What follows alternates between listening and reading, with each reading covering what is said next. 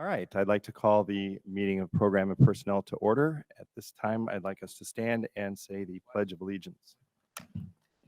Pledge allegiance to the flag of the United States of America and to the republic for which it stands, one nation, under God, indivisible, with liberty and justice for all.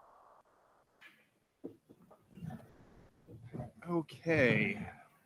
Next item on the agenda is communication, which is public comment. So we invite public comment at this time. There was a sign-up sheet. People have signed in, but you don't have to sign in. So if you do want to comment, once those who have signed in have spoken, then we'll just call you up. The first one is Robin Cleek.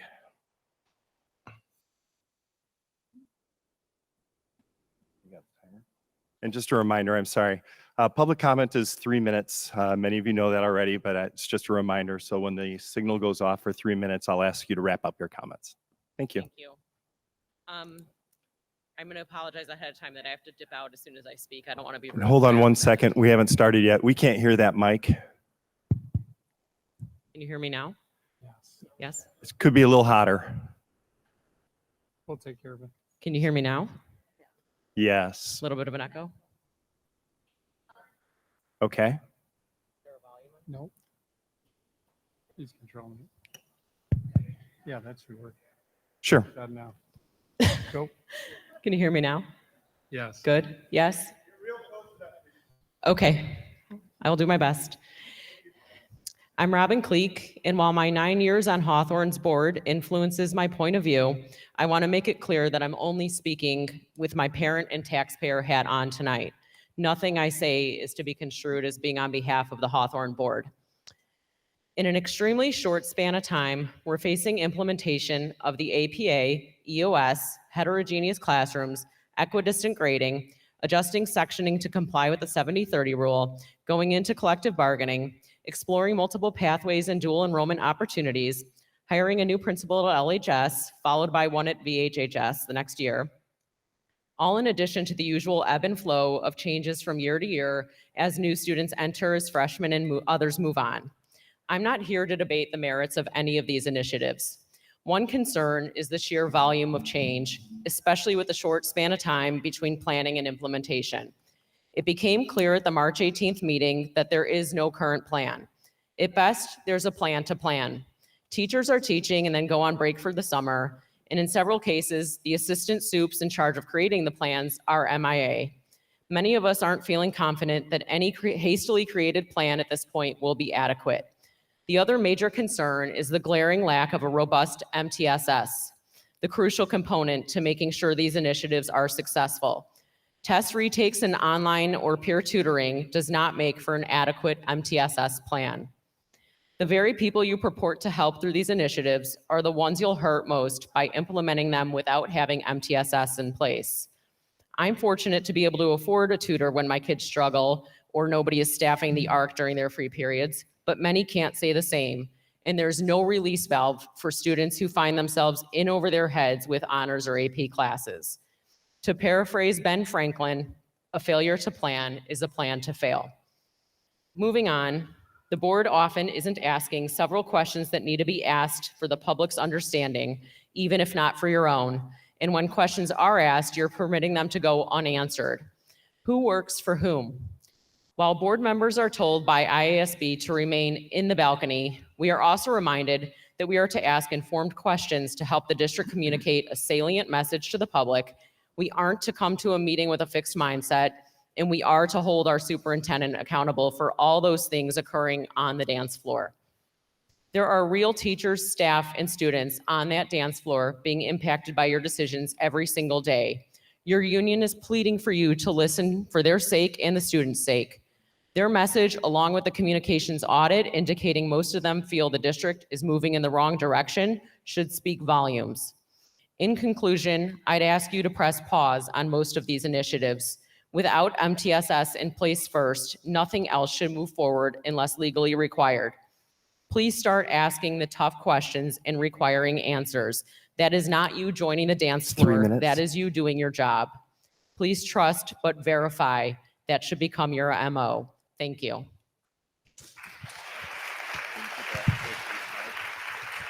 Thank you. Hey, Mary Jane?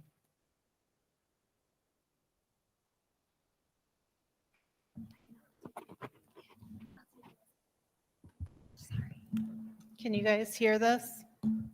Okay. Hi, my name is Mary Jane Wang. I'm a parent of 3 recent Vernon Hills graduates. I believe every single one of you has the best interests and the best intentions to provide a wonderful education for our students. But I'm here now to ask that you listen not to my feedback, but to the feedback you've been getting from the teachers. They have been trying to express valid questions and concerns for over a year now regarding the lack of substantive, detailed plans to support the needs of students and teachers as the many changes are implemented. It has been suggested by some that only a minority of teachers share those concerns. Is there like a weird echo? There is. Let's try again. Okay. It is, however, having watched the 5 teacher union reports, still sounds like there's an echo. No? Okay. Delivered to the board since February 2023, it is impossible for anyone to believe that to be true. The teachers union does not speak on behalf of only a minority of their members. In July, the staff communications audit revealed that staff expressed some concerns about whether the district truly values their opinions when making decisions. And there was a perception that sometimes their input is sanitized or more favorably presented to the superintendent or the board. While they acknowledge that they and their peers are often invited to serve on committees or provide formal or informal input to the district leaders, they also expressed some dismay that the committee recommendations were sometimes disregarded without explanation. This may explain why they've taken the unprecedented step of addressing the board directly regarding their feedback. Please allow me to quote directly from those teacher union reports that have been delivered to you over the previous 14 months, as I feel they bear repeating. Quote, in the time span of 1 year, we are being asked to rewrite and align curriculum, grading, and assessment procedures.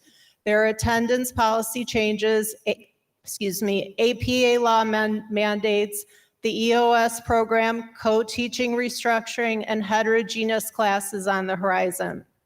Quote, teachers are reporting that they are feeling overwhelmed and underprepared for the mass undertaking of all these initiatives at once. Quote, our teachers are concerned about what resources and supports will be available to our students and teachers as we make these big changes. What sort of extra help will we have for our struggling students?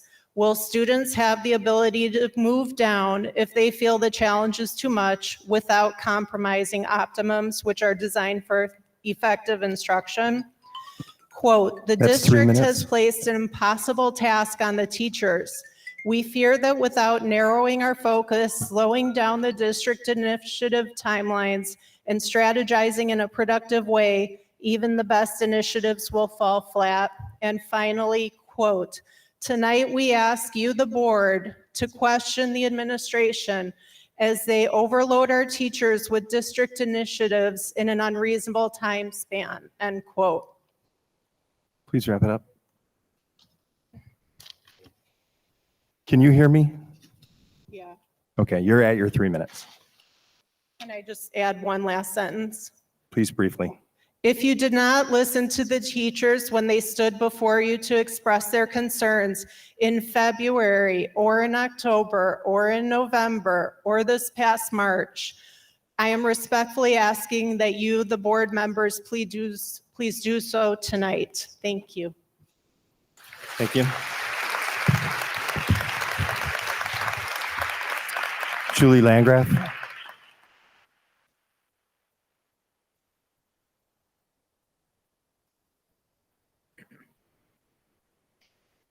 If I have to hold the mic, I might sing. Just feel like a concert. Okay, I spoke at the last meeting, and I'm happy to say that the school district has improved its communication to the parents of the incoming freshmen.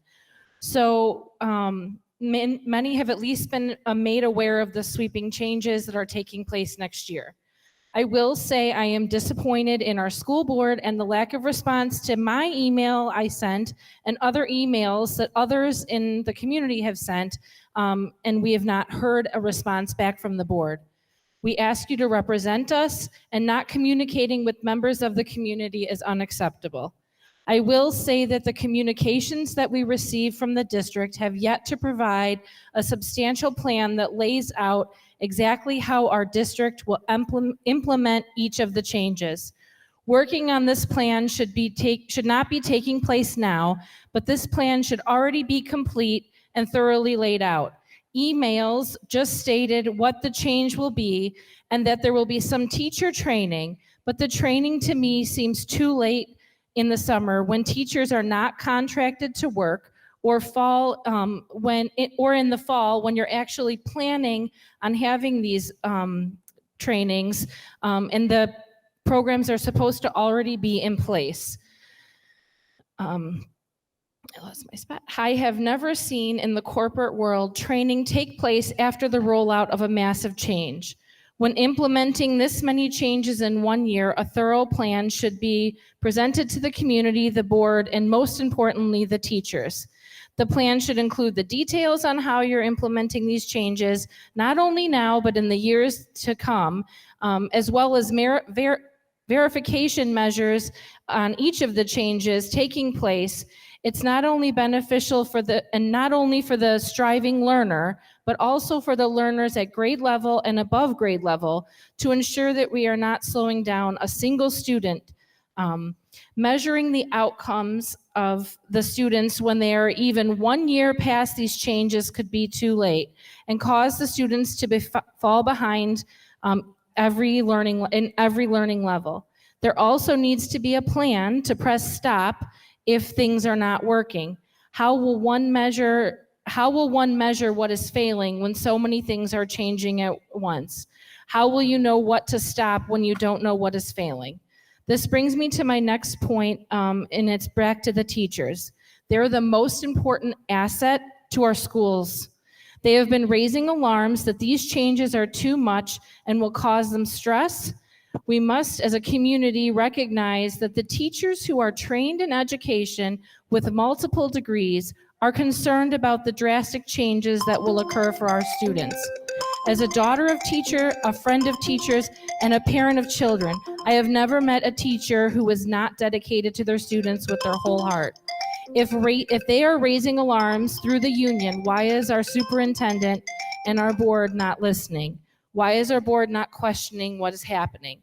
I have one more comment to make in regards to the last meeting when it was implied that parents were getting misinformation off the internet and social media.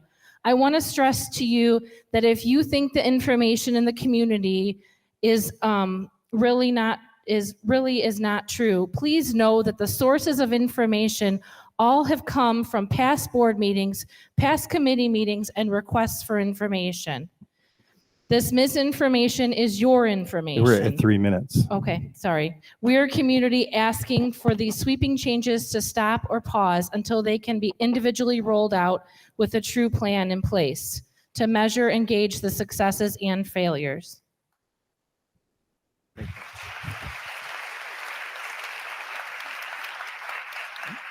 Marnie Navarro.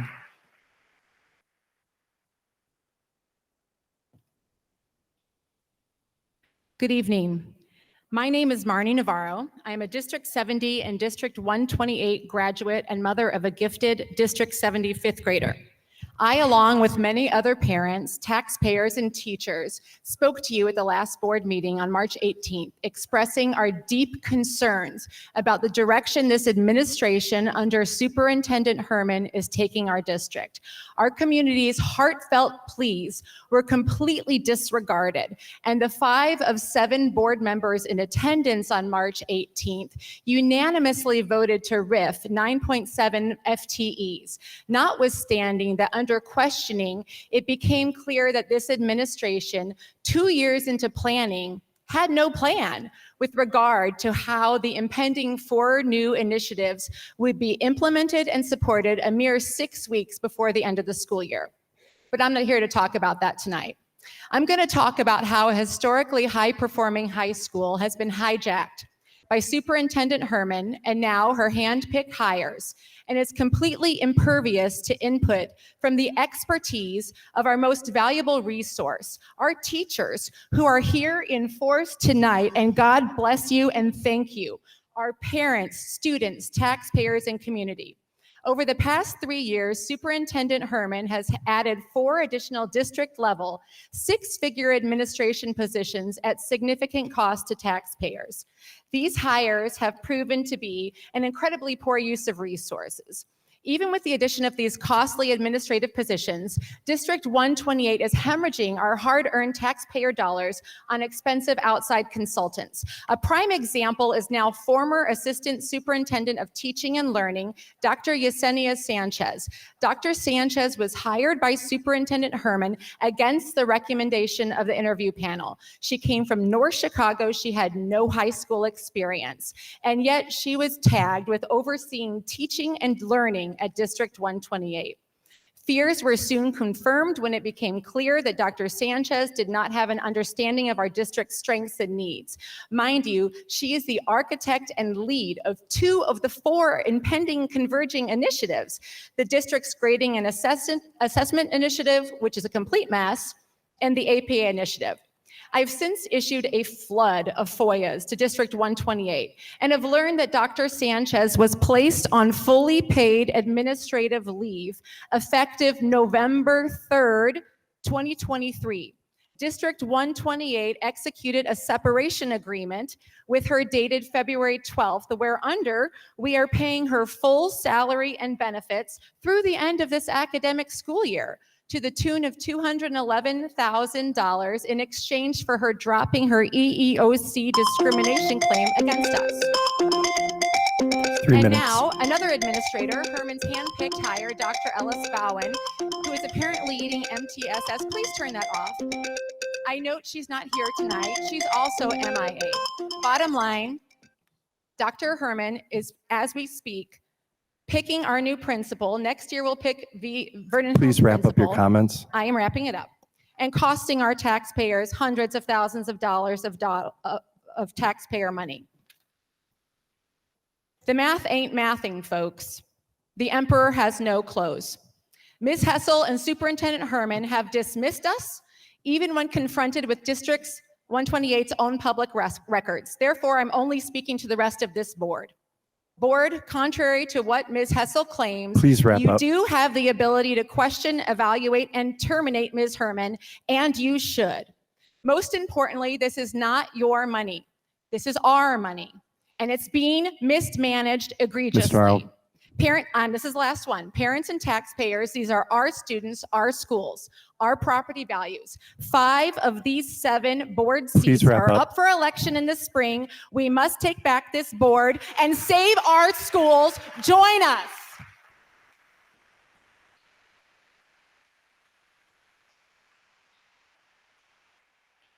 Okay, Ann Landgraf.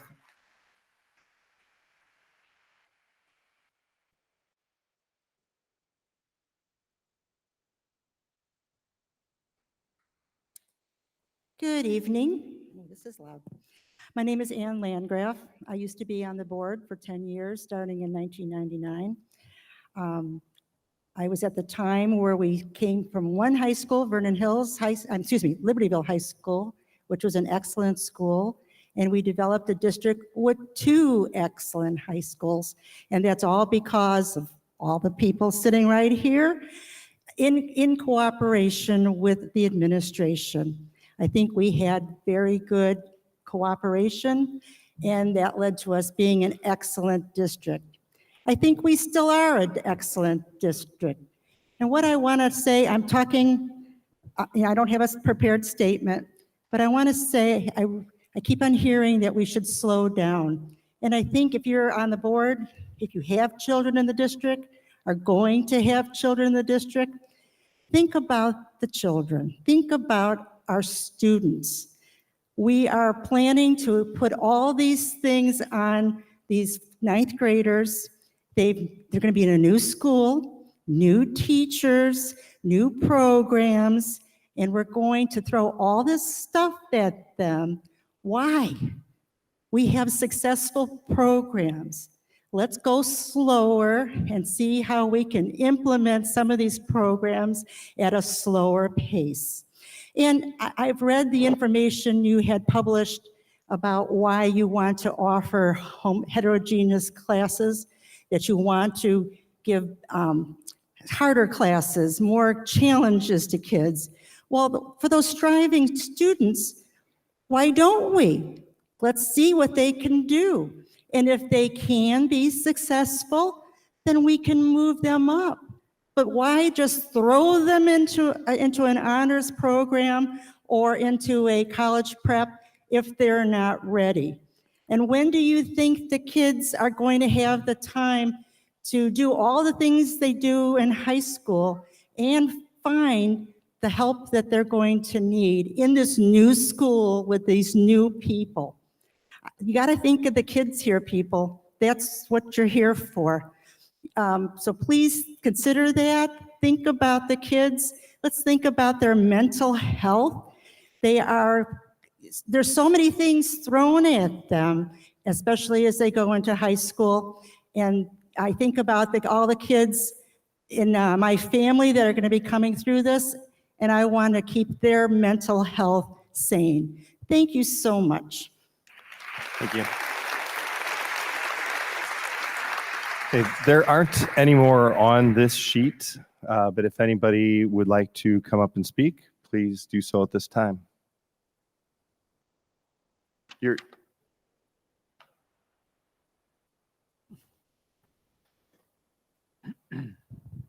Do you want us to mention our name or what? it would be nice. It does sound like an echo up here. Okay, Socrates Vela, Vernon Hills. Is that all you need or you want something else? No, nothing else. Okay, so my thing is about surveys. Just as Mrs. Landgraf said, think of the health of the children. So the surveys are not all that popular with kids. I talked to my son, he's like, what are you doing at the board meeting, asking about these surveys. When we take these surveys, we just ignore them. Well, to me, it's the money, right? Each survey that is issued by the school has a dollar amount behind. So that leads me into this thing that's been bugging me. In December, there was an emergency meeting. As you've heard, I've spoken about this in previous meetings. $91,000 sounds like pennies compared to the budget, but it's a survey that I would encourage and remind the board that there was a clause that you can terminate that. This company's in Missouri, and the survey is about to ask us, the taxpayers, if we want a referendum in November. Based on what's going on here and what I've seen the past few months, I don't think you're gonna get your referendum. So please retract that money back. Board members, get that money back here. It's $91,000, it's a start. End the surveys or do minimal surveys. I don't know where all these surveys are coming from. It seems like they've lined up as when maybe a Superintendent Herman showed up, but I don't have any facts on that, so it's not fair to say that. But there's 91,000, and at that meeting in December, Carmichael, you asked the guy about survey fatigue. You knew it, and you also were asking him what do you say to the community? And it's about the money. It's one survey. There's other surveys. The Panorama, $9,000 a year. That's all money that can be used. Look at this gymnasium. I mean, it has a lot of history, but it could use a fresh coat of paint. And so this is money that I would like to see come back here. Board members, please start flexing some of your muscles. It's nice to have two brains, Lisa Hessel and Superintendent Herman, but it'd be nice if we can get, rein these surveys in and stop spending some of this money. And maybe we can keep some teachers too. I have two children. One graduated, she's doing very well. My junior, he's doing very well. It's because of you guys. Thank you.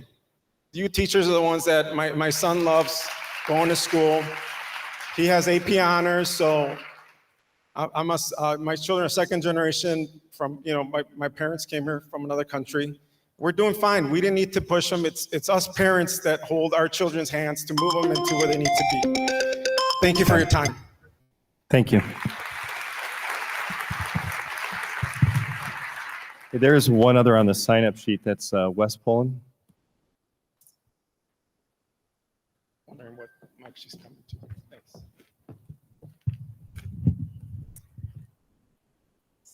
Good evening. My name is Wes Poland. I'm a D128 community member and a parent of an incoming ninth grader at Vernon Hills High School this fall.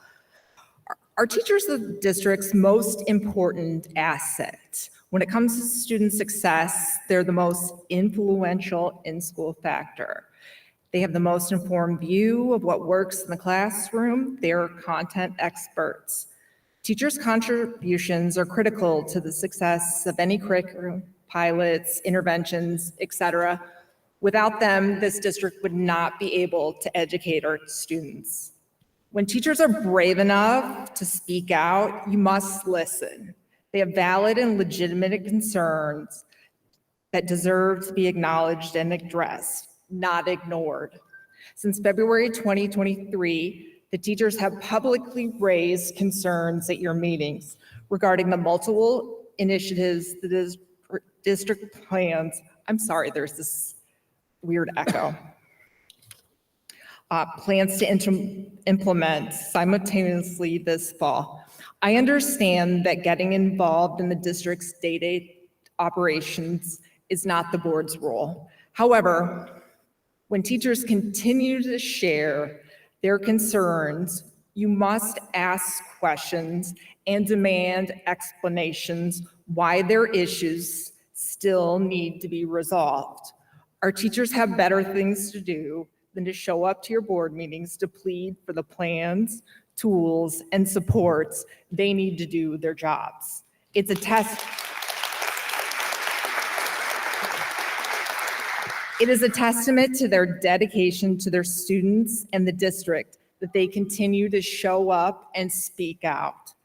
It is also your job to ensure all proposed initiatives are well documented and well communicated to all stakeholder groups. A comprehensive plan should always be in place that includes the who, what, why, how, and when, at least 1 year before implementation. I was mystified to find out that the drafting of the comprehensive plan did not start until at least March 20th of this year. I assure you that a proposed initiative without a well-documented comprehensive plan would never fly in corporate America. I don't know why anyone thought this was acceptable for our school district. The teacher shortage is real. According to a report issued last month by the Illinois Association of Regional Superintendents of Schools, more than 90% of Illinois school districts face a serious teacher shortage. Now is not the time to ignore our teachers' concerns and questions. We have some of the very best teachers in the state and the nation. Our teachers will leave if they feel devalued or disrespected. They will have no problem We're at 3 minutes. finding jobs. I'm finishing up. But it will be impossible to replace them. You are putting the education of every D128 student at stake, as our district cannot afford to lose our best teachers. Thank you. Thank you.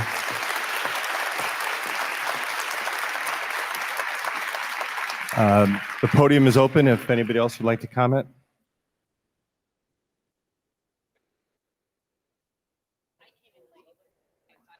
Yeah, you can come up. Oh. Is it hard to hear me out there? It's a little hard. Yeah. Can you guys hear this okay? It I is can hear you fine. Echoing definitely up here. Hi, everybody. You guys know my name is Amy Franz. As a private resource teacher, I have the pleasure of working with many students in this district. I can tell you they are still recovering from the pandemic. They are stressed about homework, retesting, college, and the constant pressure to keep pushing themselves when their social emotional health is still not 100%. With that said, I'd like to talk about the plan for how students and these amazing teachers are going to be able to manage so many simultaneous changes without a robust MTSS plan in place.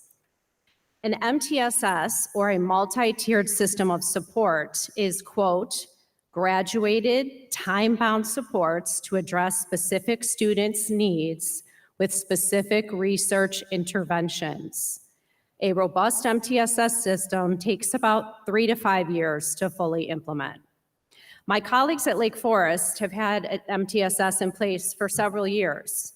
They are a high-performing district just like ours, with excellent teachers just like ours, and they still require MTSS supports to reach all students. So for example, if a student in any class at Lake Forest would be struggling, through MTSS Tier 1 intervention, a teacher would send them to a departmental resource center, one for math, science, social studies, world language, and language arts.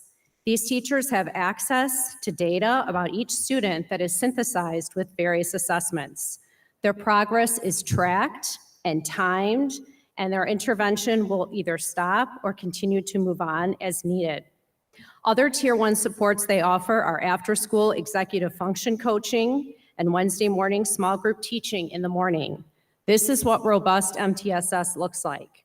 For many years now, we have been using the team taught model as essentially a Tier 3 support, where 2 content teachers teach using a modified general education curriculum. So the proposed solution is to move this class into the heterogeneous college prep classrooms with 1 teacher and no substantial MTSS as a safety net. The classroom teacher will do their best to meet their needs as well as differentiate for the middle and the higher students in the class as well. And as team taught is blending into college prep, simultaneously, we're moving close to 450 other students into challenging classes like honors and AP. Even with a robust MTSS in place, this would be a lot. Without a detailed plan until last week, the difficult position now that the district is in is it's the end of the year, students have already registered for classes, and teacher numbers are set. The plan that was set out this week suggested hiring paraprofessionals in the summer to work in the ARC or MASH, or using online hourly tutors. These are not teachers, they are not curriculum experts, and there Can will you not wrap be up your time comments, to please? train and familiarize them with our teachers and our curriculum. Please, we urge you to expand the supports offered as soon as possible with certified teachers. This is not a long-term solution, but an option for now as a full MTSS plan is still being developed. You cannot let our students down. Thank you for your service and for the opportunity to speak. Thank you.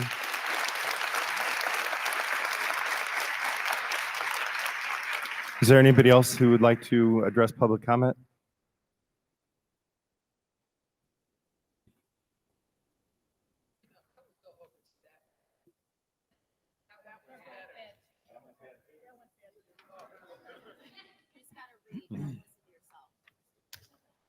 Hi, my name's John Hetzel. I have a daughter that's an incoming freshman and a sophomore currently, and I think that my sophomore has received an exceptional education from the teachers in this community and in this district. But I'm here tonight to make comment for the public record regarding some red flags from Mrs. Herman's previous education tenures that I think this community is not aware, and it's really surprising that the school district didn't do a background check apparently, because when we talk to other district feeder schools as well as surrounding areas, board members as well as administrators, they said that these would be things that would be of great concern to them. You can Google her name and start finding many of these issues at schools and districts she was at before she came here. She was at 4 different schools in 7 years before she came here. But about 10 years ago, she was at Middleton High School in Wisconsin, and you can find this in the news. And while principal, she oversees what the media, students, and community references as a massive culture of cheating among students, accumulating in a huge scandal involving 250 students cheating on calculus tests, making local news and reported as a culture of cheating. Then she went on to Henry Gunn High School in Palo Alto And there was a student petition against her for 4 schedule changes in short timeline. It makes the local news. 700 of 800 students were required to retake an AP exam because seating irregularities and distribution error. That's 700 of the 800 students had to retake AP exams because of problems there. The teachers also filed grievances against her for not adhering to the teachers union contract, similar to what she did with the calendar in the fall. Introducing and enforcing new learning platform. It was a new learning platform she wanted to implement, and it wasn't working in good faith with the teachers union. It makes the local news as well. Suicide rate at Henry Gunn High School, where she was the principal, and Palo Alto is 4 to 5 times the national average during her tenure there. Why? This makes national news. Assistant Superintendent for Instructional Services, while she was at Fremont High School, she introduces extreme explicit sex education platform to 4th through 6th graders. Hundreds of parents protest with signs outside the school and board meeting, making local news with videos and news articles.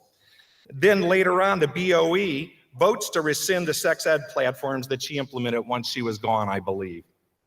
It received a lot of attention. Superintendent at Roseville Joint Junior High School in Roseville, California, when she was there, she resigns as a finalist for the Traverse City High School super position, which doesn't show up in her LinkedIn profile. News reports of her tenure was tumultuous and unusual midterm resignation. The Traverse City tenure is not shown, like I said, on her LinkedIn profile. So you run into a problem here. All I can say in conclusion, there are many D words that come to mind as I have watched this situation unfold the last 2 years, and I've spoken and been flagging these issues. Please wrap up. Divisive, disruptive, deceitful, dysfunctional, deceptive, disconnected, disorganized, defiant, dishonest, and disingenuous. And lastly, distrustful. What's the common denominator? Denise Herman. Thank you.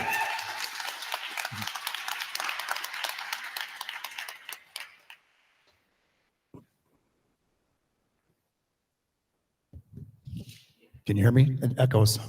It's odd. Hi, I'm Sean Gay. I think some of you know who I am at this point. Just wanted to say a few things, more of a type of thing of people matter, our students matter, and I think our teachers matter. I'm a father of 4. We had 2 kids go through Libertyville High School. We currently have 2 now. And your job as a board is to inspire our students, is to inspire these teachers to teach, and they do a damn good job. I've had many students, our kids we've had some slower kids, some very quicker kids or smarter kids, and the teachers at every point were very supportive of them. They knew when to move them up, when to move them down. And the fact that you want to thrust just this great educational system, I think you're leaving behind a lot of kids that need some help, need some remedial help sometimes. And a good analogy would be, as a car guy, you know, I drive Mazda Miatas and Volkswagen Bugs. I think you guys have seen me around town. And you can't get on an Indianapolis 500 track with that. You have to know what you're dealing with, and that's our kids. And we need you to inspire, not go to battle with these teachers. Dr. K, you're awesome. You should know, when my kids heard that you were not going to be principal anymore, the whole community is like, oh, what?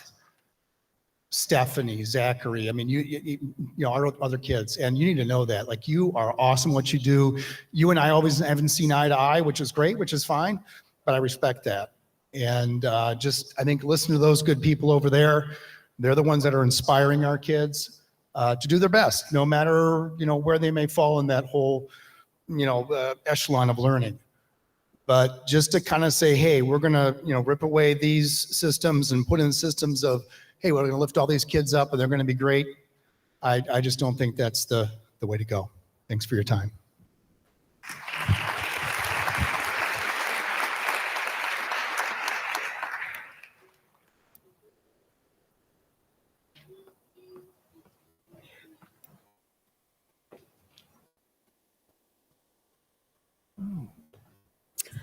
Thank you, board members, for volunteering your time to serve our community. Appreciate it.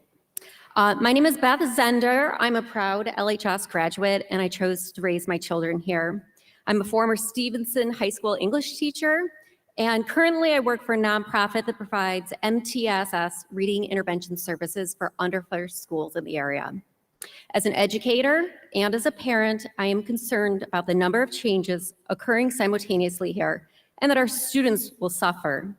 A common theme in the teachers' concerns is that the proposed changes are too rushed and not concrete. Operational plans are not in place yet. So I would like to point to our neighbors at Stevenson for success, to show how long meaningful change takes. So in 2010, I was proud to be part of the standards-based grading pilot. A very small number of us started this pilot. It was 4 years later, with many teachers dedicated time and effort to expand that to teacher teams. It wasn't until 2020 when Stevenson had a school-wide EBR. 10 years, but it's working. Here at D128, the proposed changes have many gaps, and the children are going to fall through those gaps. One intervention strategy that D28 has employed since the pandemic, which is essentially taking place of Tier 2 intervention, is accepting late work and retesting to allow students to seek out extra help to move toward mastery. With this, students are expected to either complete packets on their own or meet with a teacher outside of class or with someone in the MASH or ARC while the class continues on with new material. Furthermore, each teacher has different process. Some require homework to be completed before the retest, some don't, and some don't allow retakes, but allow test corrections. Others require a teacher meeting. This creates stress and confusion for students. Furthermore, it places the intervention burden mostly on the teachers. So I have some questions. Before classes resume in August, will department policies be in place for test retaking? When will students be retaught these skills and lessons that they're not mastering? Will this be done during class time? And if so, what will the other students be learning at that time? Have the resource centers been expanded to have dedicated, certified teachers in each content area available before school, after school, and during each class period? For an effective MTSS, these teachers would need to work closely with the department staff to know the assignments, standards, and to be trained to work with the students who may not be able to get it the first time through. We need teachers in these resource centers. Have the testing centers expanded hours and room capacities so that students have the opportunity to retake these tests. We know that the teachers at D128 are the best and most dedicated teachers. Please listen to them when they voice their concerns. They're asking on behalf of our students. Thank you.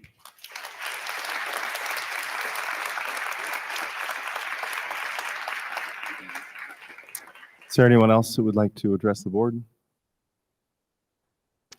All right, seeing none, we are going to move on to our discussion items. Part 3 of the agenda A, the D128 diagonal movers update. I will turn it over to our teaching and learning team. I'm sorry, are we good to go? I think we just need to have the presentation, please.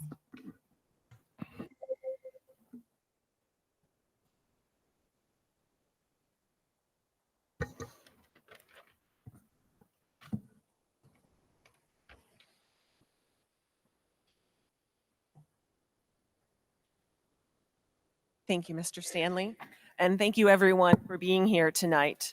Our teaching and learning team has put forth great effort to prepare a presentation to explain the detailed plan. But prior to that, I'd like to respond to some of the things that were said in open session or public comment. The mission of D128 is to develop. Thank you, Mr. Vela. The mission of D128 is to develop students who are daring. We all have a united goal for all students to achieve at high levels and to discover personal journeys to meaningful post-secondary pursuits.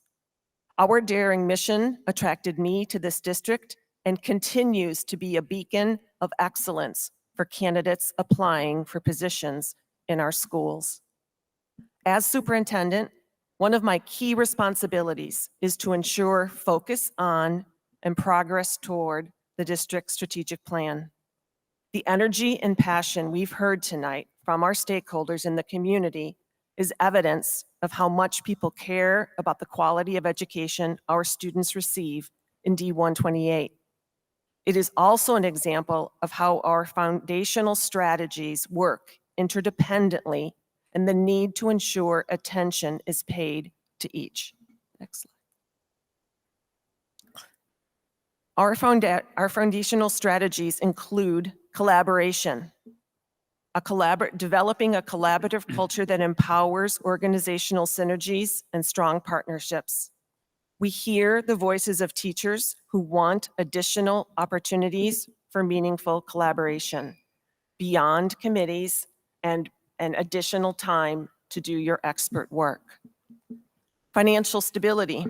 We will provide resources in alignment with the strategic plan and needs of the school community.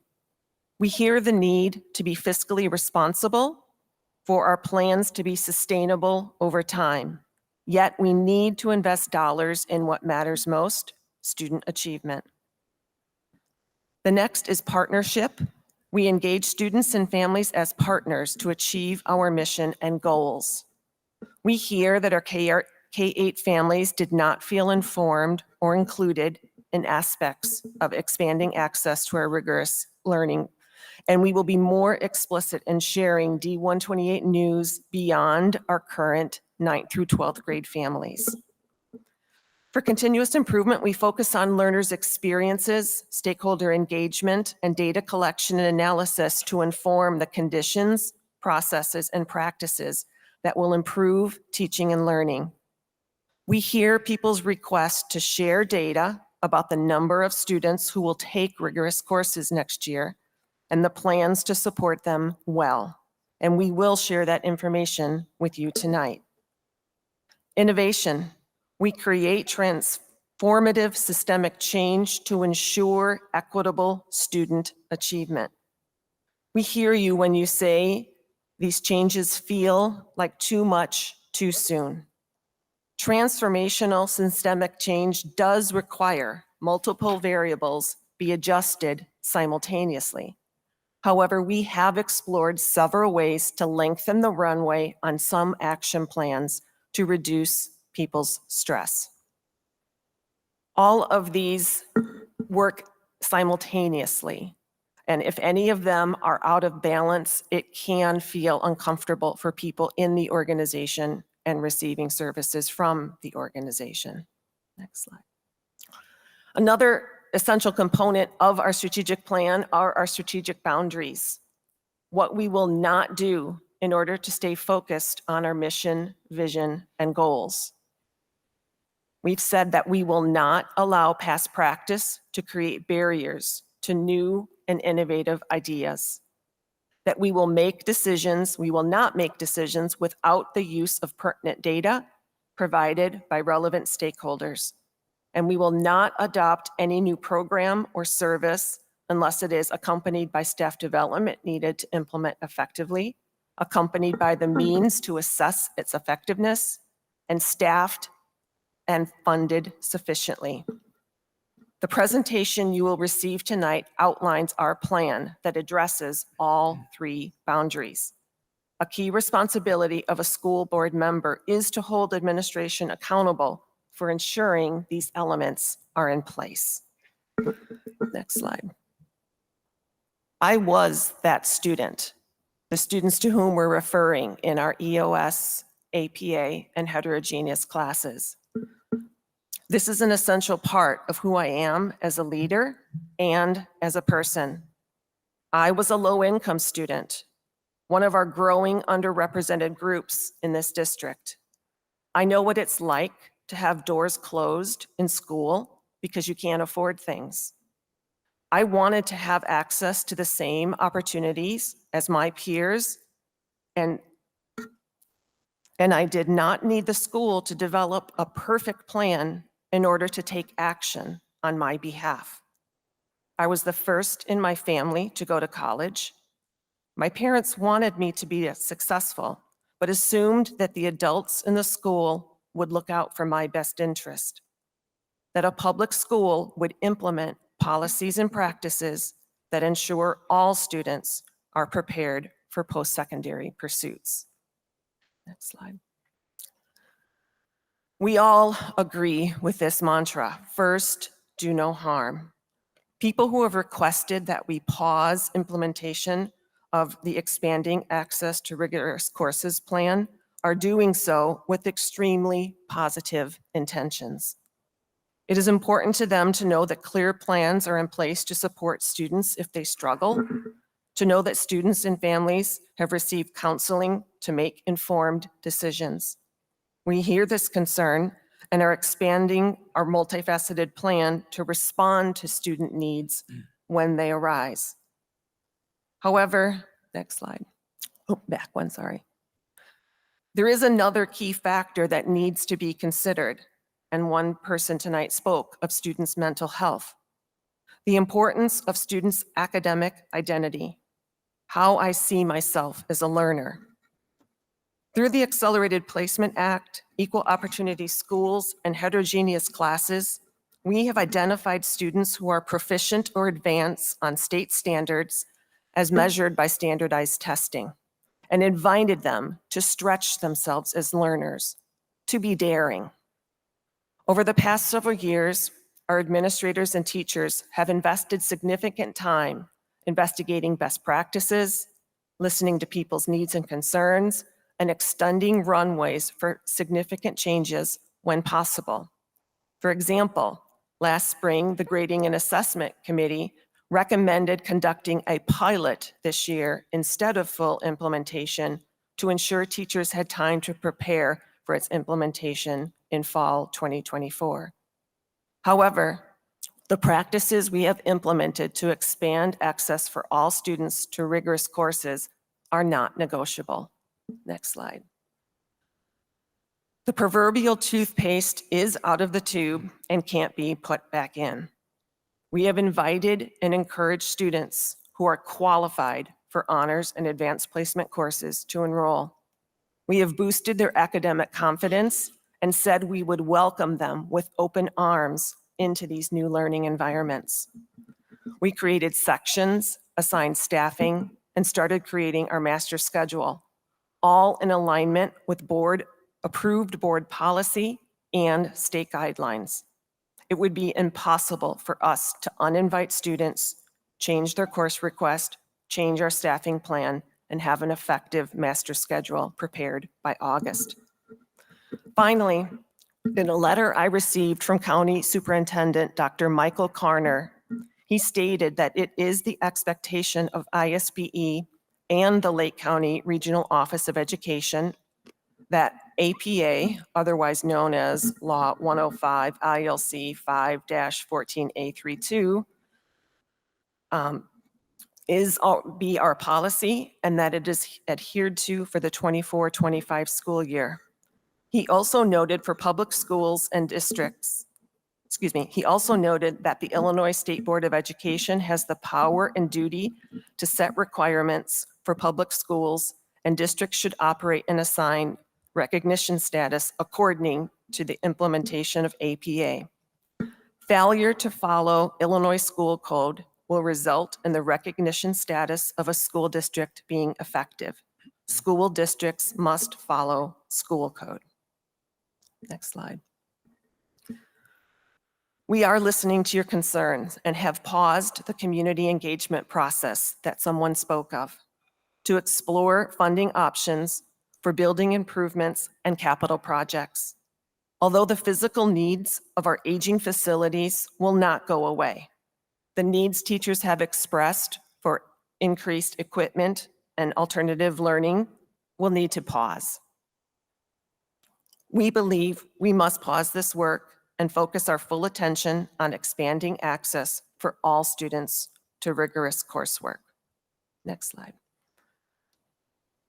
In addition, we will be consulting with members of the Grading and Assessment Committee, as well as the Explore Multiple Paths Committee, to discuss the possibility of lengthening the timeline for implementation. Specifically, to allow course teams who need an additional year to prepare, and for course teams to have more time to align differences in course offerings between the two buildings. Again, these two committees are comprised of teachers from across the district, and we would want to consult with those teachers before we would bring any formal recommendation to the board for pausing on those. Now, I would like to introduce Dr. Brian Wegley, Assistant Superintendent for Teaching and Learning, who will kick off the presentation, Diagonal Movers Support Update. Thank you, Dr. Herman. And I join you in appreciation for the engagement and care of our communities, our teachers, our board, and our administrative team. We all share the goal of supporting our students as we provide an outstanding education. I want to thank our team for their hard work and insights, putting the work that you'll see together tonight that summarizes the work that has gone on throughout this entire year preparing and in drafting our diagonal mover support plans. Our presentation this evening will represent our entire team, but it'll include myself, Brian Wegley, John Gilliam, the principal of Vernon Hills, Tom Calentis, principal of Libertyville High School, Charlotte Eames, Willie Stevens, and Larry Varn. Thank you all for helping tonight. In our presentation, we'll review why District 128 continues to support expanding access to college prep, honors, and AP and dual credit for all students. We'll reflect on how diagonal movement has occurred and changed in District 128. As you'll see, this is not a new phenomenon in District 128. We will reflect on how we are systemically supporting expanding success and access for all students. And we'll review our timeline and process for diagonal mover support, which the timeline is now. We have the information to do this. And we will share diagonal mover plans and supports for teachers, students, and parents, and additional input that we are going to gain for the April 29th presentation. And finally, we'll reflect on some lessons learned.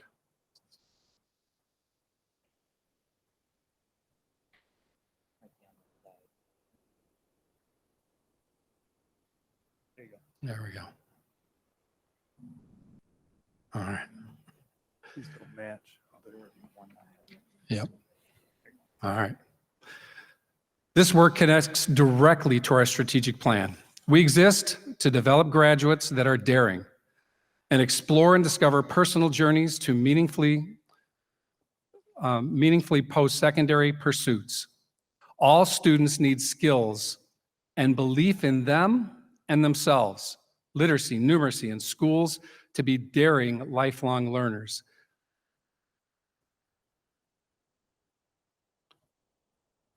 And District 128 does have a strong history of student performance. And when we think of what our students need, all students need these skills, whether they're going to college, whether they're going to the military, whether they're entering the trades, all of our students need literacy and numeracy. And to that end, we remain committed to expanding access to college prep, honors, AP dual credit courses for all students. In fact, our strategic plan promotes ensuring equitable opportunities and outcomes for all student populations. Our racial equity, diversity, and inclusion policy reaffirms our commitment to identify, revise, and remove policies, practices, and other systemic barriers to equity and access. And recent legislation, as was reviewed, also requires expanded access. And we are an incredibly high-performing district. But as we look at our students meeting and exceeding standards, there is a difference in different subgroups. And we do owe it to all students to continue to provide additional help and additional work moving our students forward. The work we are doing, and which we will review tonight, expands our ongoing efforts to expand access, align course placement with the skills our students are demonstrating. And I now invite Charlotte Eames to share information about how diagonal movement has looked in District 128, where we are now and where we are heading. Thank you. So on this graph that we are looking at on the slide right now, we are looking at the number of course requests for diagonal movers over the past 5 years. These are not individual students, but total course requests. And they are grouped in the graph by the type of diagonal move that is occurring. So if you can't fully see the words, the farthest to the left is showing our striving learner to college prep diagonal movement. Then we have striving learner to honors, striving learner to AP, college prep to honors, and college prep to AP. And for each set of diagonal movement, we're looking at the past 5 years, including what is planned to happen in the 24-25 school year. As we look at these numbers, it is important to know that these are diagonal movements by subject area. So for instance, if I am a student who has taken an honors course in English, but for next school year, I'm moving from a college prep science course to an honors science course, that science course request is considered a diagonal move and will be counted in these numbers. We do have data later in the presentation that looks at students who are brand new to honors and AP level courses.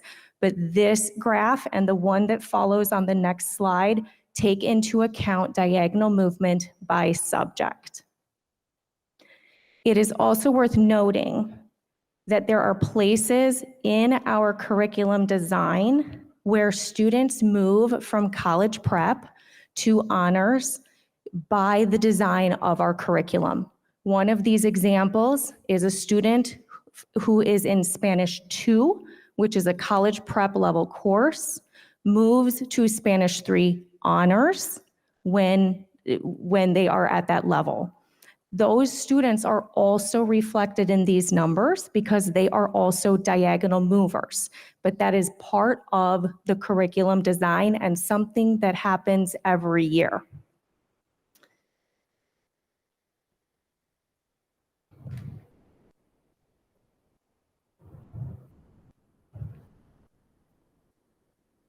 Did it? Yeah.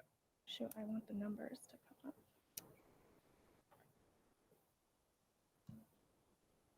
That's the next slide. Okay. Yeah. Okay, I know that's quite small, but we wanted to make sure we show the actual change in numbers from year to year in each section of the graph. You're currently on the same slide, course request. Yes, But with the yes, numbers- thank you, yes, Numbers embedded. yes. So as we look at those numbers, and I want to take some time to look at each level, we can see that on the farthest left group of graphs, we're looking there at striving learner to college prep. The numbers of students making that type of diagonal move has stayed quite steady over the past 5 years. The increase from last year to, or from this current year to next year is only 21 students. In the next two sections, when we look at striving learner to honors and striving learner to AP, for next school year, that is a total of only 21 course requests over the entire school district. Our college prep to honors and our college prep to AP are where we see the greatest increases. In college prep to honors, it has increased in course requests by 154, and from college prep to AP by 169. We fully expected this to happen with the implementation of the Accelerated Placement Act. And especially as we look at the college prep to AP level move, this continues a trend that has been occurring for the past 4 years. We've been responding to these trends with the groundwork we have been laying through our strategic plan development, curriculum work, and staff development efforts. Moving forward, we will be intensifying these efforts and we'll be sharing more details of the next phase of that work in a few moments.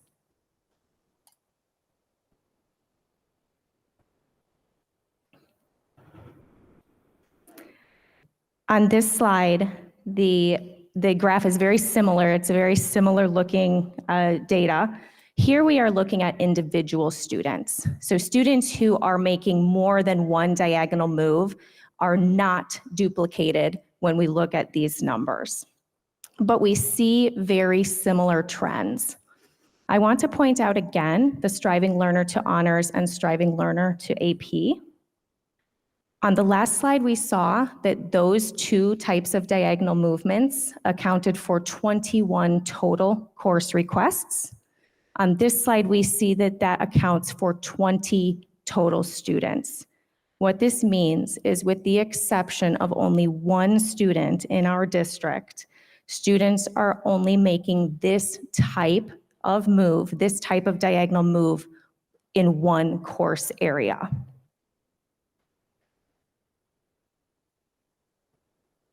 Here again, you can see the exact numbers of the changes that will be occurring. And again, as I mentioned, the same trends as we saw on the last slide. I also want to remind you this is by subject. So this does not mean that these students are taking honors or AP courses for the first time. They're simply doing so in a particular subject. As you can see from this data, diagonal movers are not new to D128, and we have been good at this in the past.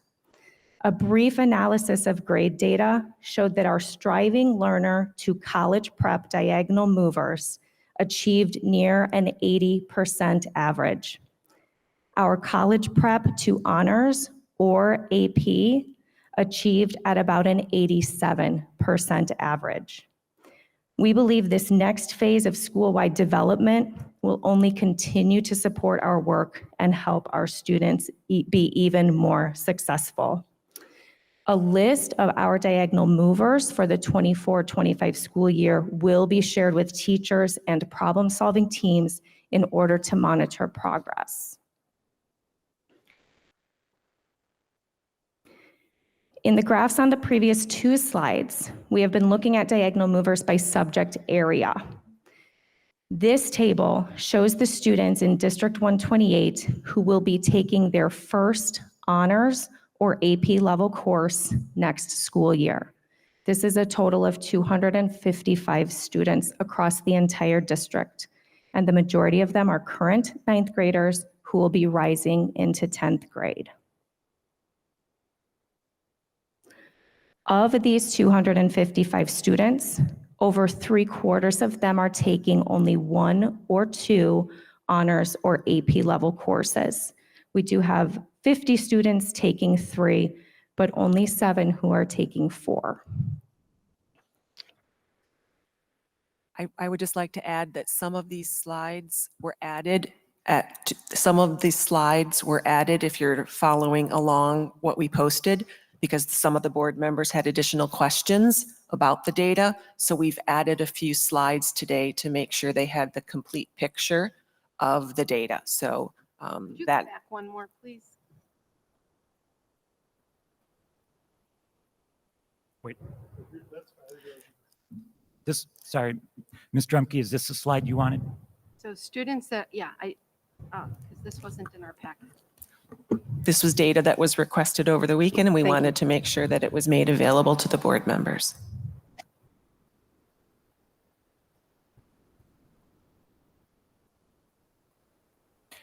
Thank you. All right. This evening is one of the reasons I'm so proud to represent District 128. We have a community coming out to advocate that we as administration support our teachers and support our students. And that makes me very proud because I know that my colleagues here want to develop the best types of supports to help our students achieve their full potential and help our teachers do their best work. And the fact that we are having so many of you interested in the work that we're doing for that and asking the board to hold us accountable for that is one of the reasons why our district is so successful and why I'm personally proud to be a representative of it. I want to just take a minute to explain what this work has historically looked like and will continue to look like as we work to support diagonal movers and our staff. There's really been four focus points that we've been strategically pursuing to expand access. And we've done this with the intent of supporting teachers and students. And at our last meeting, you did hear me say that we need to develop our plan. And that didn't mean for our entire initiative working to support this effort. What it meant was, it was in response to a direct question about how are we supporting our 10th, 11th, and 12th graders who are making diagonal moves or who through APA are moving into a more rigorous course next year. That phase of planning had not begun, and it couldn't begin until we had the data that we needed that would allow us to have targeted and high impact interventions in place that we believe we could sustain. And so that was what I was referring to. And as you'll see tonight, we have begun to build out that level of work. What I'd like to talk about here, though, is some of the changes that we are going to put in place now that we have some of the concrete data about who our diagonal movers are and what classes they are taking. So with this information, our administration and our staff are entering the phase where we've started to build that out. We've started to talk to teachers on course teams who will be most directly impacted by some of these changes. And some of the plans that we'll share tonight are reflective not just of administrative work, but conversations with our staff. I just want to share very briefly, Dr. Herman referenced Public Act 101-0654. It is the Accelerated Placement Act. So it does specify that a school district's policy shall allow for automatic enrollment in the following school term of a student into the next most rigorous level of advanced coursework. So if a student meets or exceeds state standards in English language arts, mathematics, or science on a state assessment, they are automatically placed in the next highest level class, but they do not have to stay there. They can take a less rigorous course, a college prep course, if they so choose, what is best for them in consultation with their counselors and their families. As we know in our district, we are a very high achieving district. Many of our students met or exceeded standards. They were placed in the next most highest level course, but not all of those students chose to stay in those classes. So the numbers that Charlotte was sharing show that we do have an increase, but this increase for us is a marginal increase in terms of the trends that we've been seeing over the last several years. So just to define a few terms, we want to be clear that we have 3 or 4 different ways of describing a course.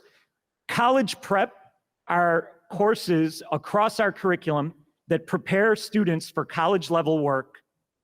They would be a diagonal mover if you're moving from a college prep class to an honors, advanced placement, or dual credit. It's really good to think about our courses in really 2 levels. College prep, which would be our standard college preparatory courses, or advanced level courses, which could be an honors course, or an advanced placement AP course, or a dual credit course. All 3 of those, honors, advanced placement, dual credit, are actually having students engage in college level work while they're in high school. So it's not college prep, it's actual college level. We have been working on expanding access through various efforts in our school district. This just goes back to April of 23 and focuses specifically on the Accelerated Placement Act and the various ways that we have discussed that with our board and our school community. Starting this year in the fall was when we began to engage our incoming 8th graders and our current students and families about the APA and how this would impact students moving forward in our curriculum next year. This is something, though, that even as back in as early as last April, we were talking about with our parent groups. We see kind of going through this list, we are now at April of 24, where we are able to identify the highly impacted 10th to 12th grade courses with diagonal movers and begin to customize tools for support of students and staff. We are also able at this point to start to share specific data with the board and the community to show the moderate increase in the diagonal movers and the supports that are targeted to meet those needs. We anticipate this summer working to hire math, science, and ELA tutors for students in our MASH and our ARC, which we'll be discussing in detail in a few moments.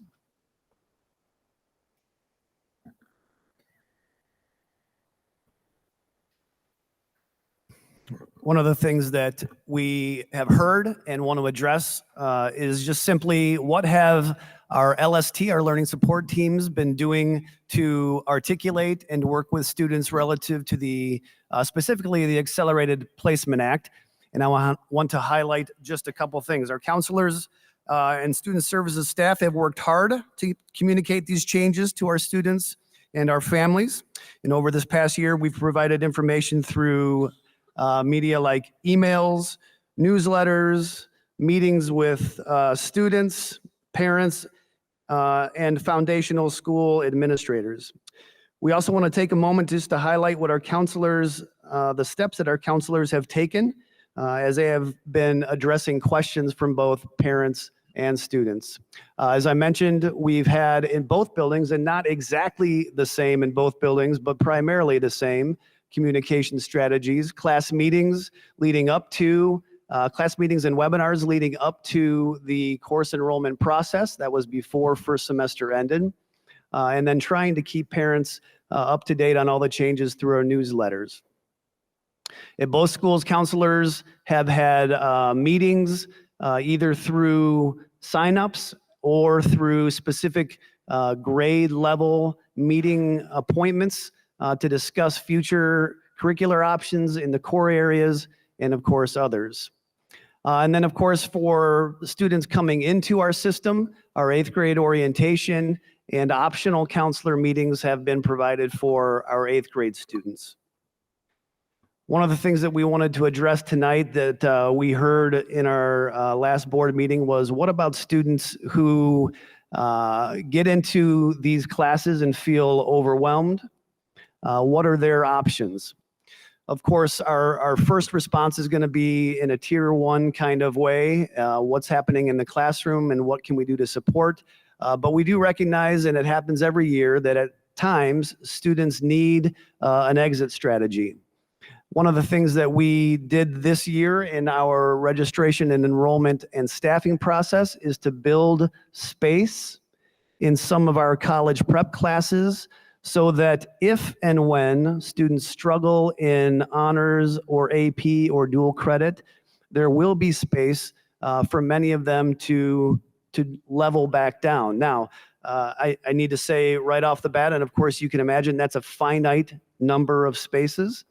And so the schools will be doing a lot to observe what's happening and develop systems to help deal with any kind of an influx in those kinds of requests.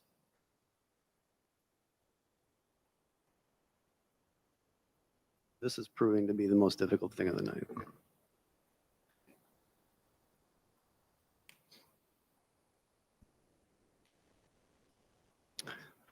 That one. We want to spend a brief time talking about some of the diagonal movement programs that are in place in addition to the Accelerated Placement Act. And the first is Equal Opportunity Schools, or EOS as we have called it. We know two things to be true. One, we must be in compliance with our own board policy on racial equity and inclusion.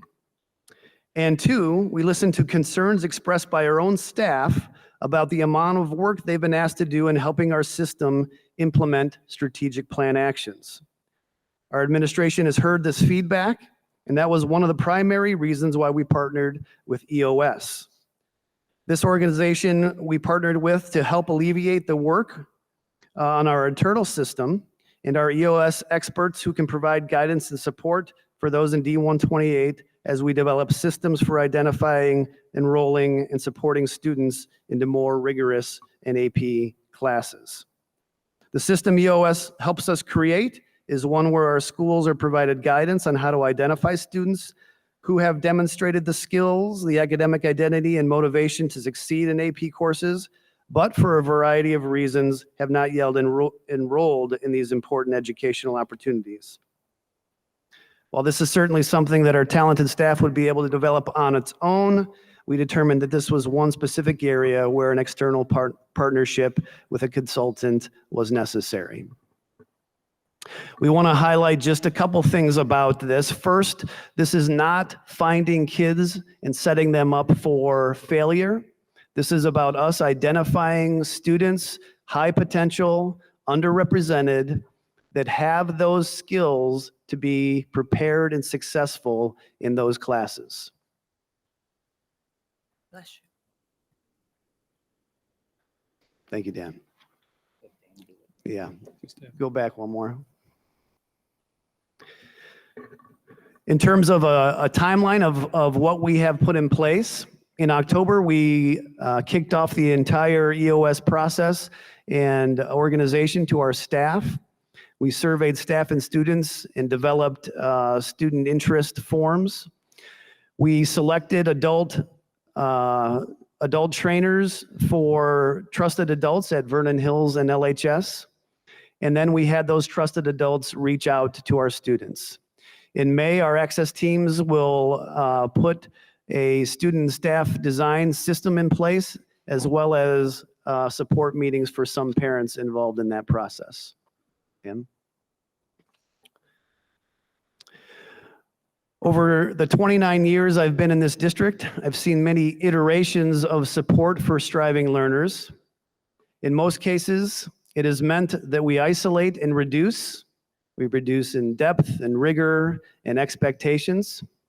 In our most recent work, however, our administration and many of our teachers believe that these courses have come to define what we believe the research to be true, that all students deserve access to grade level instruction in an environment that raises the bar for many who have been ready for some time.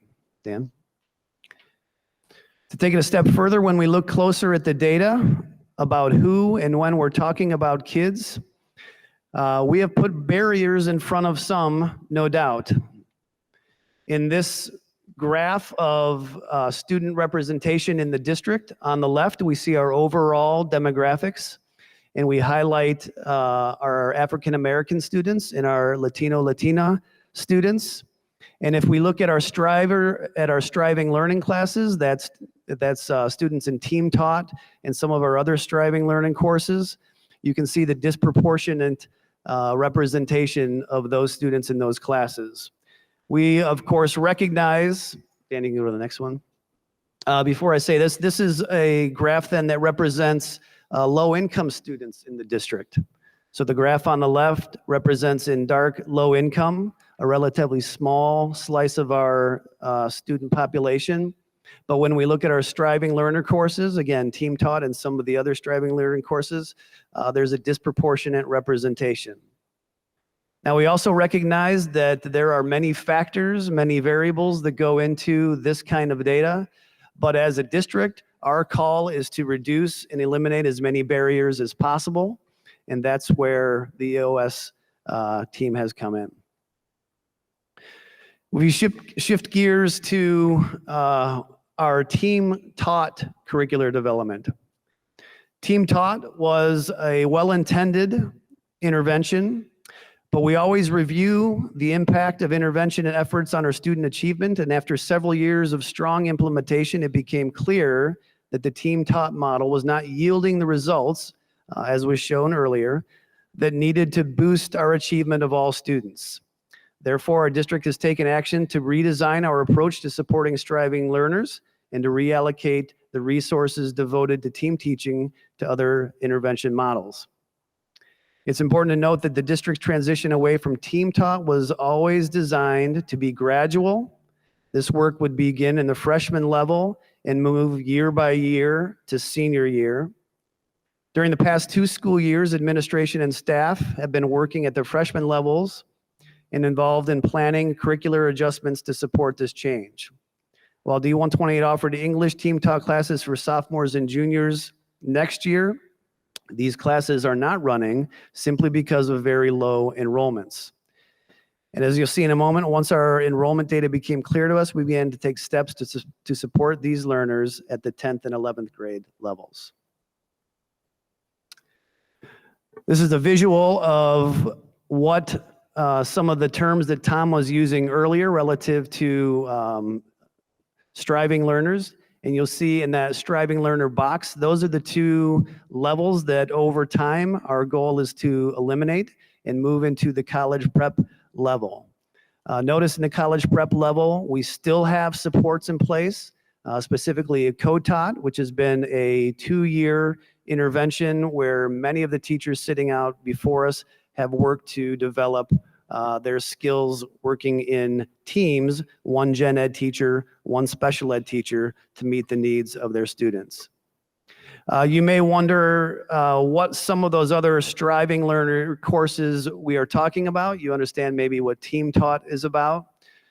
Some of those striving learners in math, for example, could be a course like informal geometry, which would be a below course level compared to geometry or geometry honors, intermediate algebra 2, or topics in pre-calculus, just to name a few.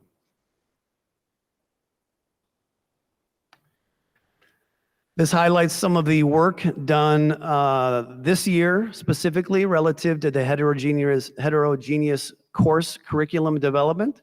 It started in September when we adjusted our curriculum guide to remove those striving learner courses in the 9th grade. Again, those were all team taught courses. But most primarily this year, those core teams, so Algebra 1, Biology, and English 9, have worked together to redesign, develop, and ultimately implement a new curriculum map with assessments. Okay. The one thing that we know without any shadow of a doubt, and many of you who stood before us tonight reiterated it, is that the strength of our district lies in its absolutely top-notch teachers. It's the reason that every 8th grade orientation class that's ever gone through the high school has heard me say that it's the reason I moved my family to this district. It's the teachers. But as good as they are, the system recognizes that this needs for change we have outlined will create, at the very least, a greater range of needs and supports for the instructional strategies for those awesome teachers to be successful. And that's not a new realization. We've known that for quite some time. As a matter of fact, I was looking back today at some of the professional development that we've offered over the years. And I found a presentation by Amy Christian and Ellen Macias, who were our first 2 lit coaches, who were doing much of this differentiation professional development back in 2015-16, all those years ago. And there's a whole line of documents in our Google Docs that outlines the work that has been done over the years. Go ahead. We're fortunate to have now, as kind of another iteration of that professional development, a strong and effective professional learning system that starts with our instructional coaches. And last spring, our instructional coaches became trainers for providing effective professional learning to our teachers through multiple accessible avenues, including, and you'll see here, things like summer workshops through D128 University, staff workshops through Lunch and Learns, teacher in service days, edX sessions, and so forth. Just anecdotally, this year, our instructional coaches at Vernon Hills, and I know that's very similar at Libertyville, put 3 professional learning workshops together relative to differentiation, and over 200 attended those 3 workshops over 3 different months. So the work is being done, and I'm grateful to those individuals who have been a part of that.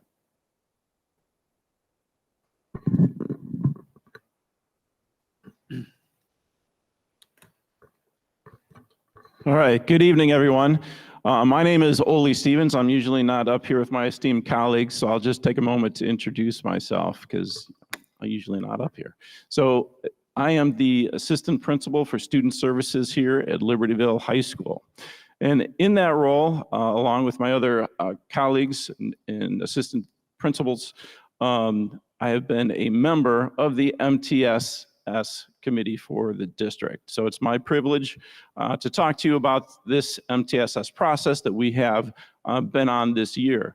And as some of our parents and community members have stressed, this is an important ingredient to a successful high school. Really, MTSS is all about helping schools do schools, but do it better, do it more effectively and more efficiently. So as we get into this, I would like to point out, as Dr. Gilliam mentioned, the incredible teachers that we have. We've been doing a lot of great work supporting our students over the many, many years. It's incredible. In addition to the teachers, we have counselors, social workers, and our educational support staff as well. All of them are working their tails off to support students. I am very humbled every year. I've been doing this for a long time to witness when a student is struggling. And when a student is struggling, it kind of comes in all facets. They might be struggling academically. It's impacting their social emotional well-being. It's impacting their attendance. It might be impacting their plans for after high school. And I have seen numerous times over the years, and again, very humbled to see and to be a part of that process. The collaboration that takes place between the learning support teams, the counselors, the social workers, working with the teachers, working with the department chair people, and the rest of the administrative team and the support staff to provide effective and customized interventions for each student. Now, as proud as I am to be an administrator kind of supporting that process and being a witness to that awesome work, I can also see the toll it's taking on the staff. This is hard work. And I think, as we've said, to continue to move the schoolhouse forward and to support our students, we need to tighten things up a little bit with a system that continues to help them expand their hard work and become more efficient and effective. So kudos to the teachers and all the wonderful work they do. So I also want to talk about that MTSS is really a bridge. It's a bridge between the diagonal movement and the supports that we're going through. Supports that we need, the supports that we currently have, and it's a bridge to the future. With these students taking some more challenging courses, we need more data systems. We need more communication loops in place to identify the students who are struggling, get to them quicker, offer them more advanced interventions, and support them where they're at. And definitely, since the last few years, since the pandemic, the world, as we know, has become a lot more complex. And having a fully systematized support system in place is only going to help students, make better decisions and move forward in the process here at Libertyville High School and continue to grow as a daring graduate. So I know, again, we had a couple of our community members mention MTSS, and as a part of the District 128 committee, I put a snippet of our definition of MTSS here. So I'm just going to read it so we're all on the same page. The District 128 multi-tiered system of supports is a framework designed to provide high-quality teaching, personalized instruction, and specific assistance to each student. It addresses academic, social-emotional, post-secondary, and physical wellness across all school and classroom environments. This approach begins with the teachers in the classroom. and through their instructional practices, utilizing diverse data sources to monitor progress, ensuring students are on the path toward their post-secondary aspirations. So again, that's just a definition of MTSS. The next couple slides, I'm going to talk a little bit about how we are evolving here. Again, I'd like to say that we've been doing MTSS for a while, but we've just, for 30 years, actually 40 years or more before I've been here, we've had the learning support teams. And if you're not familiar, if you're a newcomer to Libertyville High School, the learning support team has a team director or a dean, a couple counselors, 2 social workers, and support staff. Each student belongs to a learning support team, and we have 3 office suites throughout the building, and students go there. It's their home away from home. If they forget their homework, that's where it gets dropped off. If there's an attendance concern, everything developmentally appropriate as a student progresses from freshman year through senior year. And it covers and supports students with academic decision-making, social-emotional support, as well as post-high school planning. So we've been doing MTSS, but again, that was a 30, 40-year-old model. So it's time to retool it and advance it into this modern age and address some of the needs and some of the technologies that we have. So over the coming year, we will continue to align our LST norms and protocols. Really, the district has 6 LSTs, 3 at each building.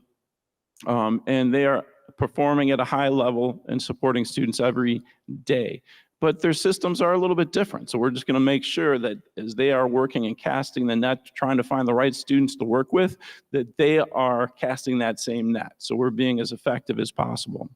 We're going to continue to expand with progress monitoring tools, and we are also in the process of creating an MTSS manual. With the progress monitoring tools, this year we are in the process of adopting an add-on to PowerSchool, which is our school information system, that's called Unified Insights. So we are in the process of building and developing that out, and that will be a prime focus of our MTSS and problem-solving teams. Next, we're going to be implementing building-level MTSS teams that will focus on the heterogeneous and diagonal movers. So currently, we do not have a building level MTSS team. We are in the process of building one that will begin next year. They'll be meeting twice a month. I kind of look at it as a multidisciplinary team at each building that would be kind of a building-wide LST, problem-solving team. They're going to be using the data provided through the Unified Insights, School Links, and some other tools to monitor our 9th graders and to monitor the students in those diagonal movement situations. They'll be provided a list of students that are going to be on our watch list, students that are diagonal movers and ones we want to keep an eye on from day one. And finally, there will be enhancing support for heterogeneous students and diagonal movers. That building level team will be working with all problem-solving teams to identify supports, to connect students to the right supports, and modifying that whole process over the next couple of years. Next slide. Here is a quick graphic. MTSS is often displayed in a pyramid graphic. So I'm just going to lead you through it here a little bit. The Tier 1 is where all students are going to receive some really important resources.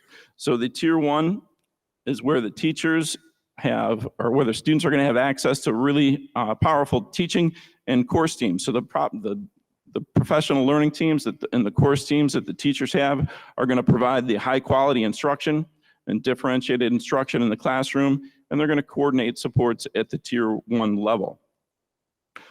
There's going to be enhanced supports to the MASH and the ARC, which is our drop-in center. So we'll be providing more tools and resources and personnel in there for students to stop by and visit with to get some support, kind of drop in or what I need support. And again, the LST is there at a Tier 1 level, focusing on the whole student. At the Tier 1, we figure about 80% of the students should meet their needs at the Tier 1 level. About 15% of the students will need an additional scoop, an extra level of support as they're going through their classes and their day and their years here at LHS. So Tier 2 is small group support, and that will be about 15% of the student population. There There will be a building level team. The building level team will coordinate the supports of all the problem solving teams and focusing on the diagonal movers and the ninth graders. We're going to use data to identify that and work with those teams to provide the support. The learning support teams will also provide additional support to students through the form of like social work groups or individual meetings with students that need some quick support to move on. In addition to the students that are still struggling after their tier 2 supports is tier 3. Tier 3 is where the student gets support at the individual level, either through the flex program or the 504 plan or an IEP.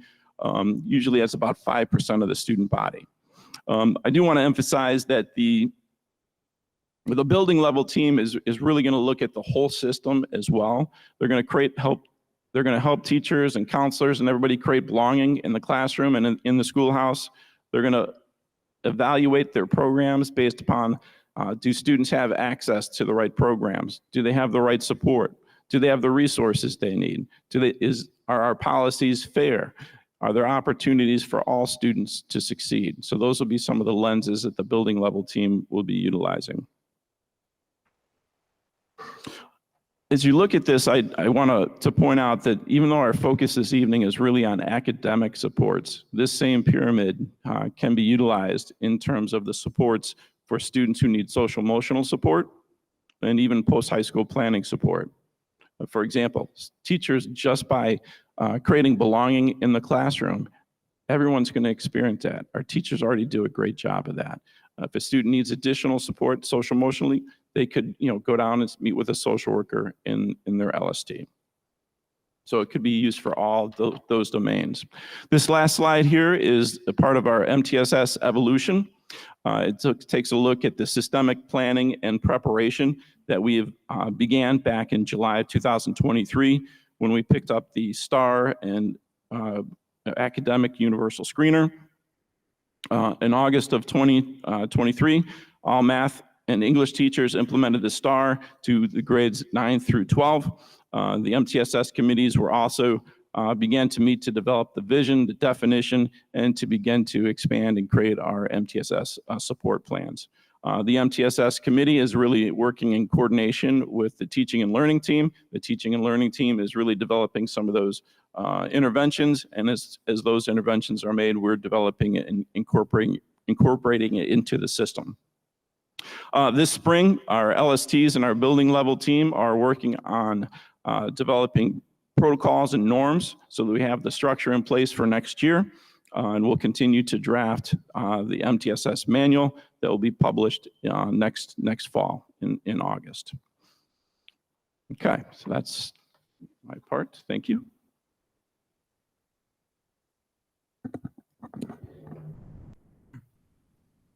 Just want to pick up along the idea of the evolving support.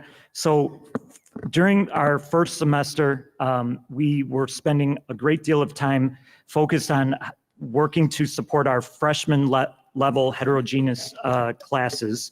And this is a list of things that were developed as part of that plan during our first semester. We're going to talk about some of these being available to our sophomores, juniors, and seniors as well. But specifically, our PAUSE program at Libertyville was reimagined and revised to include content area teachers supporting students in math and in literacy to provide a more intensive level of support to our freshmen who were skill deficient. So that was an area where we were able to provide certified teachers to address some of the neediest students in our building. We also are working to create math labs, lit labs, and science labs that will be run out of our MASH and our ARC. There are certified teachers involved in that, as well as ESP teacher aides who will assist with that part of our program. Dan, would you advance us a slide? Thank you. So in terms of this next phase of support, we completed sectioning on March 5th and then communicated out that sectioning March 6th through the 15th. The board at the March 18th meeting, as many of you referenced, approved our staffing plan. And it was at that point in time, we knew the resources we would have to begin to address our sophomore, junior, and senior level needs next year, specifically developing intervention strategies for students. That the challenge for us is to create interventions that are high impact, that have a tremendous amount of return on the investment we make, that are targeted so that we are addressing the specific needs students have at the point where they need assistance, and that they're sustainable so that we can continue them for future classes of students. That process looks very much like this. In April, we began analyzing our data as a system, finding the specific numbers of students moving by class and grade. We began to collect input, started some preliminary meetings with some of the teachers and course teams that are impacted.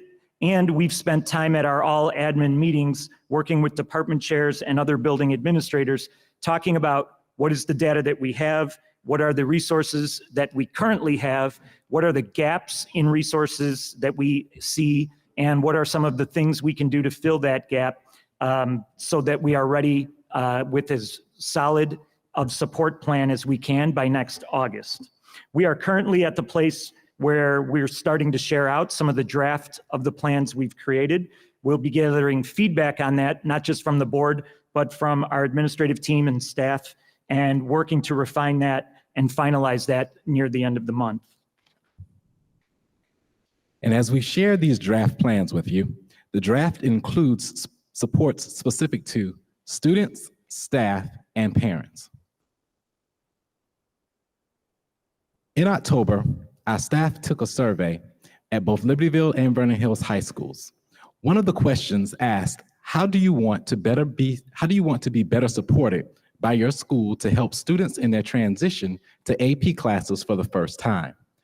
As we developed this plan, we utilized this data to ensure that our top priorities aligned with what our teachers and staff said that they needed at that time. The draft that you will see this evening includes that we identified an opportunity to provide time and resources to teach students study skills like time management, self-discipline, persistence, and note-taking. Additional time to meet with other teachers for collaboration, and professional development opportunities that will help develop strategies for fostering positive academic mindsets. As we developed this plan, we also considered our students' perspective. And when our students were asked, which of the following support resources have you used at your school to help you succeed in AP classes, our students who were enrolled in AP classes and had experienced success there identified the top priorities and structures of supports that they have utilized in order to be successful. Some of the things that were included in the survey were not available to our students at the time here at Libertyville or Vernon Hills High Schools. For example, opportunities for summer institutes, sessions, or camps. We were not offering them for AP courses, but we identified this as an opportunity for growth and for us to add this for our students to be able to take. And now, without further ado, our principals will present to us the draft of the support plan for our students moving into AP honors and diagonal movement courses. Okay, thanks, Larry. Let's, you see in front of you a slide that has the first page of this document. Larry is now moving to a PDF that we can kind of process through together as we go. This, again, as has been said several times, is in draft version right now. You all as a board are seeing this as a first time. Any staff that is either here or watching is seeing this for the first time, and we'll be spending the next several weeks presenting and getting feedback from important groups like our MTSS group, our EOS Access team, our school building leadership teams, so on and so forth, to get more input on this. The way that the document is developed is in three parts. One is support for students, one is support for staff, and one is support for students, families, forgive me. Each of the interventions has a 6-column kind of need chart, one support type, so that's just the name of it. We have a description and availability column. We have a targeted audience column, a communication strategy column, keys for success, and key contacts. So each of the initiatives or interventions that we'll mention has that filled out. And again, we'll be putting more meat to this bone as we go. So this first section that Dr. K and I are going to push through is... Just before we go into detail, I just wanted to add too that we agree that it's not a perfect plan. There may be things that when we sit down and look at this, we as a system recognize that we need to enhance or add or do better. When we developed this plan and began to create this outline, the thinking was to capture two types of thinking.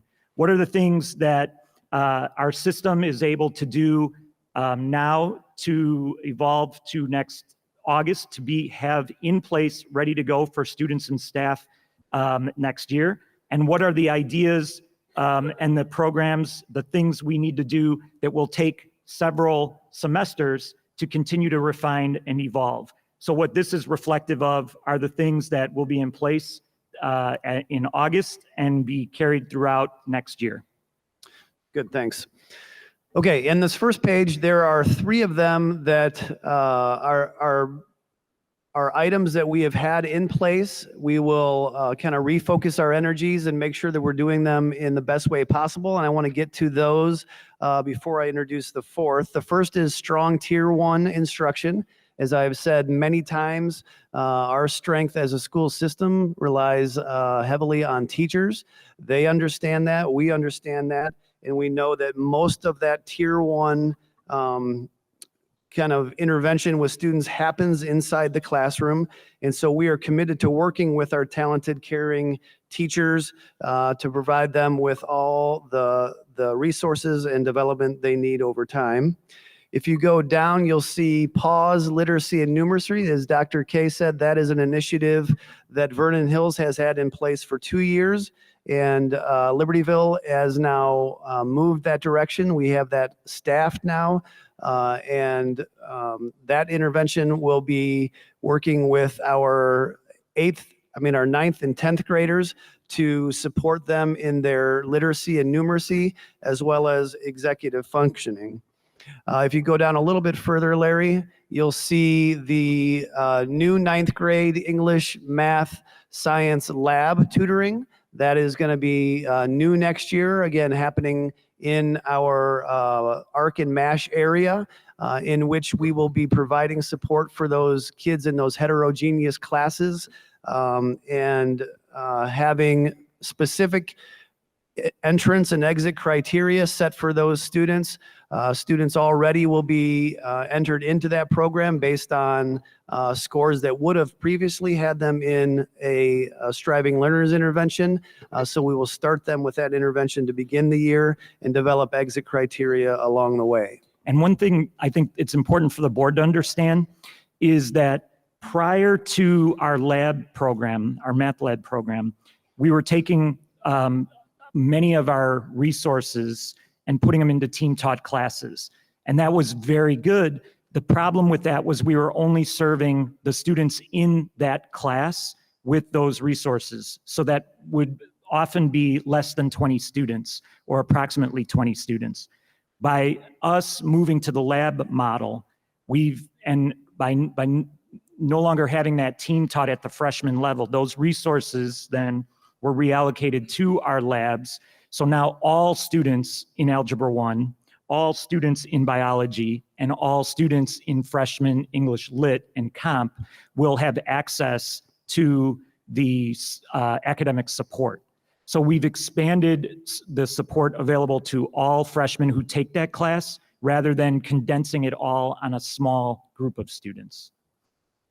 Larry, if you go up the other direction, one more, stop right there. We've talked, and you've heard even through some of the public comment tonight, this idea that our MASH and ARCs are either A, underutilized or B, understaffed. Both probably true. And so one of the commitments that we are making tonight and through the next months as a district is to enhance those two areas, the MASH area here at Libertyville and the ARC area at Vernon Hills High School, both because of staffing issues, mostly relative to the number of teachers in the duty pool, have had instructional interventions that have been short-staffed. So in other words, there's not been a content level teacher in math, in science, in ELA, and other areas depending on the need for both schools. So one of our commitments is to fully staffing that. We will be working with our administration and the labor management group to figure out how we might be working towards that, as well as some dedicated tutoring through paraprofessionals. The model that we are putting together in the lab is one that we want to scale up and model for our ARC and MASH as well. So that would mean that not only are those areas open for drop-in tutoring with content-specific teachers who can help them with their content or concept issues in those core areas, but we would also have tutors available that would meet with students either in a prescribed and kind of mandatory way, or again, in a short-term or drop-in type of situation as well. So we feel like that enhanced MASH and ARC support is going to be primary in working in developing our achievement and diagonal movers. In addition, while we are building the student opportunity to connect with adults in our MASH and our ARC, we also next year will have access every student will have access to the Varsity Tutor Program. This is an online tutoring service that is provided by Lake County Regional Office of Education. In this program, if a student comes to the MASH or the ARC and has a question and there is not an adult who is able to assist them in that moment, they can connect to the Varsity Tutor. It is a live person that they are connected to and work with to get their questions answered. While we want to maximize their time connecting with our people during the school day, this program, Varsity Tutors, is available 24/7. So a student who is an AP student taking AP chemistry would be able to access a tutor in the evening at night. This is at no cost to our families and is something that we will be fully implementing next year, looking to see how it is supporting both students with academic support needs as well as students with academic enrichment needs in the upper levels of our curriculum. We have also plans to develop some summer advanced coursework preparation student workshops. So we believe that our diagonal movers would benefit from a day or two of a workshop with some of our AP teachers, preparing them for the academic expectations, the mindset expectations, some of the strategies and skills that successful AP students have. We have seen this model at several other schools and believe that we can put in a meaningful and impactful course for students to take. This would not be like a 2-week or 3-week summer school class. It would be a workshop that we would offer in August prior to school starting when we know our students have returned. Obviously, not all students may be able or be willing to take advantage of that, but we would be placing a special emphasis on students making a diagonal move for the first time. We have that list of students now, and those would be the students we would be targeting for that. We also are looking to expand support for students outside of the traditional school day. And so we are looking at programs such as Albert I.O., which is a College Board program to prepare and assist students with AP classes. I mentioned Varsity Tutors. The district has invested in Nearpod, which connects to our STAR assessment program and allows teachers to create lessons and interventions tied into student STAR scores, as well as we're reviewing some of the new features in Khan Academy and review books that teachers have requested for supporting students in AP classes. If we move a little further down the document, we get into meaningful ways to support our staff. And so we'll just highlight some of those here for you tonight. First is to hit next year hard as we roll out the year with the importance on developing a positive and supportive culture and climate in our classrooms. And so will be a focus of our back to school initiatives and training with our teachers.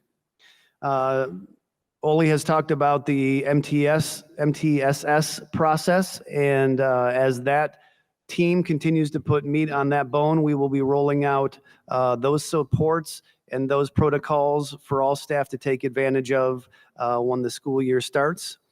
And then, as I mentioned, with our professional learning opportunities, we'll have several over the summer, as well as continued work with our instructional coaches as they develop and implement a staff learning kind of palette of options for teachers to take advantage of as the school year rolls out. And moving forward to support our teachers, we have the option next year to create more time for them. And I sit on the district's flexible use of time committee. One of the things that we're hearing is absolutely true. Our teachers don't have enough time to work with one another. And the committee's been aware of that and looking at different options for that to occur. But one of the things we might choose to do, which we would be able to, even before we're able to, we may never be able, for a variety of reasons, we may not choose to ever change our schedule. But even absence any changes to our schedule, we as a district could put in more teacher-focused collaboration time next year by doing some targeted late starts or some early releases. There is a trade-off that we would have to shorten some instructional minutes for some classes. For example, if we chose to do a monthly late start and give that time to teachers to collaborate with their course teams or with other teachers who are working with heterogeneous classes, for example. We can carve that time out with the minutes we have available to us, but that would come with discussions with our staff about the value of that versus shortening some of their classes once a month or however many times a month we choose to put in some of these professional learning and collaboration experiences. So that is something we've researched that's available to us, but no decisions have been made on that. As this plan evolves and as we gather more feedback, though, it is likely we as an administration may make recommendations about that to you as a board. One thing to add, and thank you for giving such a good explanation. We would also be working in concert with the District 128 Teachers Union, as they have the ability to have direct input into the daily schedule. And so that would be another partner for us as we explore any late starts. Absolutely, absolutely. And the other piece to support teachers this year is we have increased the resources we've allocated to our District 128 summer university courses and our District 128 summer curriculum course work. So what that means is summer university is teacher professional development, where we offer experiences for teachers to select learning opportunities to grow their own skills. We've increased our resources allocated to offer more of those, but we've also increased the allocation for course and curriculum work, which is teams of teachers getting together to work on their curriculum needs, saying, you know what, we're all the US history teachers. We're going to build in some interventions for when students struggle when they diagonally move into our course. It's not a District 128 university where they're learning from someone. It's where they're gathering as a team, doing important curricular work that would impact our students in the fall. And so we are maximizing the amount of resources we have to ensure that any of our staff teams that want to take advantage of those opportunities have the resources and support of our district to do so. Finally, we continue to think about the ways we could support families. And this specifically goes to families with students who are making diagonal moves. And so in addition to the programs that we currently offer, we are looking to identify programs that we can develop for our families with unique educational needs, whether that be first generation students whether that be the first time a student is taking a diagonal move or first time AP family, and looking to develop in-person or webinar-related educational opportunities for families so that they're aware of the types of academic work their child is being asked to do and the types of supports in our district to support that child with that work. We also have some enhanced communication about student academic progress next year. Our grading and assessment committee has recommended, and our district is moving towards increased frequency of updates to the gradebook so that families have information about their students' performance in a class. And we are investing in the STAR online benchmarking and progress monitoring software. We will be able to communicate STAR data to our families so that they have a sense of how their student is doing on both local and national normed skills.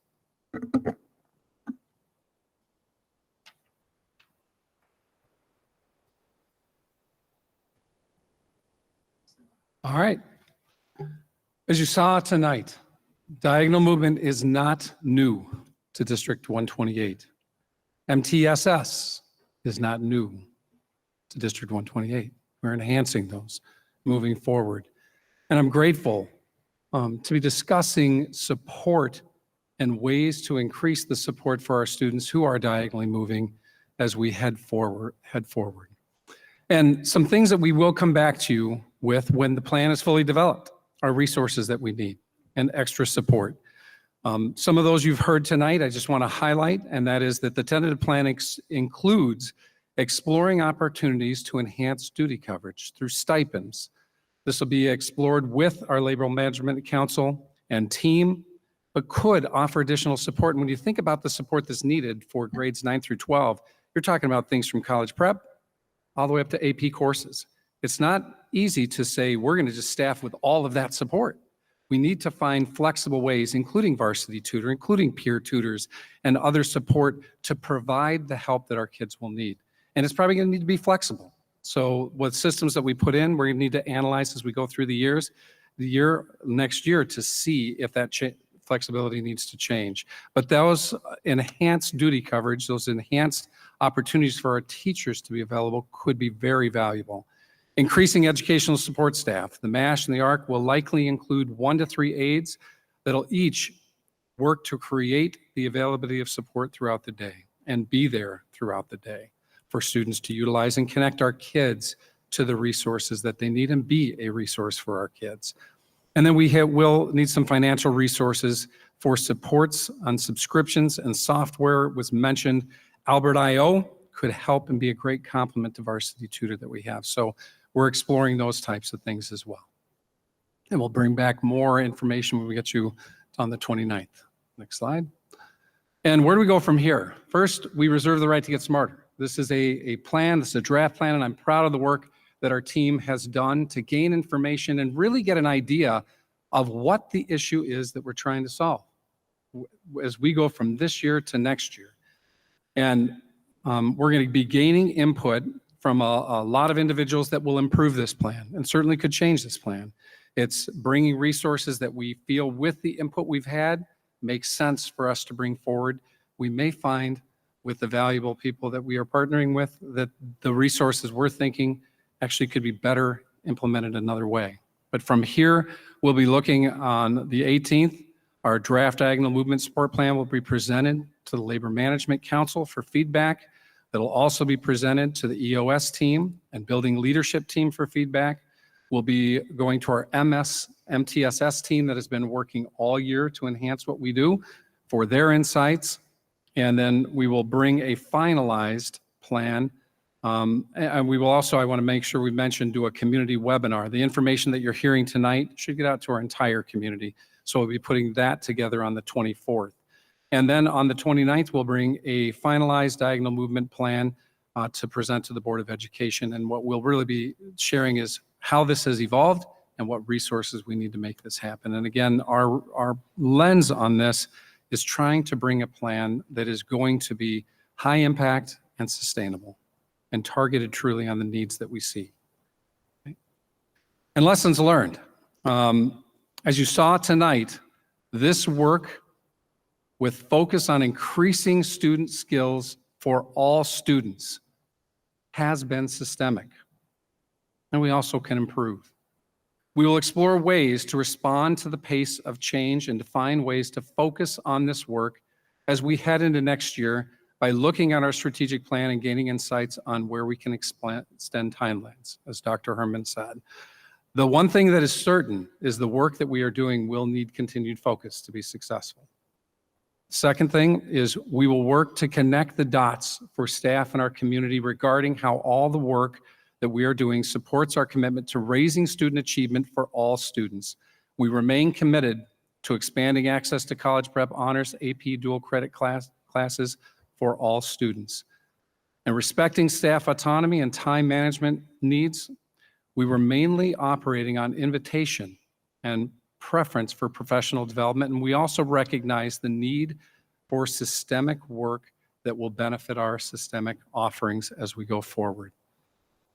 And again, you've heard tonight, we've invested in coaches that are providing support, institute days, D128 University, summer curriculum projects, and we are committed to some systemic time for our professionals to get together and continue to improve and work together as we move forward.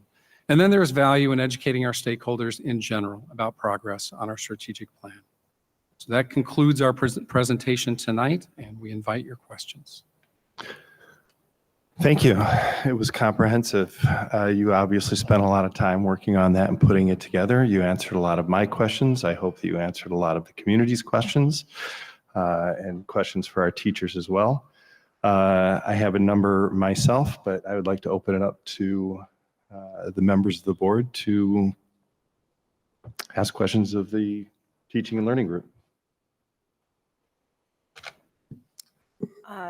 Go ahead. Mine's not necessarily a question, but a lot of work went into that, as Don alluded to, both putting the presentation together and the work that's been going on and will continue to go on and grow by so many people throughout the district, teachers, administrators. It's more of a comment, but I would look forward to, at some point in time, maybe this time next year, on an ongoing basis, some way to have an update and see how some of these programs are doing and impacting our students and impacting our student success, impacting the community, both from an academic perspective, from a the MTSS is a very powerful tool when implemented properly, and I think there's some benefits social emotionally, college career, types of things. So I would encourage us to try to find a way to schedule on an ongoing basis in the future, just to see how we're doing, see how the plan's being implemented, see where the successes are and where the challenges are, and where it might need to have some adjustments. So that's my comment. Thank you. Thank you. So I'm going to start with, I feel like it is our responsibility to know the needs of our students, and that can't happen when they arise.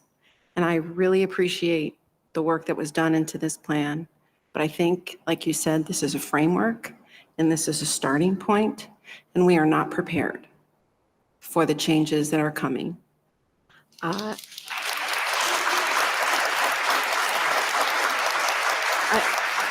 don't think this plan identifies the complexities of the kind of support our students are going to need, the actual interventions that are going to be available to them, how we're going to identify those, measure them, discontinue them when the students have met their benchmarks.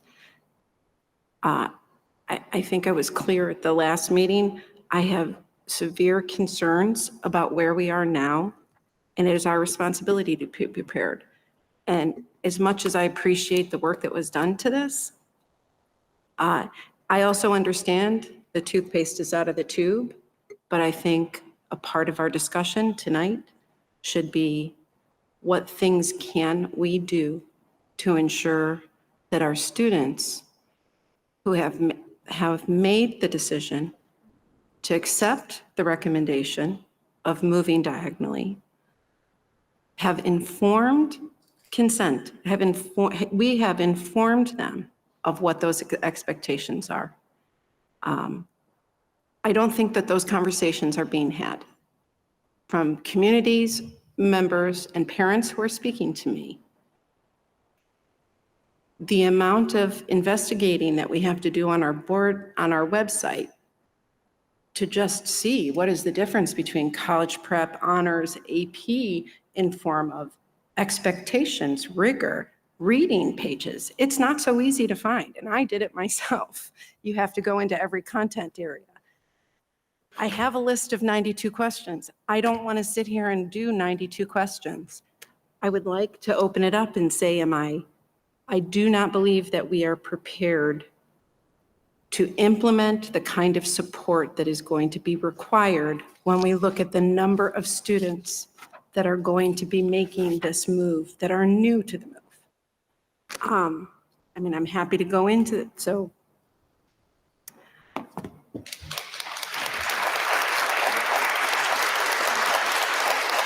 I don't say that for, I want to just have this a discussion. I think this is a concern that I have put out there for the 2 years that we've been talking about it. And as much as I appreciate how you have tried to be extensive in the framework, I can go through the framework, but what I see is not a lot of instruction when it comes to intervention. I see computer programs and using, but where do those kids go? I asked at the beginning, tell me what it's supposed, when we began talking about this, I said, what is the experience of the student? I don't see, where is the experience of the student that is struggling? Who do they go to? Who's identifying them with problems?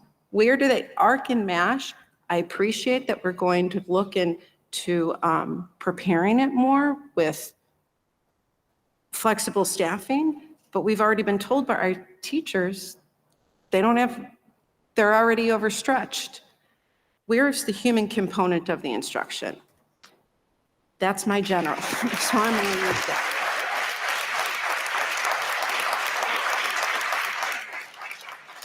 I don't know how we reverse, and I don't think we can, because like you said, I am not going to be the person to speak to the student and say, I don't think you are prepared.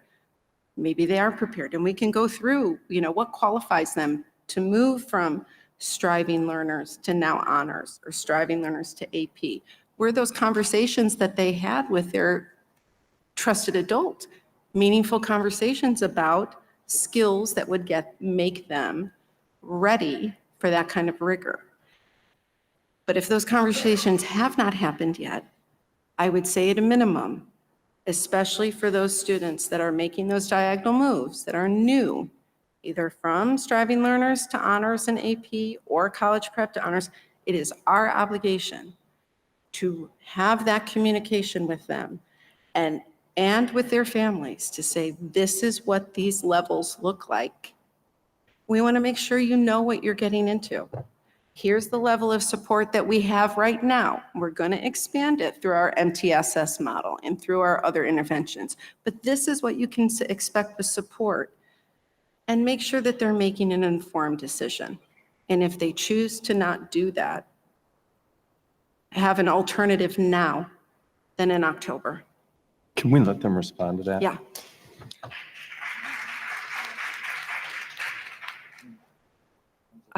Obviously, we discussed the concern that you brought up at the last meeting, and we've had conversations with the assistant principals about conversations that were had between school counselors, students, and their families. And I would let the two principals maybe give a few examples of those conversations. Well, I think, and I tried to address some of those things. So we have, I think it's, if we had our counseling team in front of us, they would be saying, no, we talked to the kids. We met with the kids. We shared homework calculators. They understood the difference. We had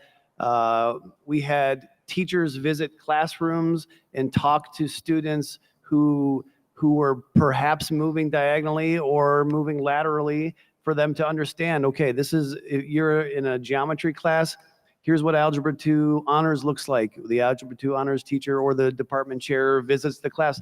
So we had the conversations. Certainly could we have more conversations, I guess. We've outlined some of the things that we'll do to communicate, but I think under the circumstances that we had relative to diagonal movement and what it looked like for us in terms of enrollment, we did our very best to make sure that in fact the kids did know what they were in for. And that's why I think when you look at the impact of the APA, and I think that's what the data was attempting to show here tonight, it's not too skewed from what normal APA kind of diagonal movement has been over the years. Yes, it's up higher. I've had conversations with certain teachers whose courses seem to have a bigger impact. And those teachers, rightfully so, are worried about their own resource and their own time and their own energy. But it's not so far out of whack that we think that we can't, with some work put together, these interventions that'll help. I think we can too, but we don't have them now. I guess that's my concern. So a different question now. Yeah. So you're talking about supports. I'm just trying to, Well, I mean, because there's so when many you- questions that we all have all at once that we're not attending to them singularly. So So you're saying the discussions were had. I'm not in that room and I have no reason not to believe, but I have heard from many parents and many community members that those discussions were not had with students. I can give you an example of a student who came from 8th grade to 9th grade. He was recommended for 4 content level team taught classes. And now because they refused and was in college prep, he's literally gone from 4 content team taught to 4 honors and 1 AP in 1 year. So I believe there is a gap in that communicating. And I don't know where the stop, I mean, I guess I would ask you to have the stopgap of where do we have that conversation? Because a part of our conversation with APA is that they can be recommended, but they don't have to accept it, right? And that is a conversation to be having with the family. The family understands what is in the best position for their child. But if they don't understand what that looks like, some of these recommendations are coming home and we know that, we've heard it from parents. My child went from striving learner to now being recommended for all honors and AP. I understand that's part of this act, but now it's our obligation to have that conversation and say, are you really ready for that? I get worried when I see that there's 50 students who are going to be in 4 honors or AP classes next year. And if I could just kind of add on to what Kara's saying. Oh, can you not hear me? No, yes, okay. Oh. Relative to the topic we're talking about, particularly with 9th graders, incoming 9th graders, those parents have reached out to me and said they really did not have the conversation of what it means for their student to be in an honors class or in an AP class. Coming from an immigrant background myself, with my first child, who is now a college grad, but when she was recommended for all honors classes, we were proud that, she got recognized for all of these academic achievements. We didn't really understand what that means until they were well into the semester. We didn't really understand the concept of a cumulative GPA and how a C in your first semester of a class can really derail your GPA if you are trying to get to a high, a more selective institution. Those conversations have not occurred with the families, or if they have, then there's still a miss somewhere, because the feedback I've received from both schools, multiple parents, is that they did not understand why their student was recommended. They did not understand what it takes for them to be successful. What does successful mean? What happens if they get a C in that grade or lower? And what's the recourse if they want to get out of those classes? If I can change one class, that may be okay, but what if I have to change 3 classes? That's not easy. It was one thing that was hammered into every parent, including myself, is it's not easy to change classes. You can drop, but change is not easy. Now, if you have multiple students that want to change multiple classes, come October, I don't know how that happens. It's always a challenge to communicate with our families in that way.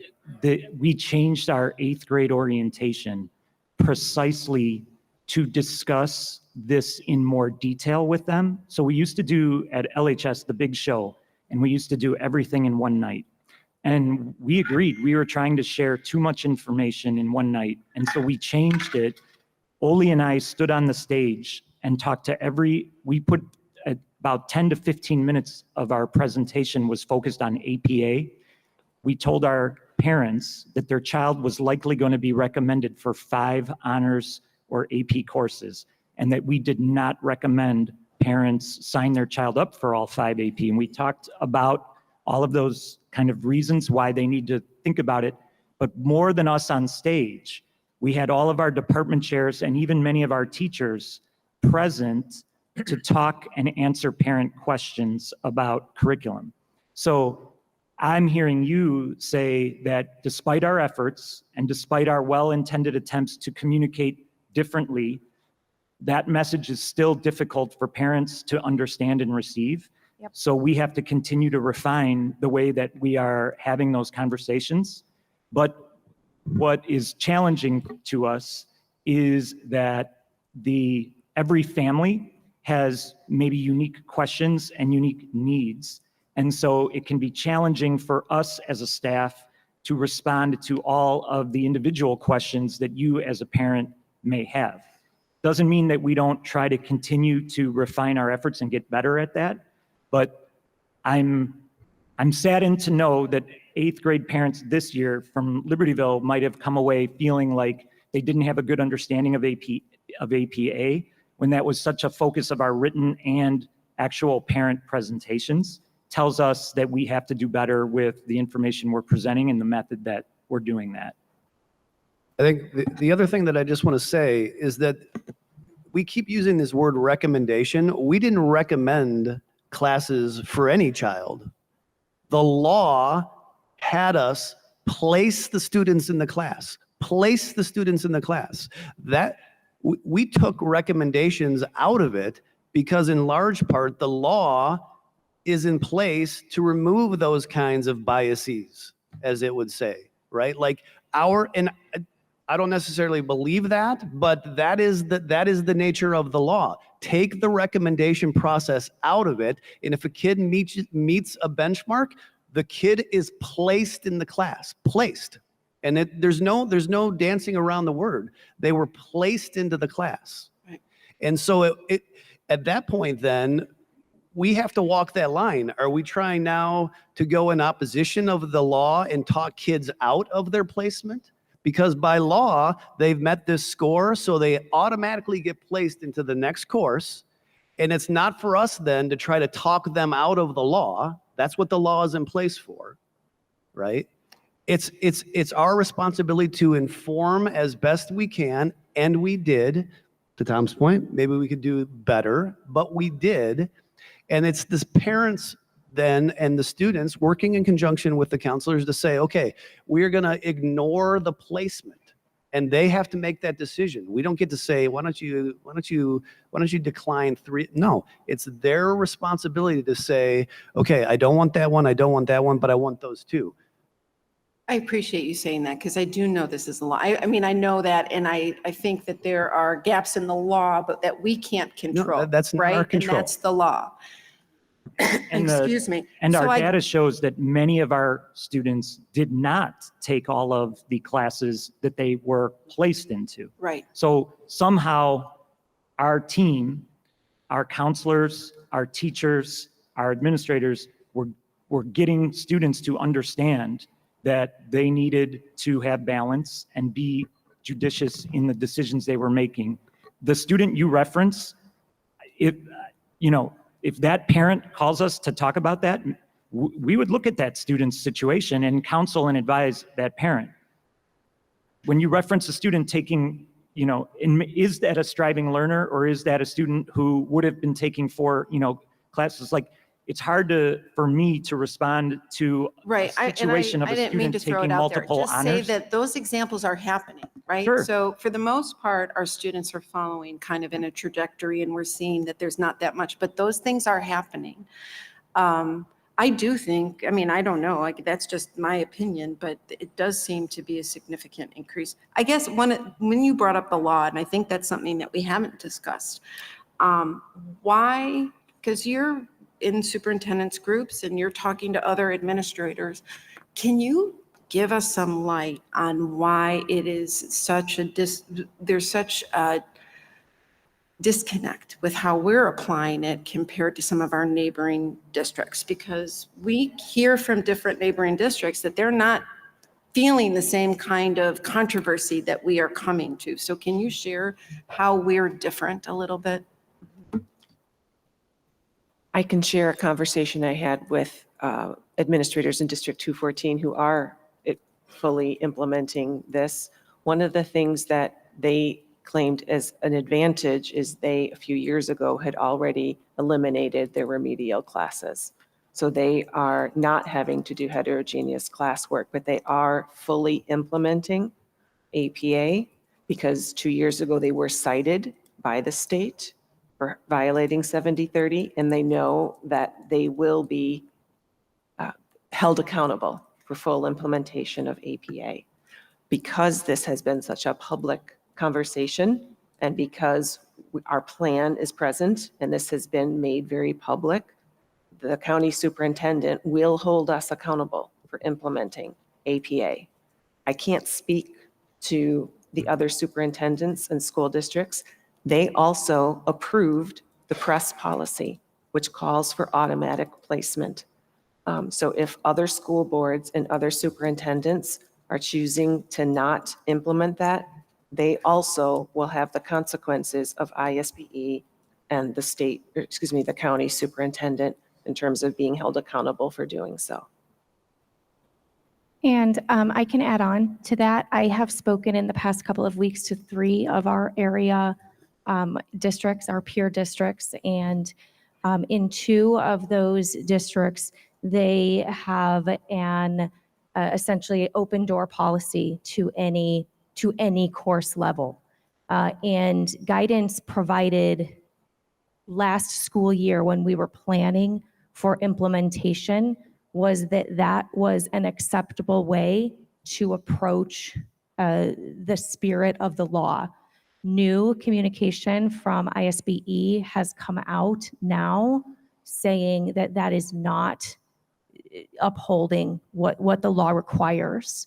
But that is what they did this time around, because they were advised that that would be an acceptable way to implement. So just in plain language, what you're saying is there were no criteria. Students are not placed in any courses. Students can choose whatever course they want to be in at whatever level they want to be in, and that's how they eliminate having to, that is how they are able to comply with APA. Is that what you're saying? Correct. In the past, that was the guidance was that was in compliance. Moving forward, new guidance says that that is not in compliance. I do not know what those school districts are planning to do going forward, but I do know what they did in their first implementation, and that is something they had in place for years prior. That those open door policies were not new, so they haven't seen the level of change that we've seen here. In those schools that had the open policy, what did their MTSS structure look like for students who might be taking on a stretch assignment?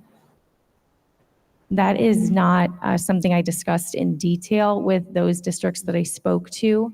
I did speak to one district who noted that they didn't have anything, they weren't expecting many changes and therefore didn't have anything extra in place. So not expecting to face huge change and therefore not making huge changes to the support structure. That was just one conversation with one district. But again, that was a district who didn't implement this in the same way we did. Right, that wasn't the question I was asking. I was asking for their existing process when they have open enrollment. What MTSS structure did they have in place to support all those students who were taking on a stretch assignment or stretch class? I can share one example, and it was a school that some of the public speakers commented on, and that would be Stevenson High School. Their MTSS model relies on tutors who are not certified teachers. So course teams can identify students who are struggling, and the course team, let's just say it's Algebra 1. First, the teachers use common assessments to see where might the student be struggling, and the teacher team themselves first tries to incorporate Tier 1 interventions, so interventions in the classroom. When that's not successful, they can then recommend students to visit their peer tutoring and adult tutoring center. It's open before school, all during the day, and into the evening. It is not staffed by certified teachers. It is staffed by paraeducators who have been trained in their curriculum to deliver both skill kinds of strategies as well as content. So for kids who might be behind in some of the prerequisite writing or reading or math skills, as well as what might be something that would be, as a former chemistry teacher, balancing chemical equations. So most high schools rely on their teachers for excellent Tier 1 instruction. And then as additional needs, having teachers have office hours or getting extra help like we normally would do as a classroom teacher. But beyond that, the MTSS structures typically are a combination of peer tutors, which is the Glenbrook model. Again, teachers at Glenbrook do not participate directly in their Tier 2 interventions. They are implemented primarily by peers. So each of our high-performing schools in our area has taken on a different strategy to provide Tier 2 interventions, but they are not delivered primarily by classroom teachers. They're delivered primarily by paraeducators with the consult of course teams or other people who specialize in that particular content area. And does that include AP classes as well? Yes. Just to add, speaking about the Stevenson model, which is one of the models that we looked at, many of those lab tutors are certified teachers. They're just not in the union. Many of them are retired certified teachers who are being paid as ESP or paraprofessional aides, but they're still certified teachers. And that is something that we'd be looking to do, is find certified teachers who are no longer in the field or have retired, but are not in our Federation of Teachers.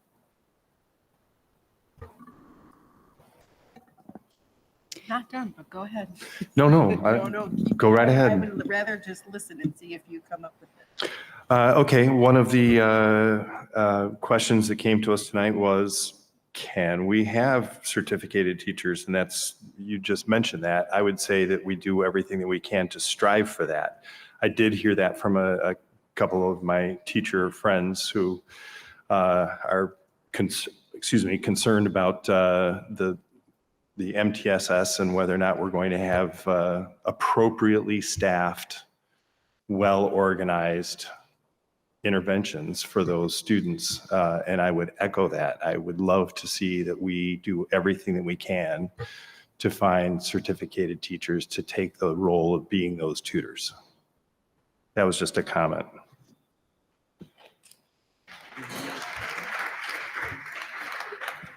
Go ahead. If I may also echo that sentiment. When we're talking about people who know their content areas best, and no shade to paras and no shade to ESP, who are absolutely instrumental in the support of our students. But when we're talking about diagonal movers and just the broader base of students who find honors and AP work to be rigorous beyond what they've experienced before, the best types of people to put into those intervention spaces are certified teachers who are experts in their curriculum, without a doubt.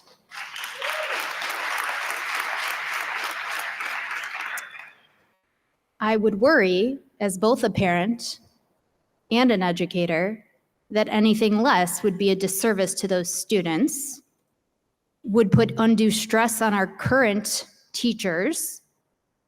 We need a crack squad of certified teachers in those spaces to handle the needs of our students. And this is an expectation I have as a board member. I just want to say I share your desire. There's a couple things. One is we have at Vernon Hills and at LHS next year, we have taken content area teachers in math and reading, literacy, English, and allocated them to our pause intervention program in a way that we hadn't been doing before. So that has significantly increased the amount of FTE assigned to our pause program to support our most vulnerable learners.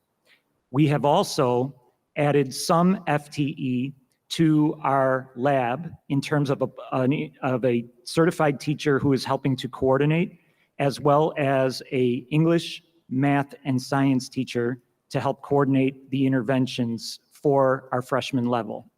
Now, we have competing values, because if you give me an unlimited budget, I will put a teacher in that MASH every single period in every single subject.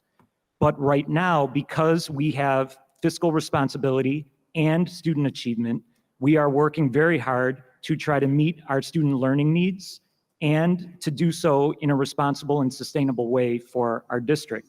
When we scale up, we have almost 2,000 students at Libertyville, and they are taking, if you just consider their 5 core subjects, right, over an 8-period day, you would need 5 core teachers times 8 periods. That's 40 people assigned to just our academic resource center alone.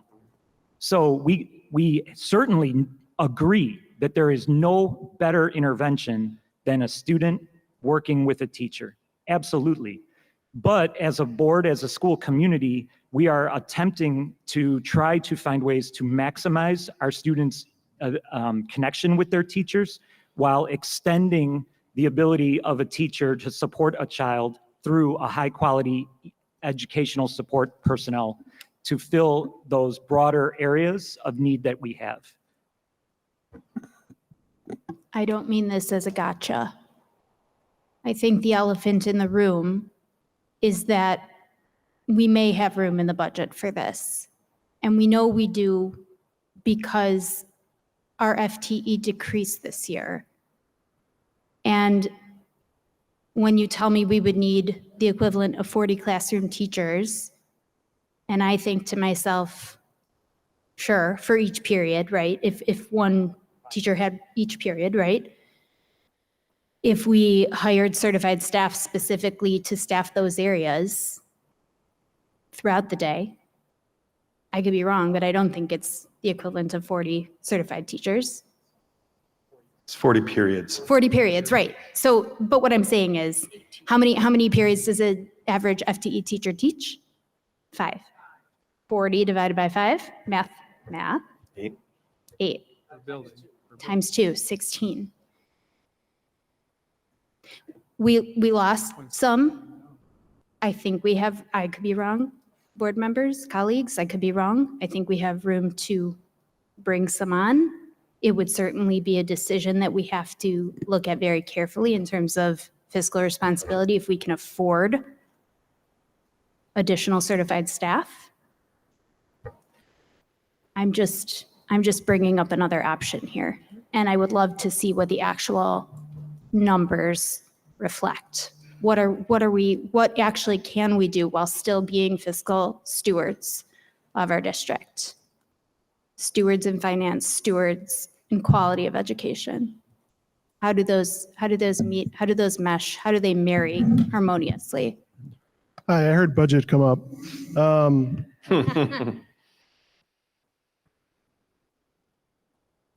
There are many positions in our district that I could foresee someone saying, certified teacher would be a great qualification to have for somebody to do that job. The reality is that school systems across the industry have realized they don't have the resources to do everything that they want to do. And you have to find the balancing act where is that right balance to employ certain types of positions to fill spots, some that you have to by law, you have no choice. Other ones you have flexibility in what you want to do. No one system can do everything that they want to do. They have to find a balancing act. And so what I can tell you on a big picture level is the same thing that I told you in February or January, was that there are not enough resources to do everything that everybody wants to do. There are not enough resources to meet every request. It just doesn't exist. I'm not here to tell you what your priorities should be. I'm here to try to tell you in aggregate what you can afford and the implications of some of your decisions. You can choose to hire teachers to do this. You can do that. Not any one decision is unaffordable. It's the aggregate of all the other things in conjunction. And so my role is to try to help all of us see the long term. In the short term, you could hire however many that number was, teachers to do that job. And my intention is not to pick on teachers. You could hire a group of people, you could hire 100 people to do this work. You could hire one-on-one aides for every single diagonal mover. You don't have the money to do that. And when you do that, you will put the rest of the system in jeopardy. 70% of our budget goes to employ the 500 or some people that are here. My goal is to never allow the district, without, I guess, being informed, to be in a position where you have to lay people off because you don't have money. I don't want that to happen.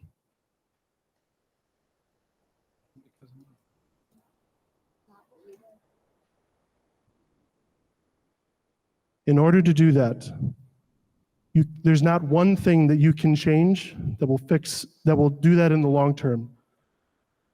So there's a balancing act. I think what the team is trying to do is trying to find the balancing act to what my understanding is what they think will work and be successful, and something that's not going to compromise this over the long term.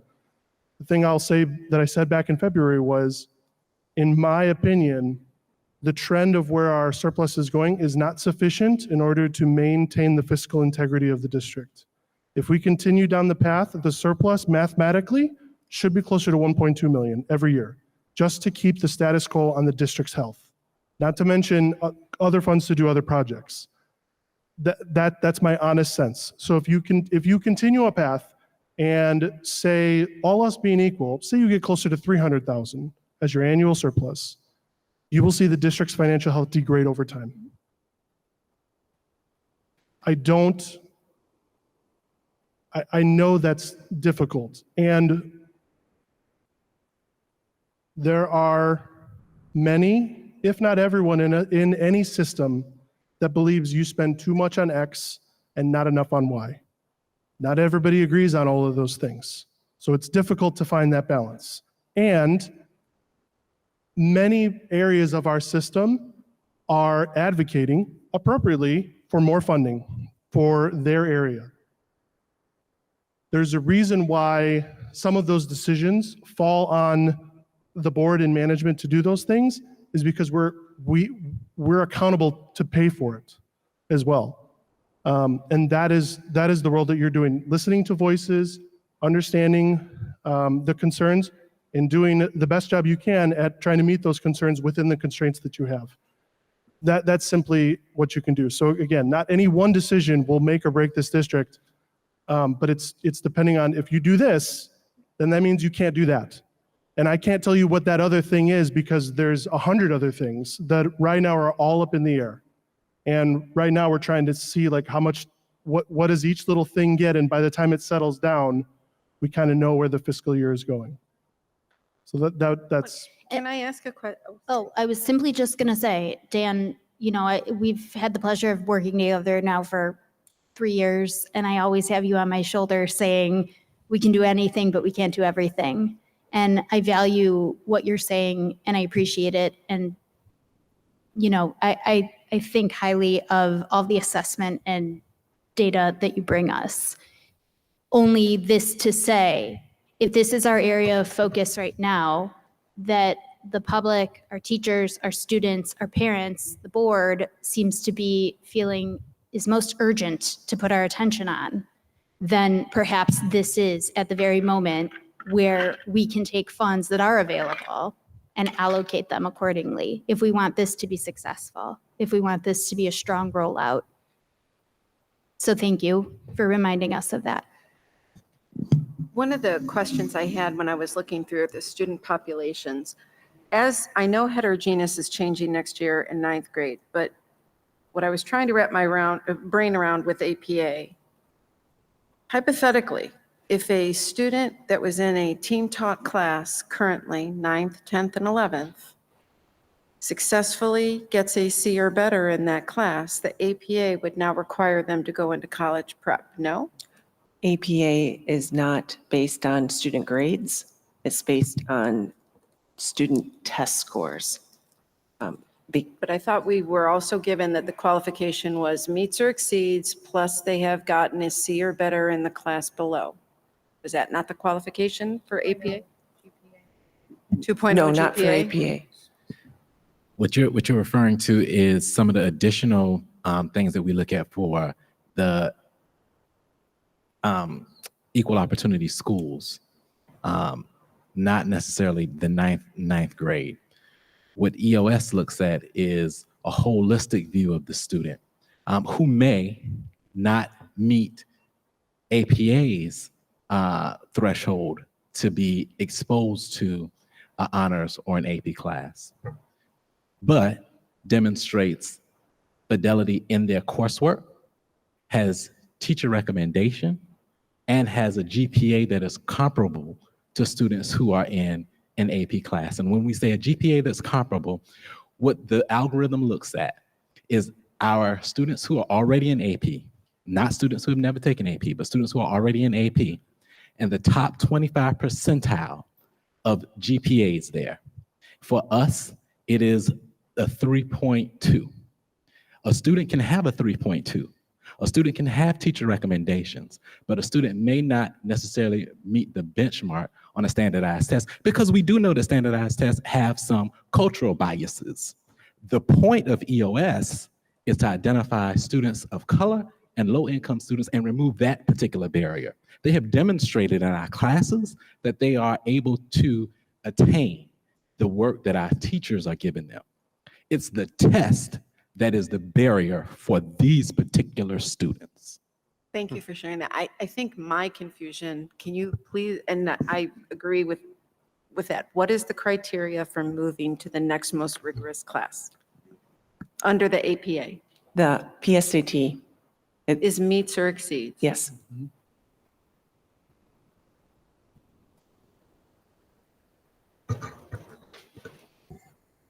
I would like to ask a slightly different area of question, and we've talked about teachers throughout this presentation.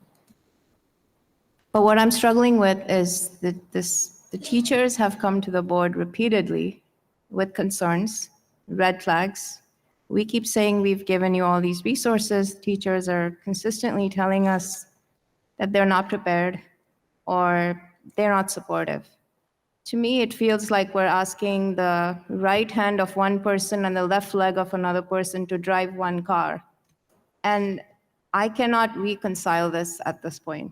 So how can we be, two questions. One, how can we be successful in anything if the entire team, which includes our teachers, are not standing and marching right next to you?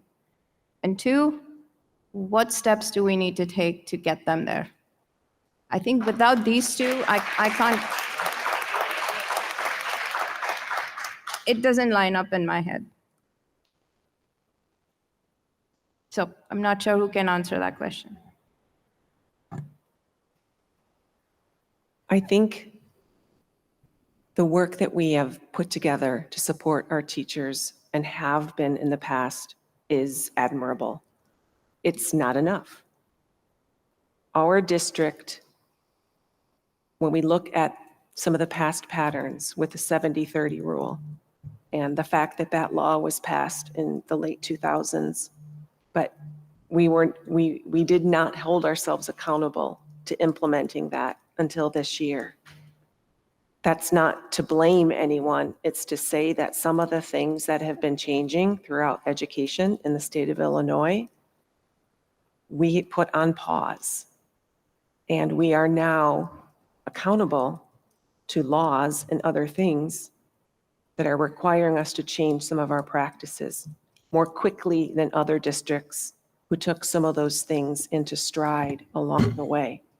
And yes, it is placing additional stress on our teachers.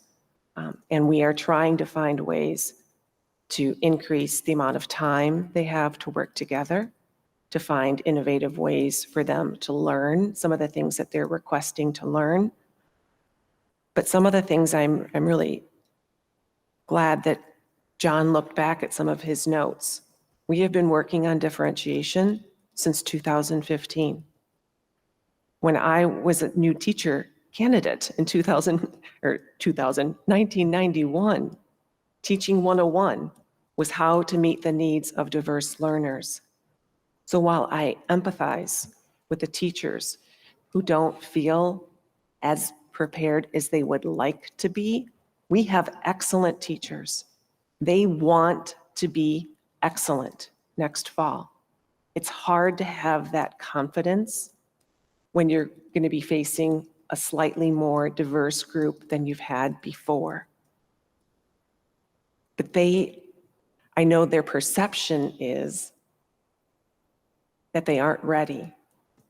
But I would put our teaching staff against any teaching staff in the state of Illinois with their capacity to meet the needs of our students.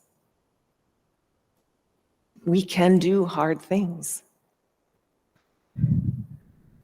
What could we do to get them ready? Because at the end of the day, right, all these changes that we are talking about, let's say, let's get past that whether we need to implement these or not.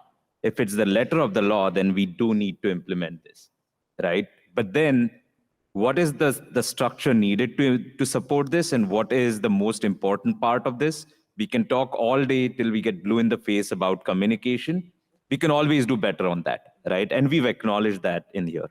But the part that is still missing to me in this conversation is that the main ingredient for success in here is the teachers being prepared to support this change, to support this sweeping change. And I still have not seen anything that addresses how do we get them prepared?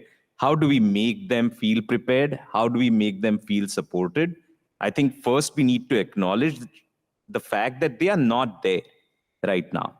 They are not there feeling supported. They are not there feeling that they are equipped to deal with this change. So I think let's acknowledge that fact and then start making steps on, this is a plan. This is a draft plan. So how do we get them there? And work really hard towards that, because without that, this is going to be very hard for us to achieve, because we can sit here as administrators saying that we want to do this, but the teachers are the ones who are going to make us successful.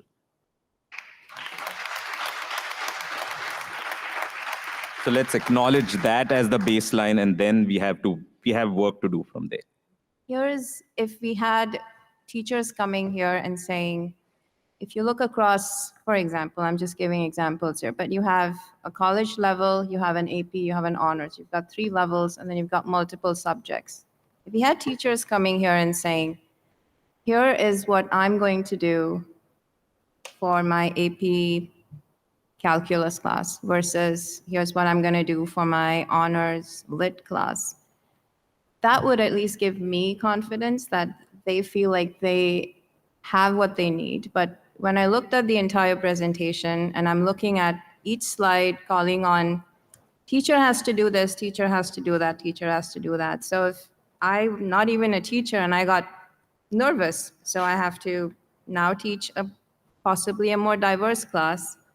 I'm also dealing with curriculum rewrite for these 9th graders and presumably working on 10th grade for next year's rollout.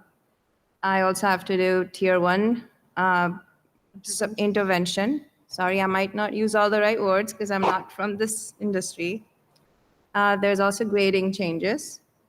I mean, the list keeps going. How can one person at one slice in time do so much and still be successful?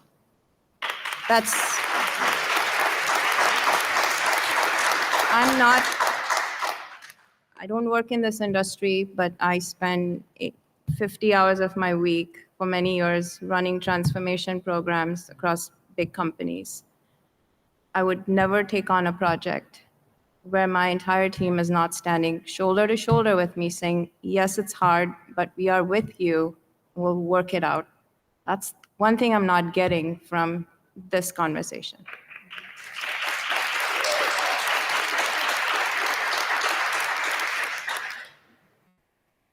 Let me know, I can speak for myself. What can I do as a board member to help this situation out? But to me, this is too much of a red flag.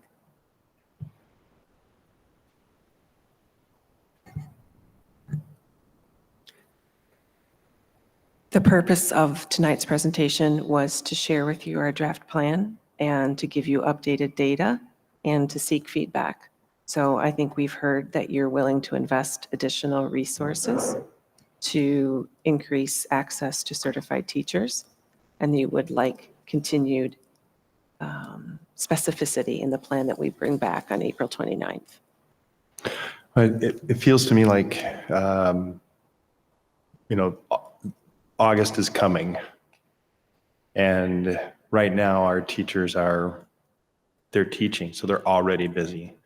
So then the training that we're doing to get ready for that really falls to the summer. Not all teachers are available during the summer. There were a number of times where I did summer curriculum work, and I think that I found it very valuable. There was on page 4, I think under the teachers chart, it said D128 will support expanded staff requests and target development needs that align with and significantly support our strategic plan, such as D128 Summer University. What does that mean? Like, what does that look like? Well, what that currently is staff members and administrators have been able to submit different professional development opportunities that teachers and staff members in the district can sign up for during the summer to grow and expand and deepen their knowledge and their skills. So some of those we could potentially bring in an outside expert to teach a course.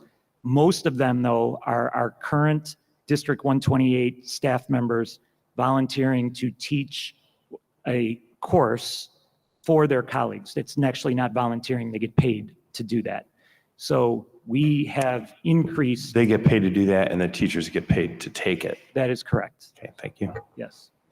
So they, in the past, there could have been requests for D128 Summer University that were not approved due to the budget and the resources available.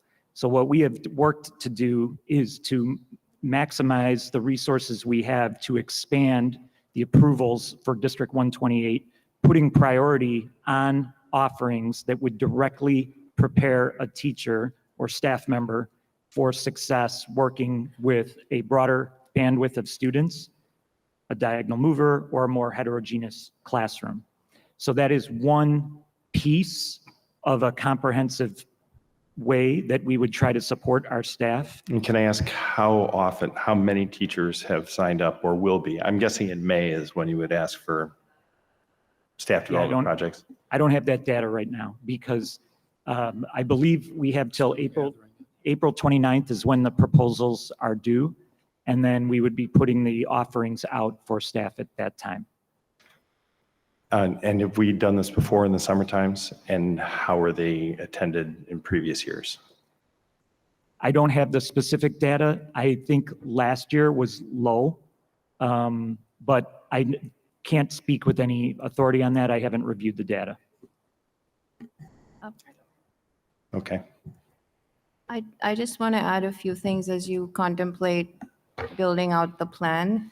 One absolute key feature of every good plan is a plan B and an exit plan, no matter what it is. So what happens if the teachers, you don't have enough teachers sign up for these classes? What happens? What happens if you have a large volume of students who decide they want to come down to an easier class? What's the plan for that? These are all plans that I would like to see, given that we are really very much cutting this really, really close right now. Because you're talking about bringing the final plan at the end of April. You have 1 month left and school year ends. That is uncomfortably close. So you have to have very solid plan Bs in each of these areas.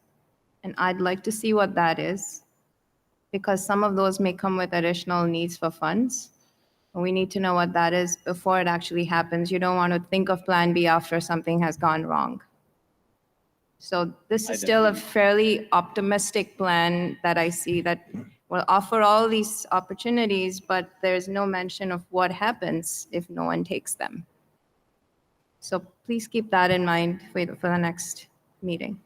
I agree with Sonal. I mean, in the industry that we come from, it's called a rollback plan, where if you can't make that change or there's too many red flags or too many things happening that we aren't able to keep up with that, what's our backup plan? What's our plan to change and address all the fallout that comes from that? I'm not saying that happens, but we need to be prepared for certain scenarios and educate ourselves what's the impact of doing that and who needs to be involved to making those decisions and what are the decisions to be made.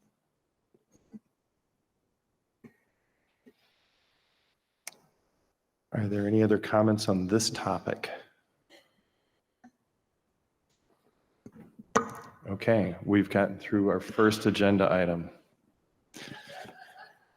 So now we are for discussion going on to 3B, board policies first reading. I would just like to say that we have recently redone all of our board policies. If anybody here has a specific question about one, great, but if not, our first reading is both this meeting and our next meeting, and we could shelve this for now. Great. Yeah, so this is, yes. Again, this is our first meeting. You have a first meeting at your board meeting, April 29th, and then a second reading in May. Okay, so can we move ahead with this agenda item? Yes. Like go past it? Yes. All right, let's go on to educational tours. Yeah, we have one tour that is in front of you tonight. It is a tour to France. You see the price that is there for $5,473 per student or guardian. With this type of travel, the insurance that we require for trips can only be 48 hours. So sometimes we try and get 24 just to notify you that these travel agencies set that time at 48 hours. We are making sure that's part of the trip, but that will be the expectation for that. And the individual planning this has done a nice job. It meets all the other expectations that we have as a district. And to the French teachers, je parle français un petit peu, so if you need someone, Just, I'm offering. We'll pass that. All right, so let's, yes, do we have any questions about the educational tour? And for some reason, I'm not moving forward. Right, that'll be part of the consent vote agenda. Okay. Employment of employees, right? These are regular employment of employees on our regular timeline, some hires and some resignations. And then these will go to the consent agenda at the April board meeting. And are there any questions regarding that? Very good. Let's move ahead to the annual education support staff report. So if you recall back in March, we did our certified staffing report. And so following that and following the sectioning for our students, we met as a team to review our ESP staffing for the 24-25 school year. And so let me review our recommendations for the staffing. First, in special education. In special education, our staffing is based on students, their needs and programmatic needs. And so our recommendation is at LHS to decrease 2 ESP aides in special services, Vernon Hills, no change, and at transition pathways to increase 1 ESP. Staying in that same department, we are making another recommendation. We currently, we have a position at the district office that's a student services administrative assistant. It's a 12-month position.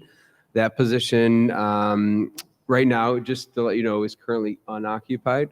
We had a recent resignation. That position provides shared support to the buildings for student and services and special education, 504, home hospital, therapeutic placement.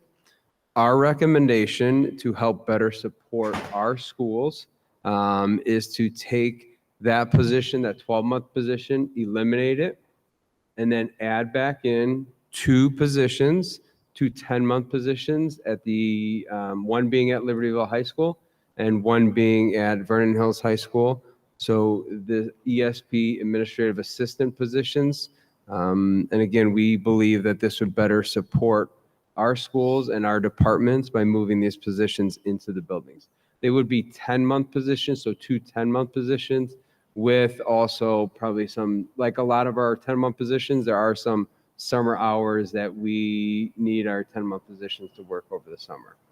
So that is our recommendation. There would be no person affected because again, there was a recent resignation and that job is posted, but we would be making this recommendation and then changing that posting to have 2 positions, 1 at each school. So just to be sure I'm clear, you're recommending redeploying a district position and transferring it to the buildings? Correct. Okay. Moving on to really in the pause and kind of the lab areas. Again, the pause, this area is staffing is based on students and our programmatic needs. You saw our student and programmatic needs drive the certified staffing back in March. So looking at our pause, teachers, looking at our support that, and I think John Gilliam mentioned, the support that we had in numeracy literacy in our pause at both buildings. And also the support that we had with English, math, and science of having a certified staff member help to facilitate those programs in both those buildings. So there was already an increase in certified. Looking at the programmatic, we would be looking to, the way the new program is, a pause aide position would be eliminated at each building. So Libertyville High School does have somebody in that position. Vernon Hills does not have somebody in that position. But then our recommendation is, as we talked about, to increase 3 of those lab positions, math, science, and English. So that'd be 6 additional positions across the district to help support our students. And then our last recommendation is to reduce our world language lab aid at Vernon Hills. We had discussed this previous years. We eliminated this position at Libertyville before. We brought it up last year, and then this was our last year of that position at Vernon Hills High School. Do you think these recommendations or requests might change as our MTSS model is kind of expanded? So there, if you're looking at would there be increases, there could be increases. Just similar to if there's changes over the summer in student schedules, we increase certified staff if we need to, and we did that this past year in some of our classes. And so if there are additions, then we could possibly come back with a recommendation to add ESP staff. But I just want to clarify, this staffing plan does not include some of the draft plans that we presented to you tonight. So that would be in addition to what Bryant has prepared. And we will make that very clear at the April 29th meeting, what the initial staffing recommendation was based on student course request in general, and then the additional staffing we think we need to support diagonal movers. So the 3 pause lab aides for math, science, and English, isn't that a part? That was of what from the 9th grade, because we did know the number of students who were placed. Again, pause is a class where students have to give up an elective and be placed in that class. So we knew those enrollment numbers and those recommendations earlier because they were placed in the intervention classes. Others, the parts that we've been talking about tonight, the diagonal movers, we didn't know those until the kids made their choices, because those weren't placement based. Those were student choices that they made. So our freshman plan was, we developed that in January and February, because we knew which students' scores required that they be placed in pause, where the plan we've been discussing tonight came to you after March, because we needed to see which courses and how many students were going to accept the automatic placement or choose to deny the automatic placement. So we've been doing this in 2 stages based on the information that we have for student enrollment. I have one question about the Vernon Hills, I think, language lab. I kind of remember there being a lot of discussion on this, and one of the actions may have been taken, but I cannot recall, was finding out if it's been successful at LHS, which I kind of remember that it wasn't. So can you kind of jog our memory about where that entire discussion landed last year as it pertains to language labs? Sorry, I should have asked this question before, but Yeah, I think it's a fair question. The teams, you're right. This time last year, we were having a lot of discussions about our world language lab. And if you recall, Libertyville had gotten rid of their language lab some years before. Vernon Hills still had a language lab. And in fairness, the teachers at Vernon Hills were still asking to keep that lab. And our decision last year was to keep that lab for another year. And then this year, have teacher teams work with department leaders to do investigation, to do some sandbox with some of the software that's available to take full access and advantage of the one-to-one solutions that we have with students, so that they could be doing the work that is done in a language lab in their own instructional environment in the classroom. So those departments have worked all year to figure that out and have come to a solution. I don't have it in front of me right now, but they've decided on a tool. That tool has been allocated in our budget. Dan was actually just recently working on a contract, trying to determine if we could do a multi-year contract or a single-year contract. But so, fair question, and we've kind of done our due diligence to find a solution for that. Okay, so it's the department, they've done the diligence and they've said, here's what we need to offer the services to our students. And based on that, we're making this decision. All right, thank you. Is there anything else on ESP? Okay, moving on to the Title IX audit for our extracurricular activities. Yes, as part of my position, I oversee extracurricular activities for the district. Over the years, we perform our own internal self-audits. So that would be utilizing information from the National Federation of High Schools.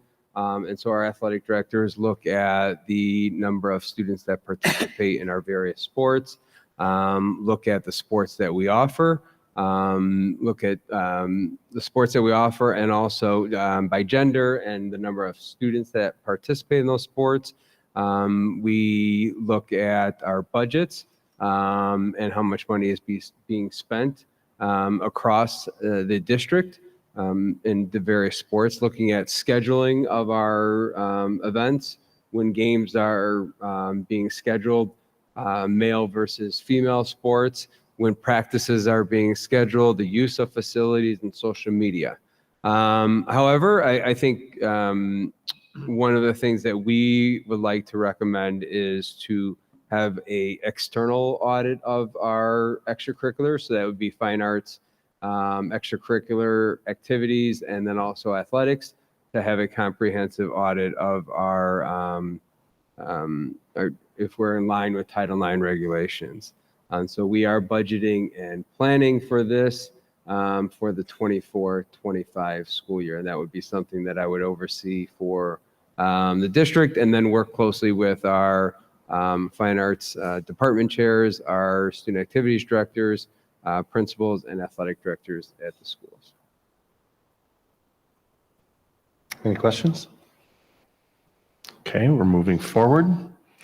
The consolidated district plan, this is something that's filed every year. Thank you for taking up that mantle. Absolutely. And thank you to our team. Well, we have a fantastic team. I worked with Kelly and Dan on this, and as you know, this is required to be put in place by ISB. It reflects on our needs and then things we're going to be doing with the grants that we apply for to meet those needs. And we have 6 federal grants that are included, and Title III has been added to that this year. There are 2 different components of Title III, and we were encouraged by ISB to apply for both. We have done that, and now we will learn what we qualify for as we move forward. But the consolidated district plan is put in place to basically allow us, once it's approved by our board and approved by ISB, then it allows us to actually apply for the grants and get funds. So it is a comprehensive document that has been updated to represent where we're going next year. And I will say super hard to read, but you expand. There are limits to what, because we have to use Their iWAS form. and ISB to print this out. It generates it, and it generates it as you see it. If there was another way we could do it, I would. We've learned to I would adapt. help you with your evening reading to help you sleep by getting that bigger. Is there any, I mean, are there anything within the document that could be expanded for what we're trying to implement as far as the APA? That's a good question. I think the things that we have utilized in our title grants, it's really Title II that is going to support that. So some of the information in there is helping support that as we move forward. Title III as well, but very specifically to our EL students. But in terms of these grants for our district are not huge grants. So they're not the kind of thing that's going to pay for 16 teachers, to be implemented. But they are things, like I said, in Title II that helps, Title III that helps. It's focused help on for our students. Okay. Moving on to the exploration of sustainability policy at D128. gets So to take again, this was a request made to the board Yeah. by students who sent a petition and asked for the board to consider this in the future. I realize that tonight's meeting, we might not have time to give it its full due, but I did want to make sure that students understood it was received and that the board will consider it at a future meeting. Yeah, I have to admit, I did not read the 80-page policy for this meeting, so I'm glad that we're going to give ourselves some time. Okay, moving on to the 24-25 proposed committee and board meeting schedule. It looked very normal. I know there was a question about the November 11th date was one particular question, whether that could be moved to November 18th. I think when we looked at the calendar, it's usually based off of when Thanksgiving and when the III conference is. I Right. still think it could possibly move to November 18th because the III conference is later that week. Yeah. So they're. I like the idea, since we have enough Mondays in November, Mhm. separating the committee meeting by 2 weeks from the board meeting. I think it gives this team more time to prepare. And since it's not the week of Thanksgiving and it's the Monday, it's almost a week before the III conference, it seems like an option. So if we could consider that. And we'll look to see, make sure there's no other conflicts, but Sure. we can, I have that marked down. And I had the same question for the December board meeting as well. We have it scheduled right now to have our committee and board meeting on the 9th. And I am suggesting we consider moving the board meeting to December 16th, primarily, not just because it gives us a chance to separate them, but in case there are action items that come up prior to the end of the calendar year, it gives us one more meeting to take action on things that might need to be attended to before winter break. I think those are excellent suggestions. This was a rollover of our historical calendar, but I think you're right in looking back at some of our December decisions. It would have been nice to have more time. Sometimes those triple meetings are, it's better to separate them, have time to work on the topics and then come back and revisit. So I agree. I think it would be helpful to also add when we have the budget discussions, even if there's a little asterisk here that shows when the budget discussions take place in summer during some of these. You mean the special meetings? Yeah. Like we have to approve the budget.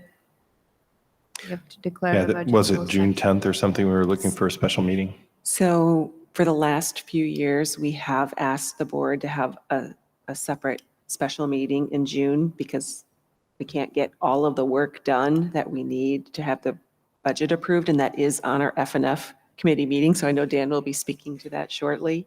But again, that is a historical pattern for the board to only have one meeting in June and one meeting in July.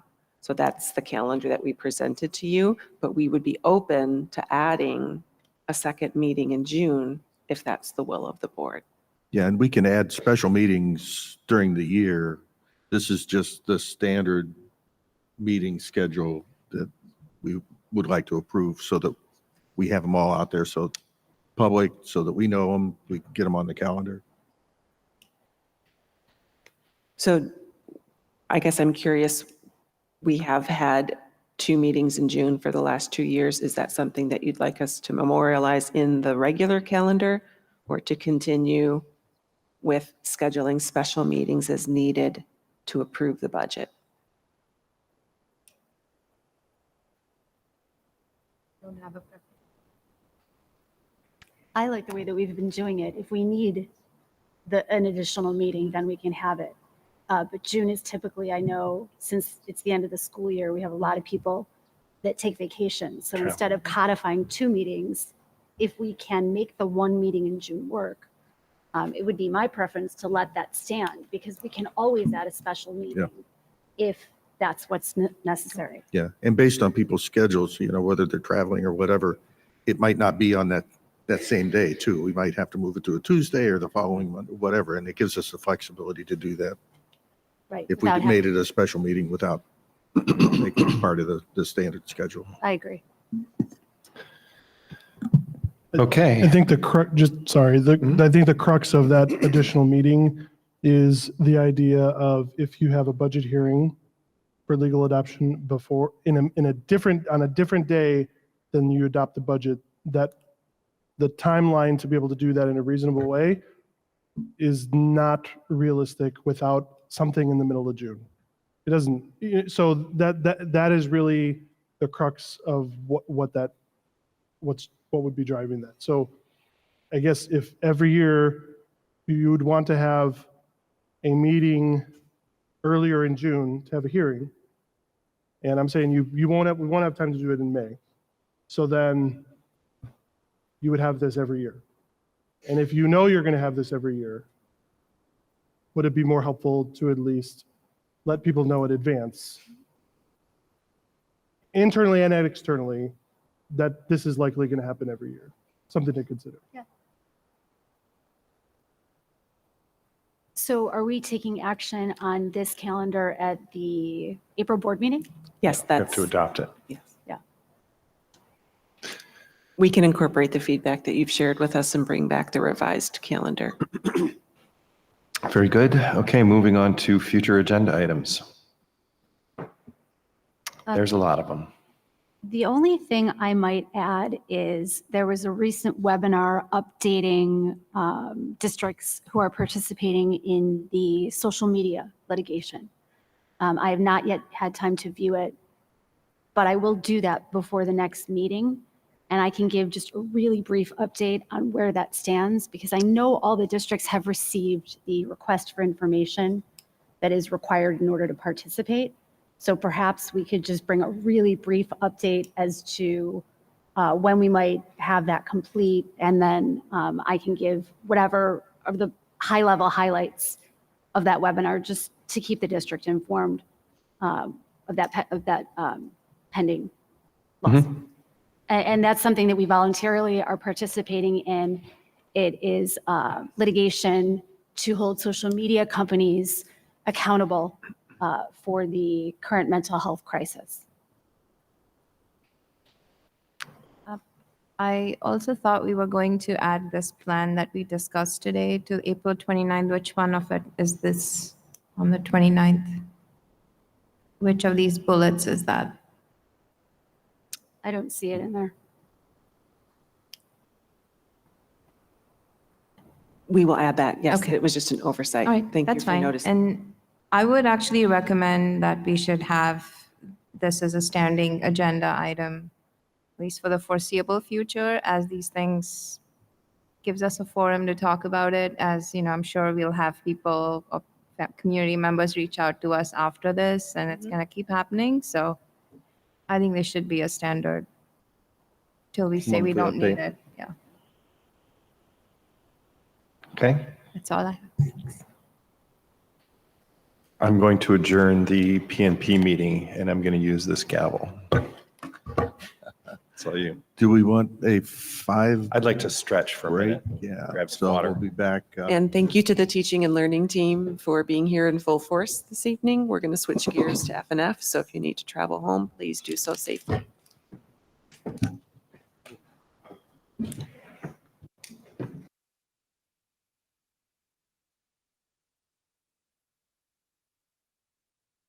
Program and Personnel Committee meeting adjourned.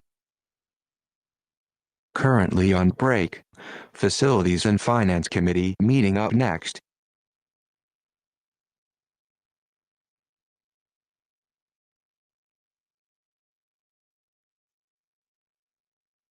Currently on break. Facilities and Finance Committee meeting up next.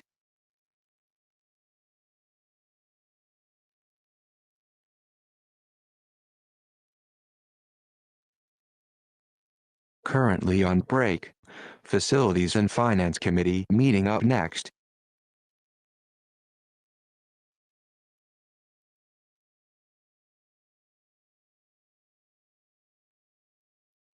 Currently on break. Facilities and Finance Committee meeting up next.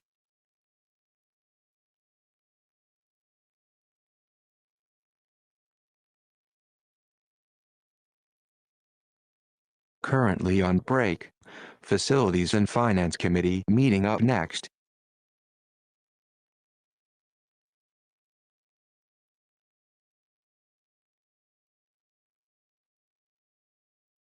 Currently on break.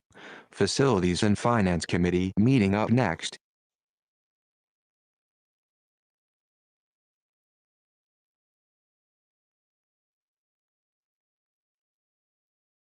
Currently on break. Facilities and Finance Committee meeting up next.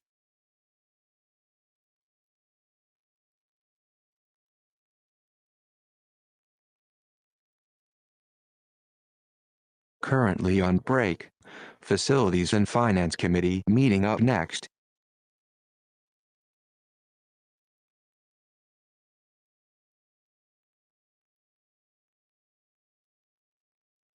Currently on break. Facilities and Finance Committee meeting up next.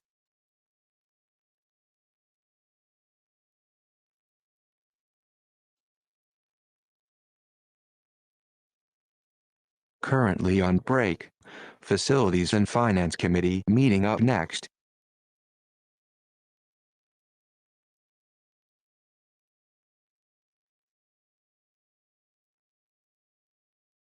Currently on break. Facilities and Finance Committee meeting up next.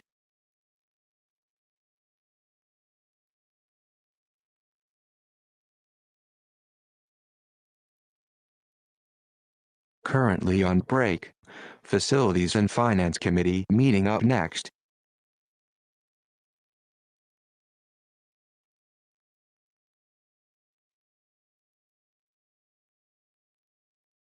Currently on break. Facilities and Finance Committee meeting up next.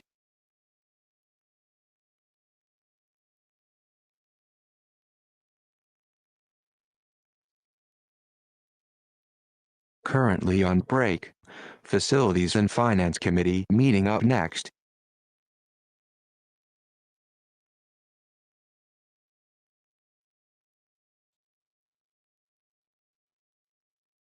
Currently on break.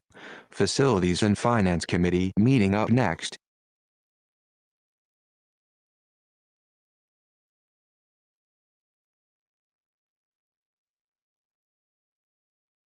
Currently on break. Facilities and Finance Committee meeting up next.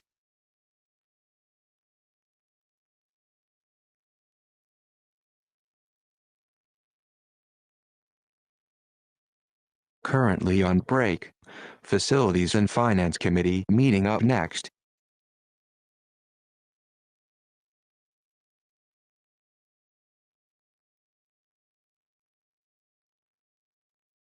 Currently on break. Facilities and Finance Committee meeting up next.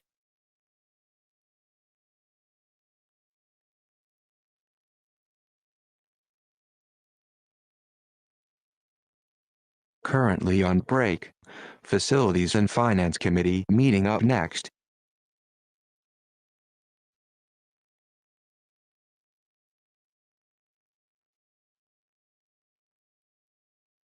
Currently on break. Facilities and Finance Committee meeting up next.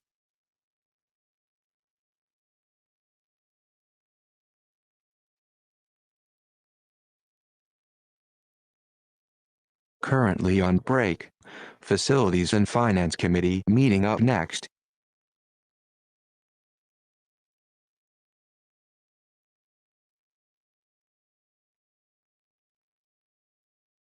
Currently on break. Facilities and Finance Committee meeting up next.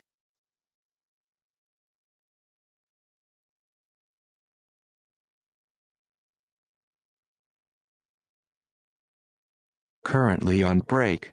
Facilities and Finance Committee meeting up next.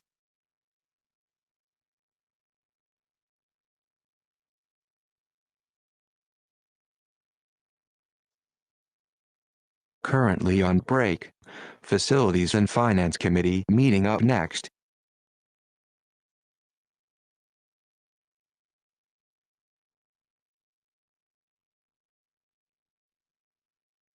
Currently on break. Facilities and Finance Committee meeting up next.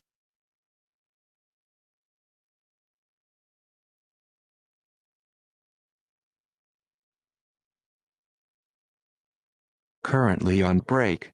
Facilities and Finance Committee meeting up next.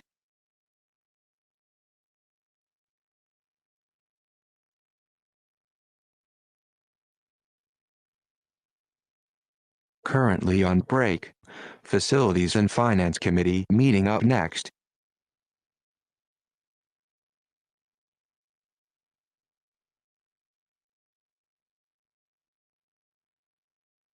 Currently on break. Facilities and Finance Committee meeting up next.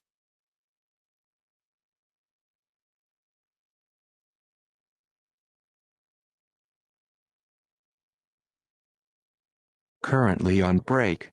Facilities and Finance Committee meeting up next.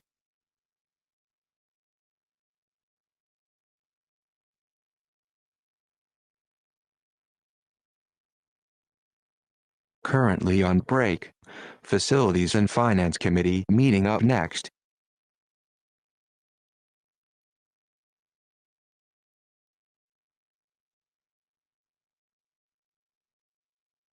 Currently on break. Facilities and Finance Committee meeting up next.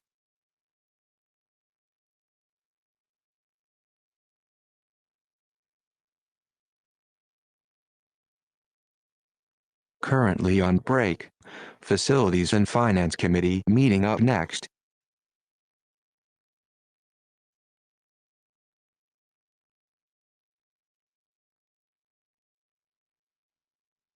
Currently on break.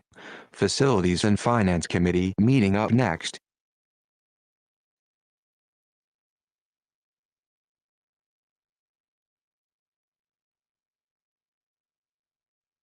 Currently on break. Facilities and Finance Committee meeting up next.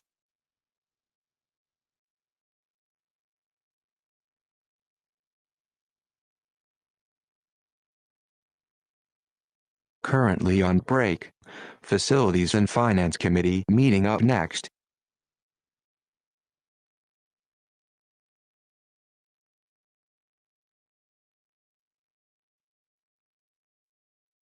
Currently on break. Facilities and Finance Committee meeting up next.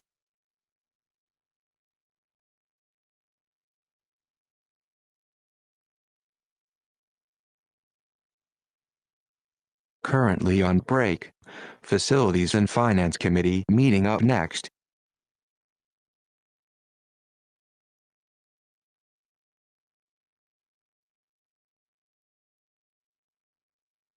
Currently on break. Facilities and Finance Committee meeting up next.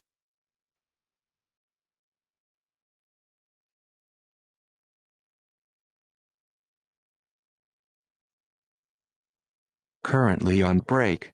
Facilities and Finance Committee meeting up next.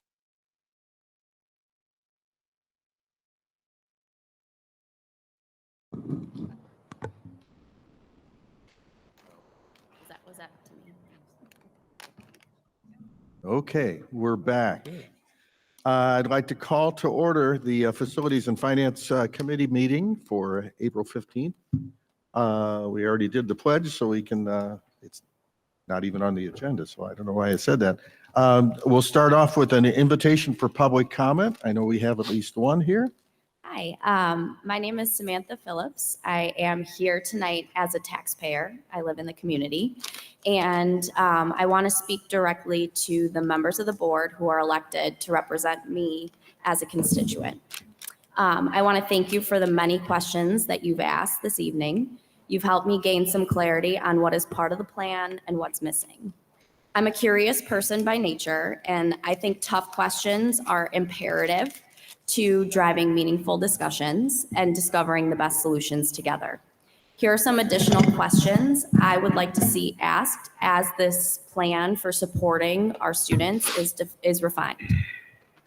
Knowing how to differentiate and creating the materials to differentiate, sorry, this echo is so bizarre.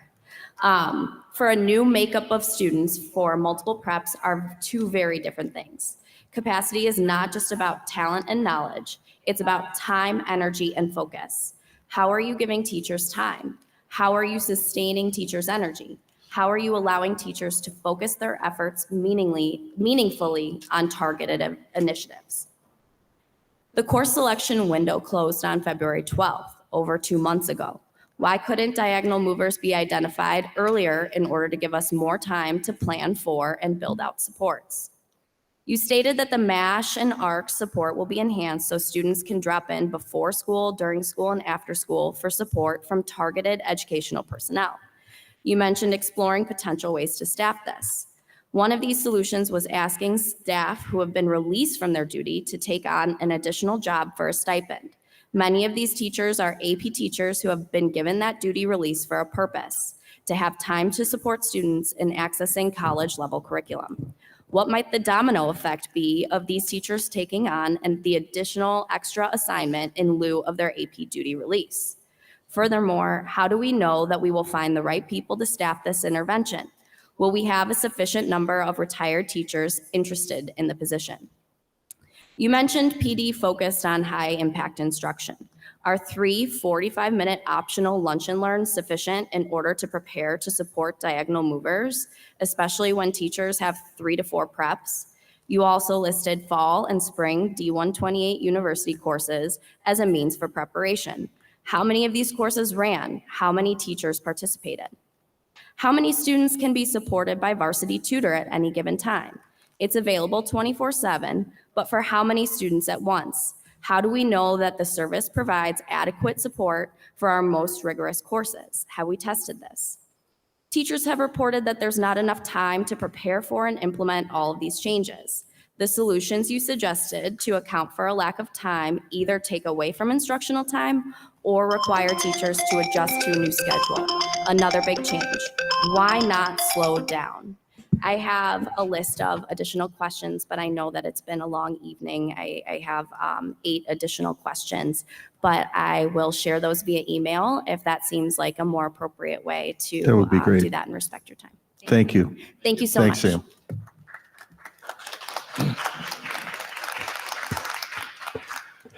Anyone else want to address the Facilities and Finance Committee? Okay. Hello again. It became apparent tonight that the plan for support for the kids is not in the plan. We can't hear you. Yeah, you got to get right on that microphone. Hello. All right, Yeah. the plan that I heard tonight is the kids' support is going to be out of the classroom, not in the classroom. So it's going to be up to the students to go to an ARC or the MASH to get some of that extra support. Doesn't make a lot of sense. Another thing, you know, we're allowed 3 minutes here, but we just sat through 3 hours of just, and you guys have the longest board meetings. I've been to D220, 73, 68, 70, and you guys have the longest board meetings. Just go online and look. Yours are the longest of anybody's. You guys got to stop this. It's getting ridiculous. You're boring people to death. Okay, referendum. There were supposed to be community engagement meetings that you posted publicly in one of the recent board meetings. People went to the meeting on Saturday at Vernon Hills High School, and there was nothing there. You guys communicated nothing to the community about it. Also, when you talk about finances, Dan, where to cut things, I think this half of the tables over here was over $2 million in salaries. Also, you need to get this fixed, this echo. You guys should have done a little beta before you started. $2 million in salaries over here. So, you know, when you want to start talking about, you know, where you're going to find money, you have 250 teachers and 280 administrators and staff, which, if I'm not mistaken, Ms. Herman gave a 10% raise last year too. You have one of the highest staff administrator ratios in the state, if I'm not mistaken. Maybe you need to start taking a look at head count in that area, not at the teacher level, and bring back the teachers in. You also hired, Ms. Herman, 2 new assistant superintendents that are AWOL and not even in the district. One of them can't even come on the property. She's banned from the property from what we saw in the FOIA request. And That alone was probably a $400,000 mistake on your part. And then where's Bowen? She's been AWOL for a couple months. How much is that costing us? So again, there's all these costs that have been incurred by bad personnel decisions and bad decisions that are being managed by the superintendent. And then, we FOIA'd Mr. Wegley's payroll stub. It shows $850 an hour is what it shows on the payroll stub that Mr. Bryant Kelly sent us in our FOIA request. If that is the case, that's a $1.7 million annualized salary. But we realize that's probably a big mistake on your part, but it just goes to show kind of the chaos that you guys create around here with information. It didn't even get correct. It literally says hourly on it, 850 and number of hours, 10. So again, you guys are so loose. You need to practice better fiduciary and financial responsibility. And Mr. Mattson and Mr. Carmichael, it's hard not to recognize that you two guys say yes to about everything. Thank you. Anybody else wish to comment? Okay. Thank you for the long meeting. First of all, I agree with John about the sound system, but I'm pretty sure this is probably a last minute thing. So I like to take time out to recognize the audio and visual people to pull this off. I think they did a pretty good job. Don't you guys think so? Yeah. Last minute. I also like to thank Libertyville High School because apparently I'm pretty sure they gave up their gym for them to set this up.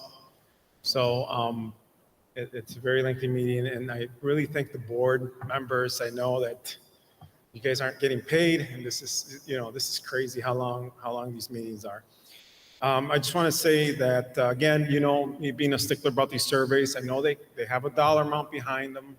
And if we can bring some teachers back on board, Dr. K, or I forget who it was, I believe it was Dan, said, if you go that route, you're going to miss out on buying this other stuff. I think there's going to have to be a common ground somewhere to find the funds. If it's true that this gentleman's getting $850 an hour, that's crazy. It sounds like it's not. There might be a typo because he keeps saying no. So board members, I just want to kind of, make sure that you guys are keeping a hawk eye on the budget. And hopefully, the people can, I think what's going to take is going to be resources for the teachers to feel better. I understand what the law is. But Dr. K's presentation about the resources that people will have, all this online stuff, that's going to be garbage. Webinars for this, these parents, these children that are struggling, they're not going to use those resources. So please make sure that whatever resources you agree to pay for, that it's going to be practical resources. Dr. K's recommendations sound great, but I already know that's going to fall short. These parents are not going to have access to that. Why some kids are struggling versus others, the Black and Hispanic. You can extrapolate all you want on why they're struggling, but there's only so much you can do at the school level. A lot of the problems these kids have is outside the school and it's in their homes. One example is if you look at the Asian kids, they're blowing everybody out of the water. They're doing much better than some of these races. So, saying that these kids, you can help these kids based on what you can do here is one thing, but I think a lot of the issues that these kids have is outside of the school and maybe in their neighborhoods. So thank you for your time again. Keep a close eye on that budget, and thank you so much. Have a good night. Thank you. Yeah, if you want to keep an eye on the budget, you came to the right meeting. Okay, anybody else? Okay, moving on. The FY25, yes, we're talking about the budget for fiscal year 25. Budget hearing date is the first on the agenda. So back in December, when we talked about the resolution to begin preparations for the fiscal 25, we talked about timing and when a budget hearing could be. But at that meeting, I said, you don't have to make a decision right now, but now we're in April and now you do have to make a decision. And so it seemed like from that meeting that June 10th was the preferable option. So I just wanted to make sure that we know, y'all know, and that we can, get this out there and publish and everything, that June 10th, we're going to hold a special meeting as a hearing for the budget. Yeah, that's fine. Okay. Moving on, again, FY25 preliminary budget update. Yeah, this is, so we don't have the entire, the expenditure side of the budget figured out, and there's a lot of things still up in the air that we're working on. But I do have revenues there for you, and it does look like revenues are going to be up about 5%. So, so I have that information for you. Salaries and benefits, we don't have. We're still working on all that in our system to calculate. We're still looking at insurance, not quite double-digit increases, but it's still significant. And then our positions. And so what you can see here, this is essentially the net effect of all the things that we've talked about, which is the staffing plan today, but even the staffing plan before. This is the net impact of all of that in terms of the number of positions that I'm budgeting for. At this point, that's preliminary, and then if things change, we'll adjust it from there. But that's the net impact of everything that you see. And so in total, including the contingency for teachers, I've historically not budgeted because for several years we never used it. And my intention on budgeting is to try to do what I think is likely to happen. Over the last 2 years, it has shown me it is more likely than not at this point that we are going to use the contingency for teachers. So at this point, I'm going to budget her 527.94 FTE in those various categories. So that's a net increase of 1.9 at this point from where we budgeted and what we staffed, or where we were last year. Department budgets we're still working through, but we've been working through some good information. I'll have more to share on that. Professional learning, we've established those. That bucket is a little bit smaller, and then capital outlay is still in progress. So there's information that I have for you on the revenue side. 5% is up. We do have some other items that are up. We have some items that are down. That's kind of normal, but it's no surprise that our revenues match essentially what CPI is. That's very common, and to no surprise there. Okay. Once we have more information in terms of preliminary is a big round idea. It's not very, very specific. Once we have that information, we'll send that to you. If not sooner than the board meeting for April 29th, and then in May, we would have the tentative budget, which is way more detailed, down to person, account number, all those kinds of things. Okay. That's as a result of all the meetings that you're having with each department, going over requests, correct? Yes, and staffing, getting that into our system to do that. And so right now we've gone through processed raises, or what we are guessing are raises at this point for a lot of positions, making sure we have all the positions accounted for, and now we're attaching benefits to all of them and making sure we're accounting for the health insurance and dental insurance for every person, those kinds of things. That's the stuff we're going through right now. Thank you. Mm-hmm. Thanks. Any board member have any comments, questions? Or nope. Okay, moving on. Actually, if you could Go ahead. just remind me the 0.4 add on the admin row, what that is? That was for the expanded department chair for English language learners. And we started that as a part-time, and we said that as our enrollment would increase, we would expand that. And so that's what that increase is for. And that is something that is required by law, given the population of students we It's have? not required that you increase it by 0.4. What's required is that once you hit 200, you have to have an identified staff member. There's a lot of flexibility you can. I think the recommendation from administration was to use this position that's already a 0.6 in that role, and just basically take away the teaching duties away from that individual and put them fully into the EL role. And that's over both buildings, correct? buildings. So that person is splitting their time It- overseeing They both the L go between programs. buildings. They're a building position. Okay, anything else? Okay, thanks, Dan. Radon testing update. So as part of the process for the grant that'll run it, you have to identify a person. We identified Ozzy, who is, we call it assistant B&G director. It's really the person that oversees the facility at Vernon Hills. We identified him to take that test, and actually it might be 2 weeks ago now, he passed the test. And so now they're in consultation with the grant folks to figure out what the next steps are. So we don't know that. It's going to get scheduled. Just so you know, the radon people are like, winter is a perfect time to test. And we said, yeah, we're probably going to want to do that sooner than that. So we're working on those details. We don't really know more information at this time.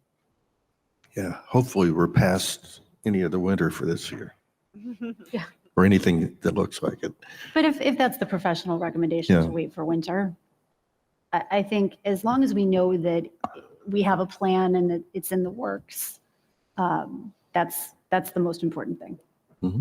Yeah, we'll see what the Yeah. folks say. Yeah. So I didn't want to give you any artificial sense that the board thought that we didn't want to wait till winter. Obviously, if it's optimal, the experts say it's optimal to wait till winter to start the program, we would support that.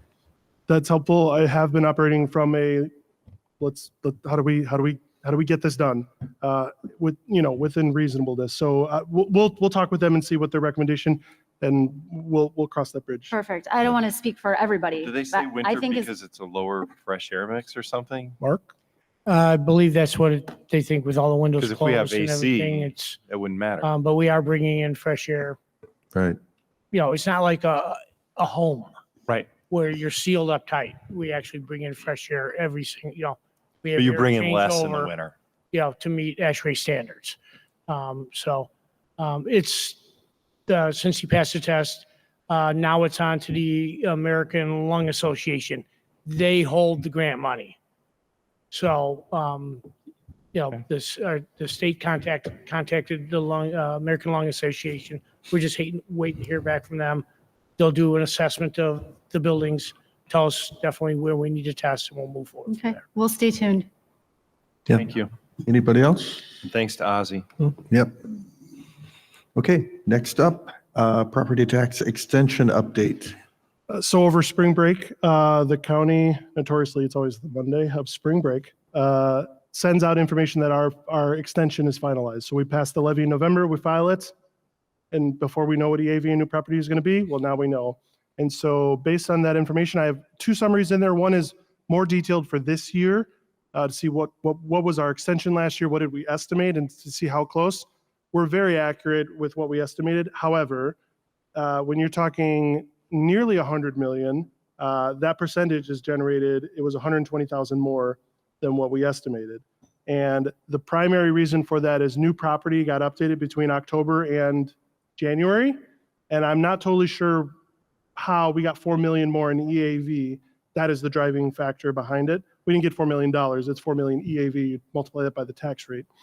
So that's what did it. And so if you look at the history, which is one of those tabs, I've tracked back several years to show what did we estimate versus what was actual.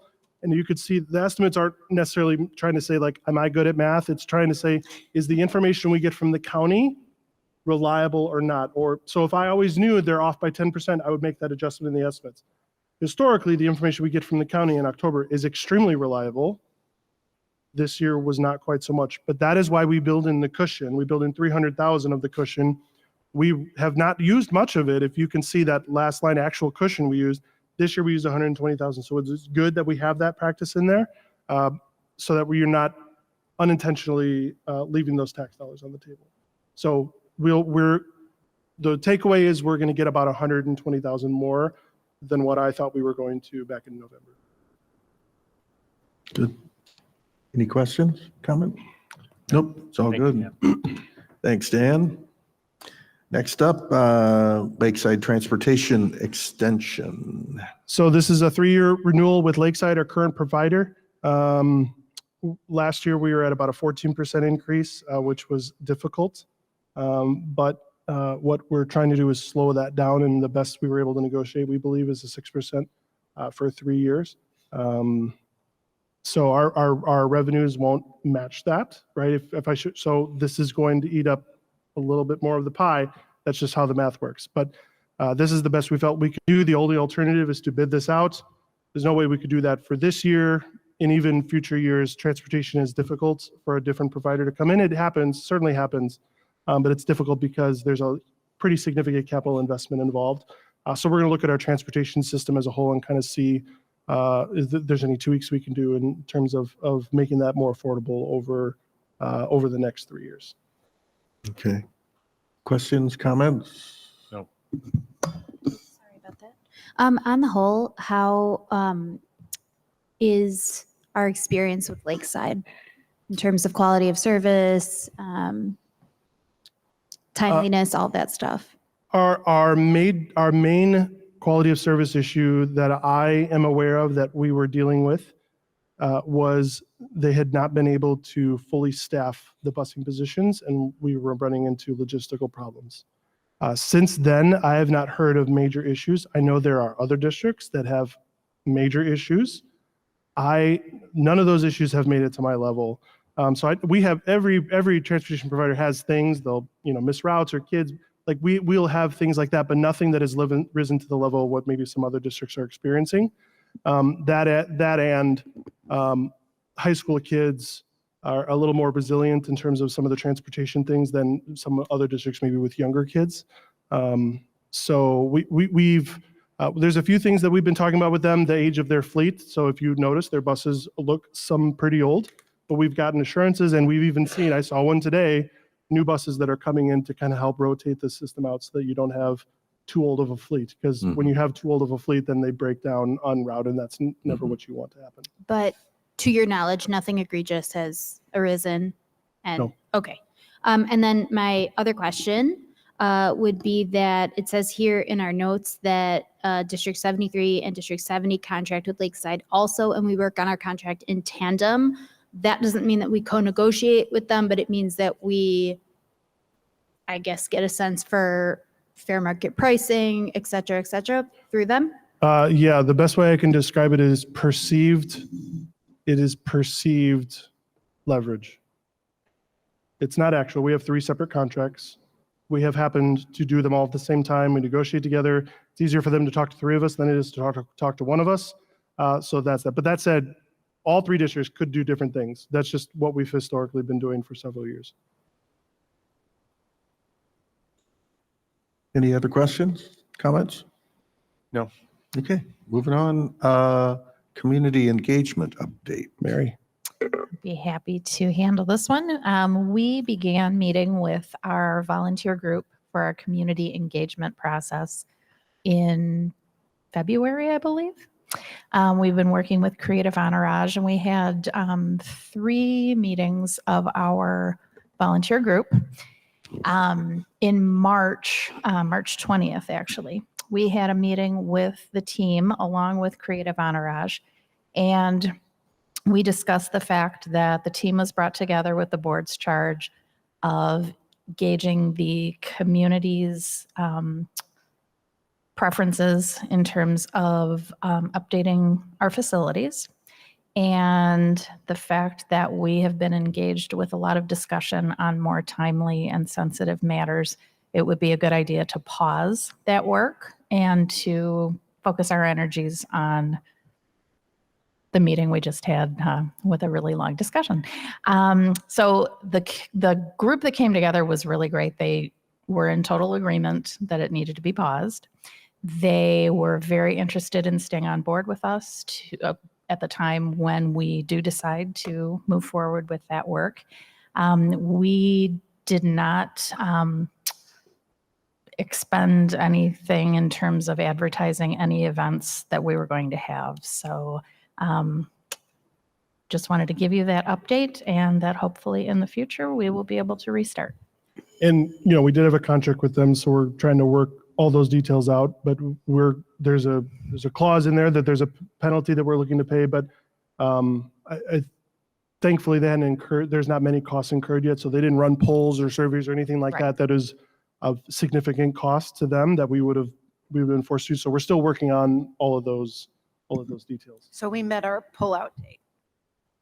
The contract was built in with a pullout date. A cancellation clause. Cancellation. Yeah. There are a few things in the contract that allow the contract to get out. We exercised one of those clauses. It wasn't actually that one that you're referring to, and it was a different one. But we were able to use the contract to exit the contract. Still working on some of the finer details. Okay. Other questions, comments? Quick question. Yeah, go ahead. The progress that was made with Creative Entourage, do you know if we were able to kind of just like put a pin in it and kind of do a true pause, maintain the work that we've done? My concern is that one day when we restart these conversations, we're going to have to pay twice for the work we've already done. So I just am curious if you have any information regarding that.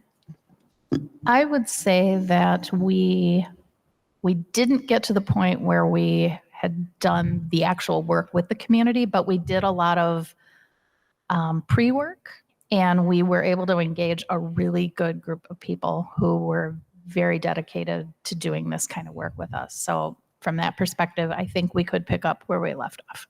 There were a lot of smart suggestions. Yes. It was a good group. And thank you to the board members who helped us out with that as well. Yeah, at least the one that I was in, the community members had some really good ideas of keeping information current on our website and such. I think we should still do all of those things. That's the intention. And we have a great logo. So we're ready to go. Yeah. Okay. Well, that's good news, and I think that's the right thing to do at this point. So, any other comments or questions? Moving on, long-term capital. Oh, no, I'm sorry. Long-term capital plans. So speaking of the community engagement around facilities pausing, I just want to speak briefly to what Dr. Herman said in the previous meeting, was that the needs of the facilities are not going to go away. The aging of the facilities does not pause. There's something about time doesn't stop, right? And so that's something that we still need to spend time on, not necessarily in that, but we need to get organized. And so one of the requests was, is there a way we can take our 10-year plan and put it on the website somewhere? So yep, absolutely. I gave you what I thought would be helpful for people to see at a summary level.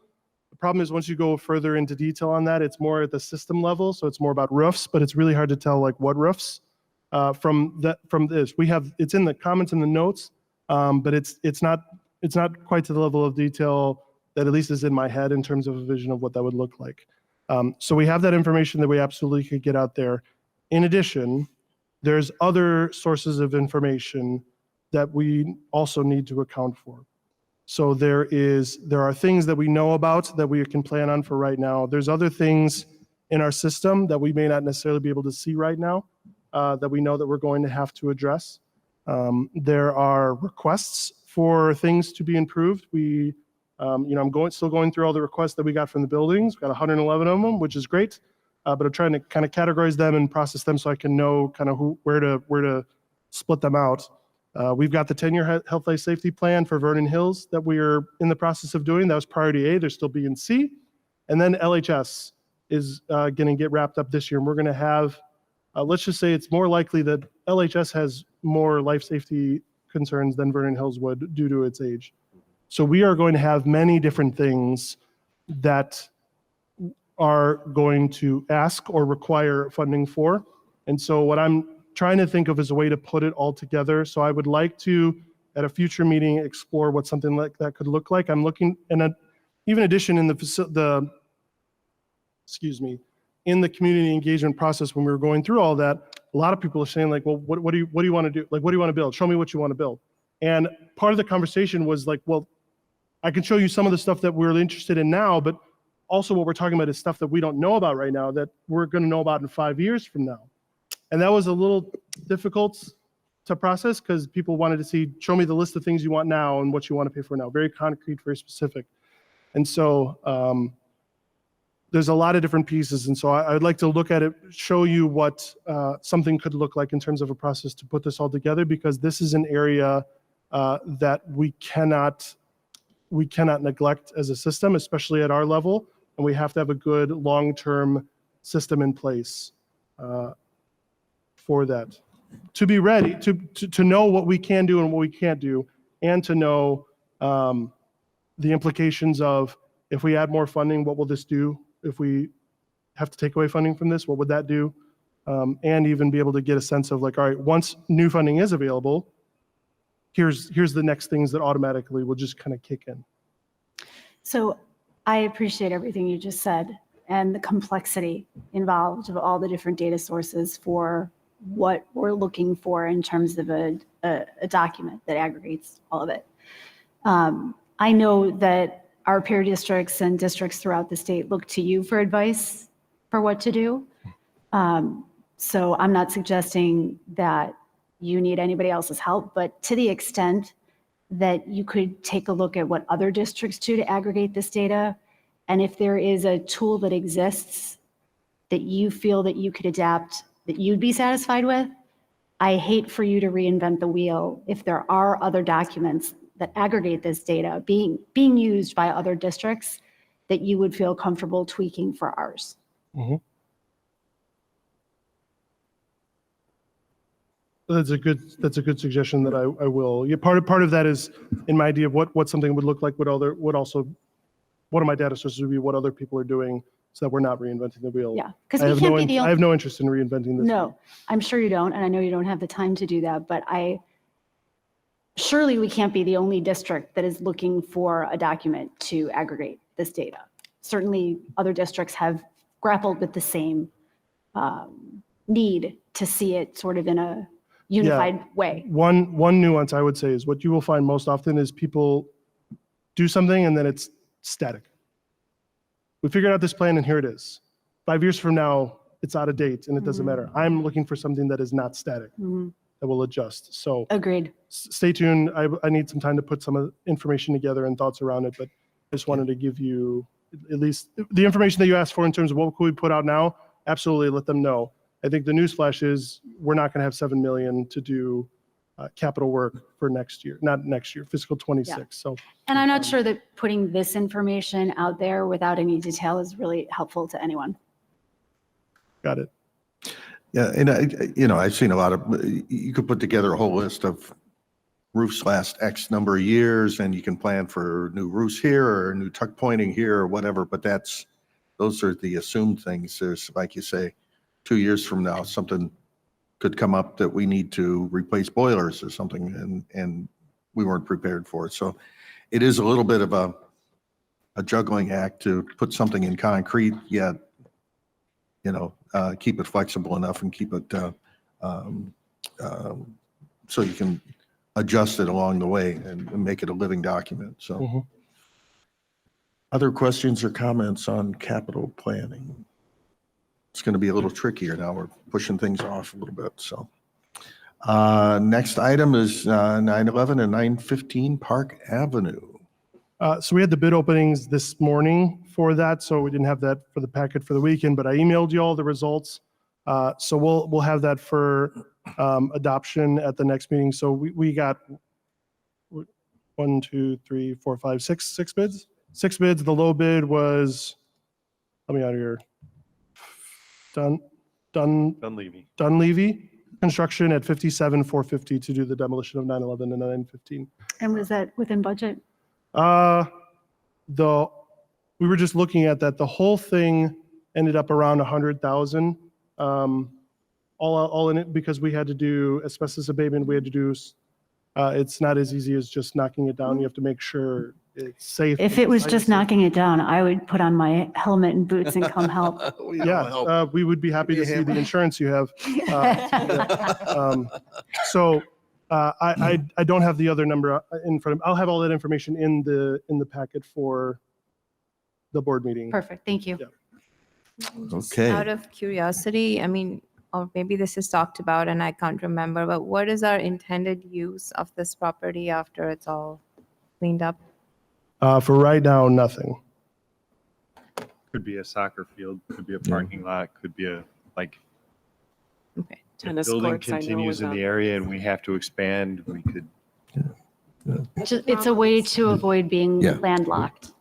Yeah, the key is to make it safe, so out of old Yeah. buildings. and I just stuff. didn't remember if Yep. there was a plan or not. So, There's an idea for what a plan could be. thank you. Other questions, comments? Okay.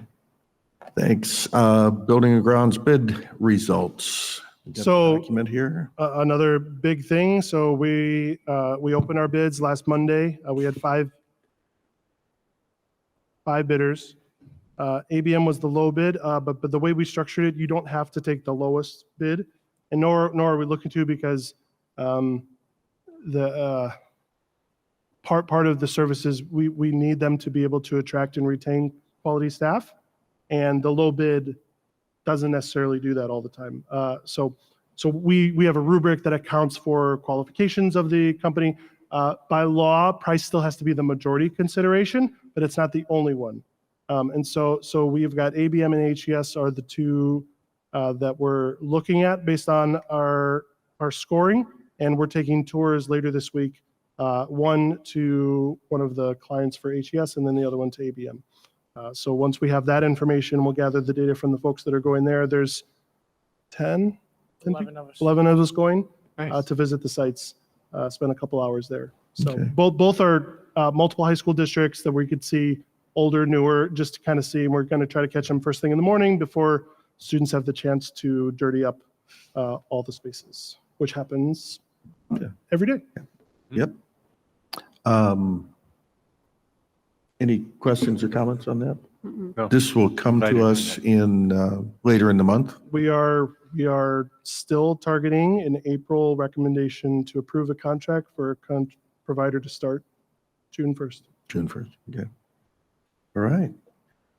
And then what you mentioned before, the 10-year health and safety survey at VHHS. Just a bi-monthly update, that I'm just had on there. Everything on there is either complete or scheduled to be complete with the bid. So we'll be happy once that project is done that we could show, because you had a year to do all that stuff. And so we anticipate having those things done within the time frame. And then you have to do reporting back to the state and all those kinds of things. Then we'll have to start looking at the B items, which you have 3 to 5 years, 5 years to do the B items. Okay. Any other questions on that? Comments? Okay. Future agenda items. We got our long list there. Anything missing? Anything we want to add? Cafeteria update? Oh, yeah. Yes. Yep. Sorry, I forgot we have the special meeting, which will have some information. I'm working on a more comprehensive update on the LHS cafeteria. So yes, we will have that information. Okay. Anything else for the good of the cause? Okay, I'm going to use this thing and adjourn the facilities and finance meeting. There you go. You did that with authority. I did. Okay. Like your guy. No, thank you. I'm going to do without it. We are going to roll right into the special meeting. Could we please have, oh, sorry, Carol, let me know when you're ready.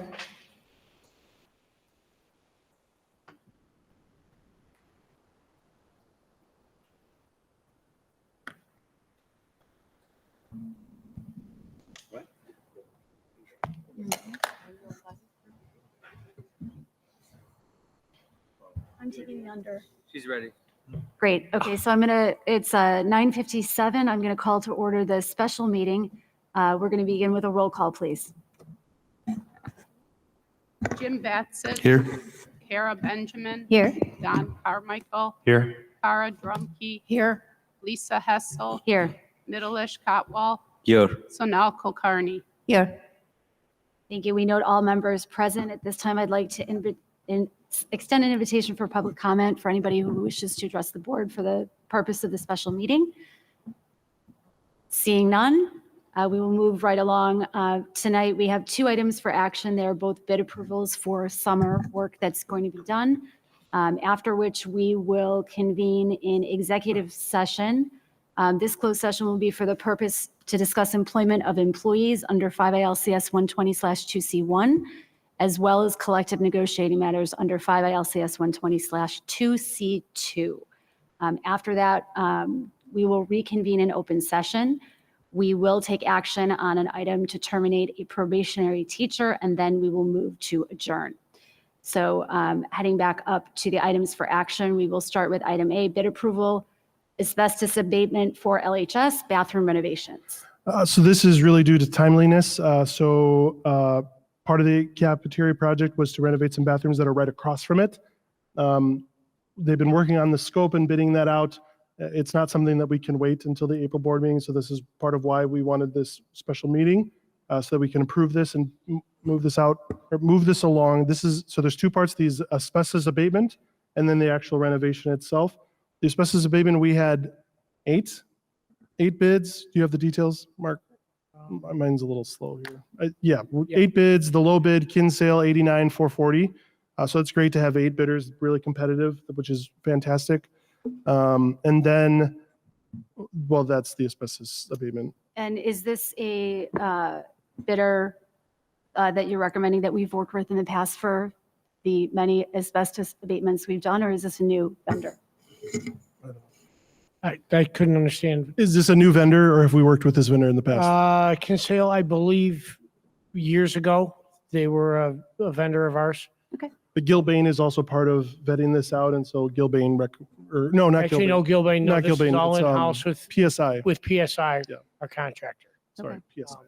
Great. So When this do we is- expect, oh, sorry, when do we expect the work to be done to start with this before the renovations can happen? The work on the abatement in the washrooms will start on the Friday, the 25th, the day after graduation. We'll shut it down, get it abated, so construction can start the first week in June. So certain processes to get through. The second phase will be the cafeteria eating area for the students. We have to bake that whole floor. Timing wise, it needs to be done this summer. So we did full investigation in the eating area. There's nothing above the ceiling. Everything's negative. It's just a floor. So we're going to take the floor out, grind it down. We'll seal it, maybe stain it a color in the sealer to get us through for 1 year eating in the cafeteria. So that's the total cost of the 89,440. Great. Can we have a motion to approve the bid for asbestos abatement with Kinsale in the amount of $89,440, please? Carmichael, so moved. Thank you. Batson, second. Second, any further discussion? Seeing none, roll call, please. Batson. Aye. Benjamin. Aye. Carmichael. Aye. Drumkey. Aye. Hessel. Aye. Cotwall. Aye. Kulkarni. Aye. Motion passes. Thank you. Moving on to item B, bid approval for the LHS bathroom renovation. Sure. So Gilbane went out to bid for us with every package that is listed in for all the trades. We had several bids for number of bids for each one except for electrical, which fortunately there's not a lot of electrical work involved in here. So they've vetted all the contractors, made sure that everything on their list was included in their bid, and total price to complete the project for the summer for trades is $901,920. Ask the board to make a motion to approve Gilbane's recommendation for RTA 1. And I couldn't tell, the alternate was not recommended? There was an alternate bid description with a concrete sealer at cafeteria for $28,500. That's not part of the motion. That's not part of the action that we're taking here. At this time, that is an estimate. We haven't gotten prices for it yet. I see. So Okay, thank you for the it's going to be an alternate. Yeah, we'll bring that at a different Separate. time. We'll bring that separate. Just to make you aware, we're abating the floor, then we need to seal it. So we can clean it instead of having raw concrete, so we can clean it, all year long. We can run our machines and scrub the floor. Great. And what was budgeted for this aspect? It wasn't split out particularly for this space, so it I was see. kind of holistically all Okay. part of the same So thing. part of our 15 million. Roughly 50, yeah, slightly different number now. We'll talk. Okay. In that case, we're looking for a motion to approve the bids listed for the LHS bathroom renovation for a total of $901,920. Batson, so moved. Carmichael, second. Thank you. Any further discussion? Seeing none, roll call, please. Benjamin. Aye. Carmichael. Aye. Drumkey. Aye. Hessel. Aye. Cotwall. Aye. Kulkarni. Aye. Batson. Aye. Thank you. Motion passes. We are now looking for a motion to convene in closed session to discuss employment of employees under Code 5 ILCS 120/2C1, as well as collective negotiating matters under 5 ILCS 120/2C2.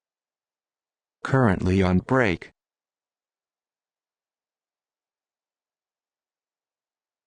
Currently on break.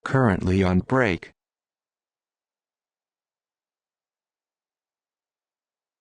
Currently on break.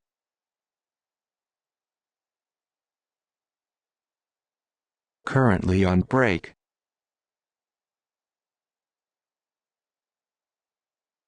Currently on break.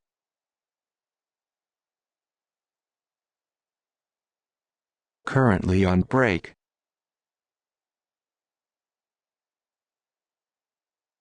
Currently on break.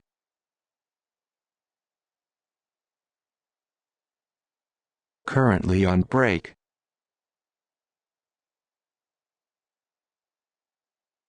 Currently on break.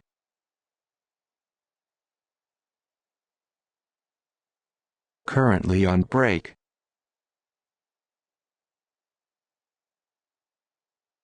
Currently on break.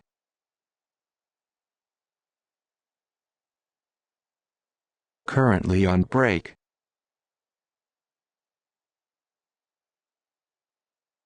Currently on break.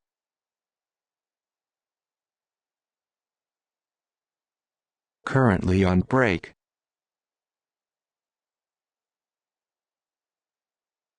Currently on break.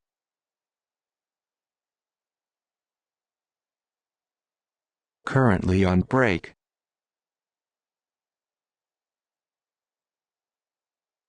Currently on break.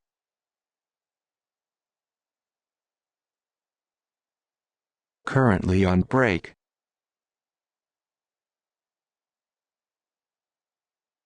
Currently on break.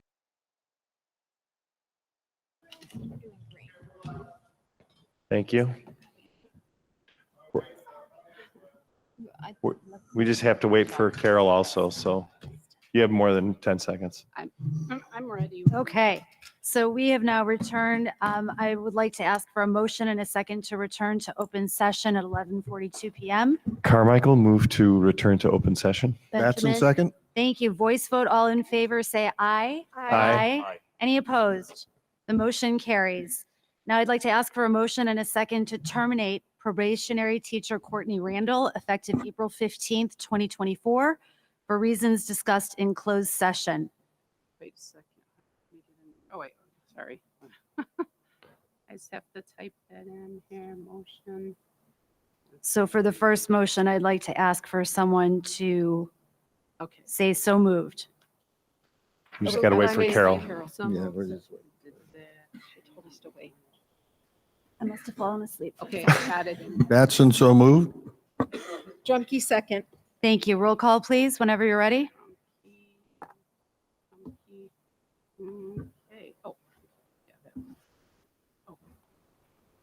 Yes, sorry. Drumkey. Aye.